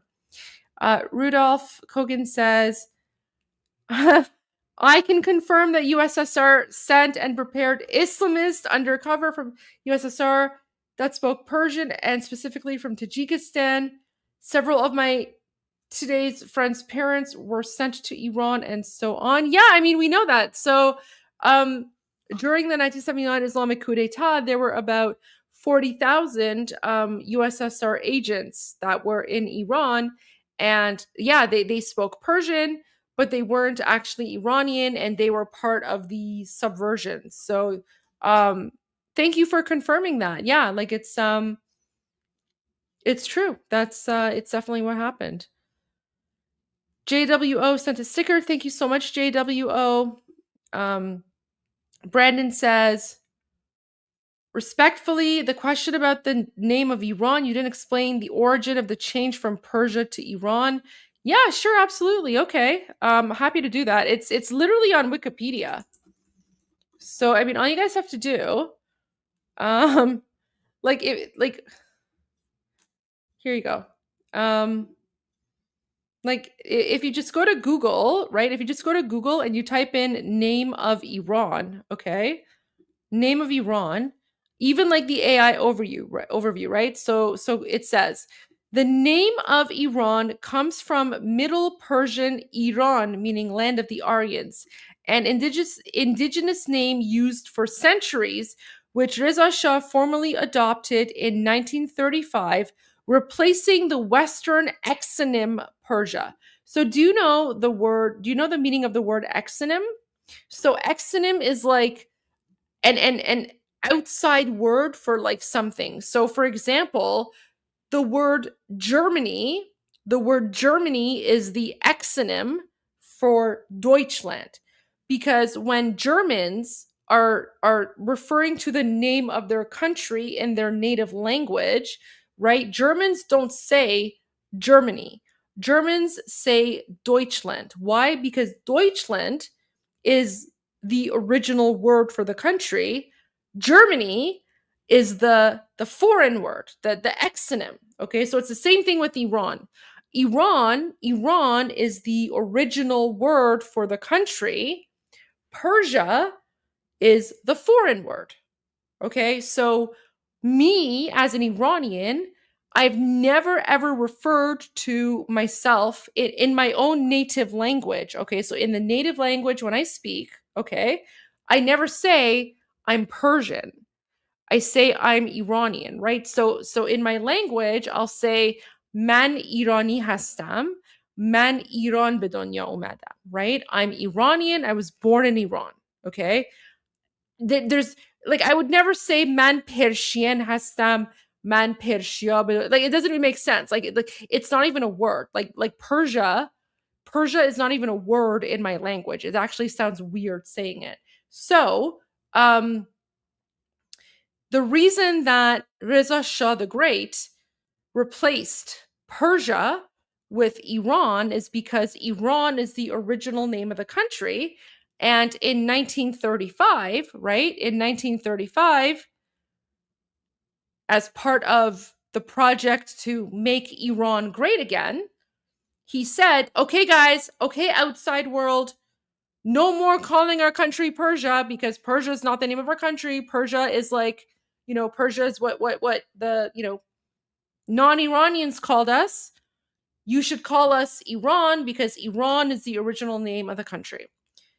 Okay, so there you go. And it's all right there. And then there's even like a Wikipedia article. So you can literally go, search for name of Iran. There's a whole Wikipedia about it. And here it says, historically, Iran was commonly referred to as Persia in the Western world, right? So again, we Iranians, we've never referred to our country as Persia. It was the Western world who referred to our country as Persia. We have always referred to our country as Iran. And then in 1935, the Shah of Iran officially requested that foreign delegates begin using the endonym for Iran, because Iran is the formal official name of our country. Iran is what we call ourselves in our own language. So I hope that clarifies. But if you want more information, go to Wikipedia and look up name of Iran, and it's all there. All right. So someone says, so how do you ask in Persian, do you speak Persian? Interesting. So that's where it gets confusing. So if I was going to ask someone in Persian, do you speak Persian? I don't say, do you speak Persian? I would say Farsi harf mizani, because the word Persian in our language is Farsi. So I would say, do you speak Farsi? But I would say Farsi sobat mikoni. Like I wouldn't say Persian sobat, because again, Persian is not an Iranian word. I know it's confusing there, but the name of our language in Persian is Farsi. So there you go. I hope that answers your question. I know it's a little bit confusing. So there you go. So I'm Iranian. I was born in Iran. Yes, I speak Persian, but in Farsi, like in Persian, I speak Farsi. There you go. So,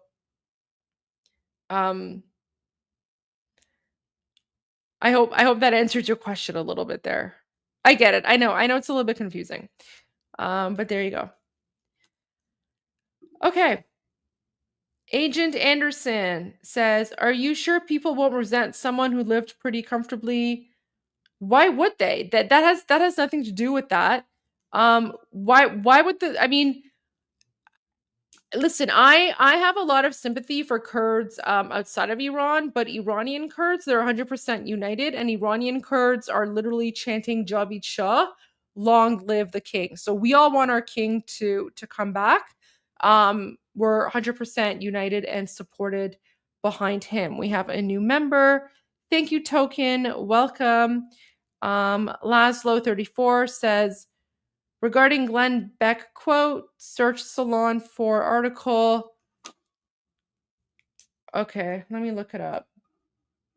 Salon for article.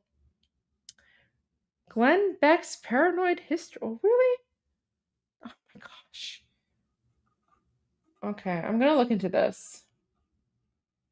All right. I'll see what I can find. But thank you for that. I appreciate that.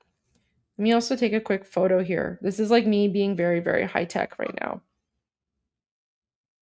Okay. So, from Texas, love, prayers, and support to the beautiful Iranian people. Thank you so much. Thank you. I love Texas. Thank you for your support. Token, please educate Glenn Beck. What he said is just like Nazis stealing the original meaning. Oh, okay. Interesting. Okay. I will keep that in mind. Like I said, I'll take a look at his quote. I do have to end my live stream soon because I do have to sleep, and then I do need to do a little bit of more research on this stuff that you guys are telling me. Hello, ma'am. Would love to have you on the Mansour Ashkar show. He's an ex-IDF soldier, is looking for Iranian voices who are pro-freedom. Yeah, I mean, have him send me a message. Absolutely. Like, I'm willing to talk to anyone. So have him send me a message and let's see what we can do. Jedi of SW Tour. I'm Iranian American and I've never visited Iran. I would love to visit when the regime falls. Oh, and visit my Papa John's grave.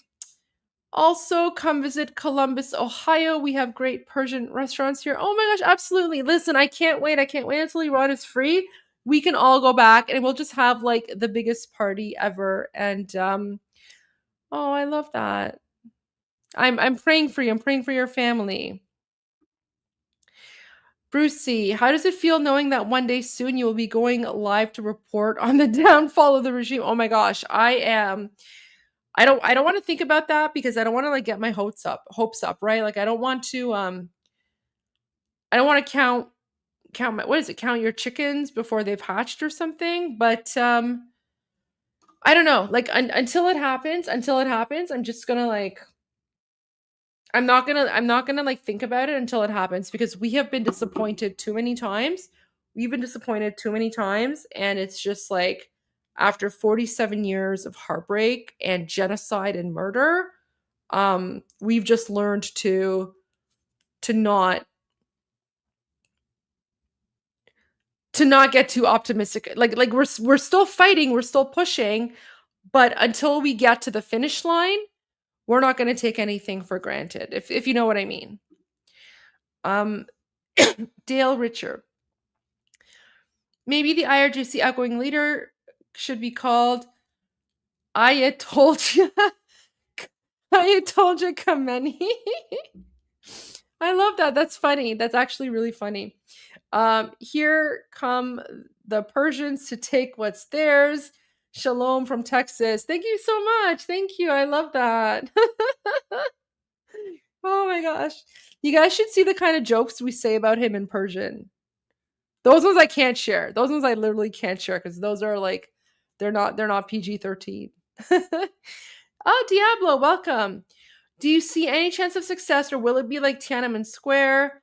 Are IRGC patriots or ideologues? So, I mean, IRGC are not patriots. I mean, I think there is a chance of success. I have a feeling that there is something in the works. I have a good feeling. My fingers are crossed. I do have a really, really good feeling. Have you discussed the destruction of Iran's ecology by the Iranian rulers? So, I've spoken about it a little bit, but I actually haven't even like had an opportunity to do an entire live stream focused on that because the Islamic Republic is so hell-bent on murdering Iranians that I haven't even been able to even talk about the environment. But I mean, look at the waters and lakes drying up, like Lake Urumiyeh. Look at the forest fires. All the animals, all the wild animals who are now pretty much extinct. Like there's so many horrific things that the Islamic Republic has done. Like the Islamic Republic, they're not just anti-Iranian people. They're like anti-Iran in general. Like they have just destroyed everything about Iran, whether it's the environment or the wild animals or the forest, like the 50 million year old forest, the lakes drying up. Like it's a nightmare. It's a nightmare. Like the Islamic Republic has turned Iran into hell on earth. And that's the result of letting Sharia law run your country. You let Sharia law run your country, they will turn your country, which was once a paradise, they will turn it into hell on earth. So No, I haven't even really spoken about that because there's just so much horrific human rights violations going on that I literally don't even have enough time in the day. But I'm well aware of that, and it is really sad. It is really sad what's going on there. D. Haworth says, bubbly is okay. Try some Polar. I would like you to try some Polar during your show. Please let me know your thoughts. This is $5 buying you a Polar. Okay. I don't think I've ever, what is Polar? I don't think I've ever heard of Polar. Wait, let me pull it up here. Is that like some sort of like bubbly fizzy drink? Guys, I really like bubbly. Okay, Polar beverages. What is that? Let's see.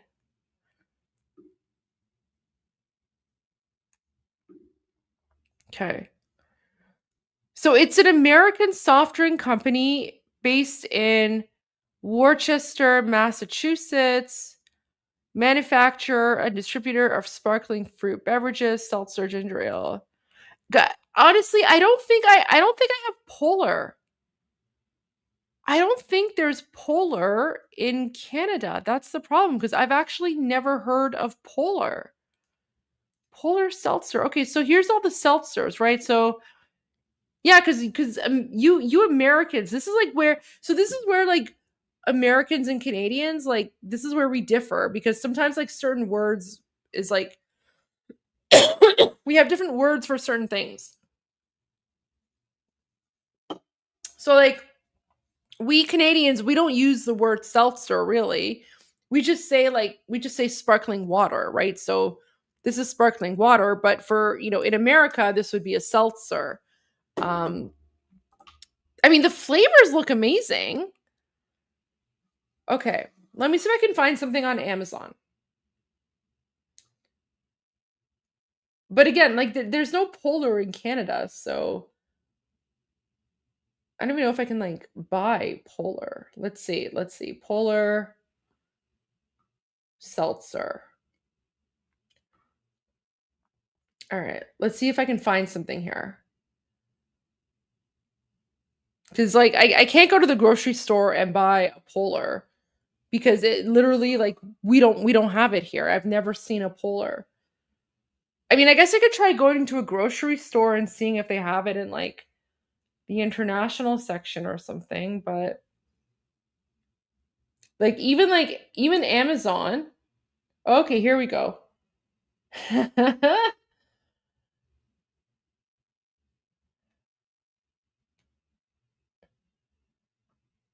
Wow.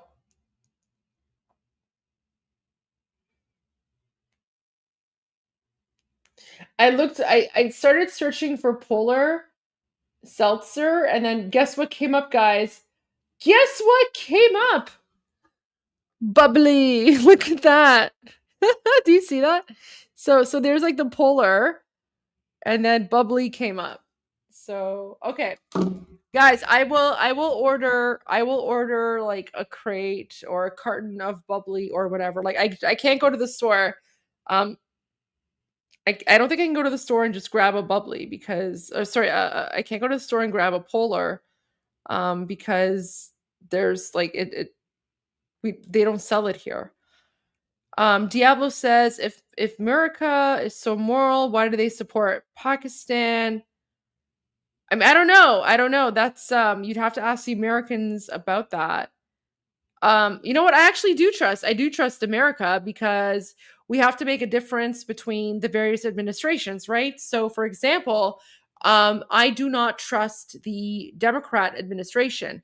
To me, Jimmy Carter is a traitor. I hate Jimmy Carter. I hope he rots in hell. But I love Richard Nixon, and I love the GOP, because Republicans, they've always been on the side of good, right? So and even now, like Obama was a Democrat, and Obama sided with the Islamic terrorists. Meanwhile, President Trump has always sided with the Iranian people. So I think it's not a very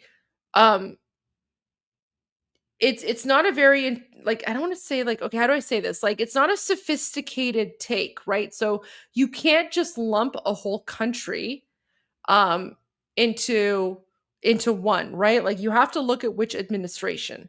And when it comes to America, you have to make a distinction between the Democrats and the Republicans, because if you're going to lump them all in together, that would be incredibly unfair, because again, it was the Democrats that supported the Islamic Republic, but at the same time, Richard Nixon was out there putting interviews out and saying, like, if he had still been president, he would have actually supported the Shah, because he knew that the Shah was an ally of the United States. So just because Jimmy Carter and the Democrats are backstabbers, that doesn't mean that I should lump all Americans into that decision of the Democrats, right?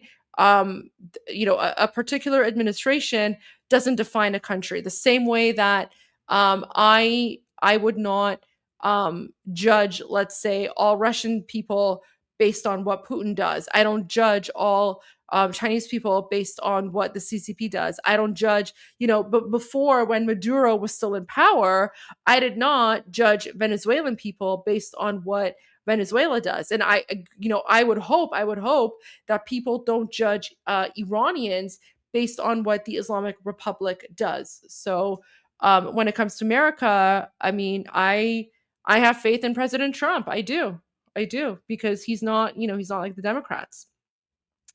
Jeffrey, I was in the room when an officer of the United States Southern Command in 2014 outlined how Venezuela was being used by Mullah regime and IRGC as a logistics and finance hub for Hezbollah. Bernie is 100%. Of course he's wrong.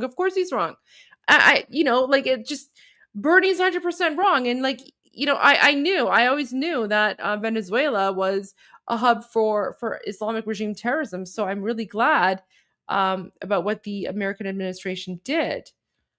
300, fact is, Iran was good to Israel. Greeks were bad. Were they? I mean, that's getting into like way too much like farther back history for me, but I don't know. I guess I'll take your word on that. I don't know. I'm not a historian, guys.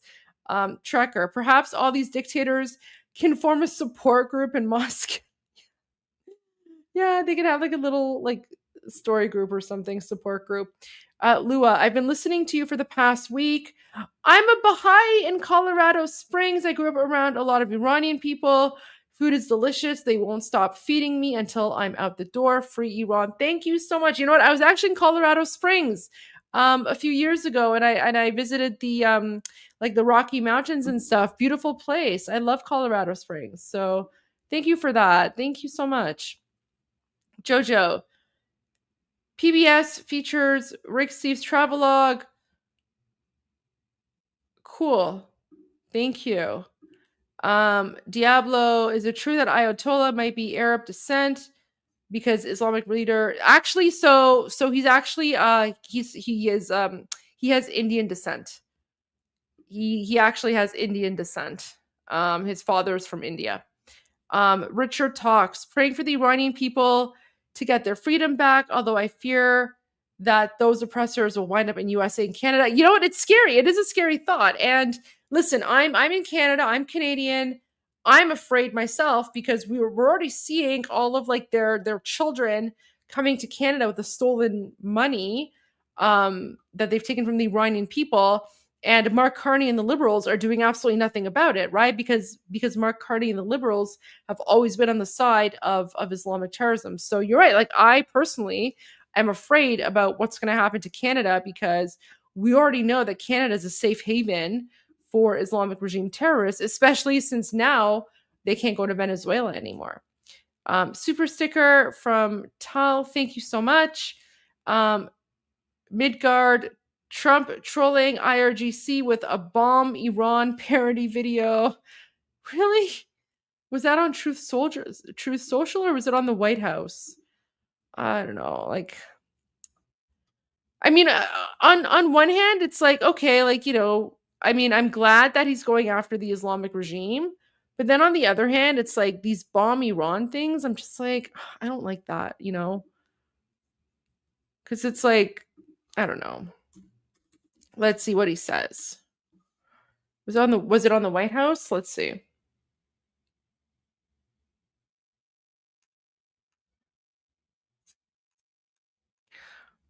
I don't see anything. I see something about Minnesota fraud. Here we go. Like, this is what I see on the White House website. So there's the blue sky thing, Minnesota fraud. Secretary Kennedy. Is it this one? Years are ultimately meaningless without the people on this floor. The welders, the electricians. No, that's not it.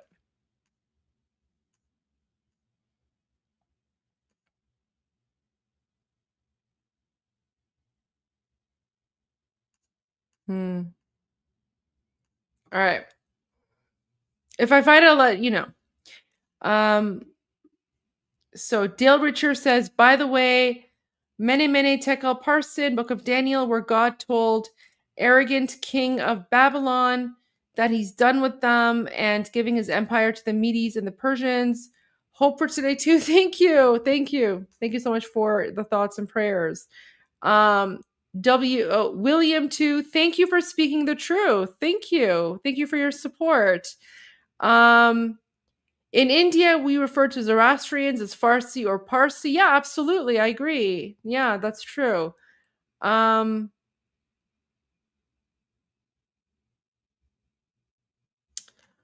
Okay, let's see. So we got Ayanora, super sticker. Thank you. And Darren says, do you think the Iranian borders should be blockaded to stop Khamenei from escaping to Russia so that they can be brought? Yes, 100%. Blockade, prevent him from escaping. He needs to face justice. 100%. He needs to face justice. I think that needs to happen. So yeah, block the roads, block the borders, prevent Khamenei from leaving. Let Iranian people take him to court so he can answer for his crimes against humanity. All right, guys, I just want to thank you all for joining me tonight. It's been fantastic. I would stay longer if I could, but I do have an interview tomorrow morning, and it is getting a little bit late. So I will be back tomorrow with more news and more updates. But yeah, thank you so much. Keep Iran in your thoughts and prayers. And again, if you want that Miga hat, it's there on my YouTube website. So you can go grab yourselves a Miga hat if you like. And as always, Payande Iran and Javid Shah.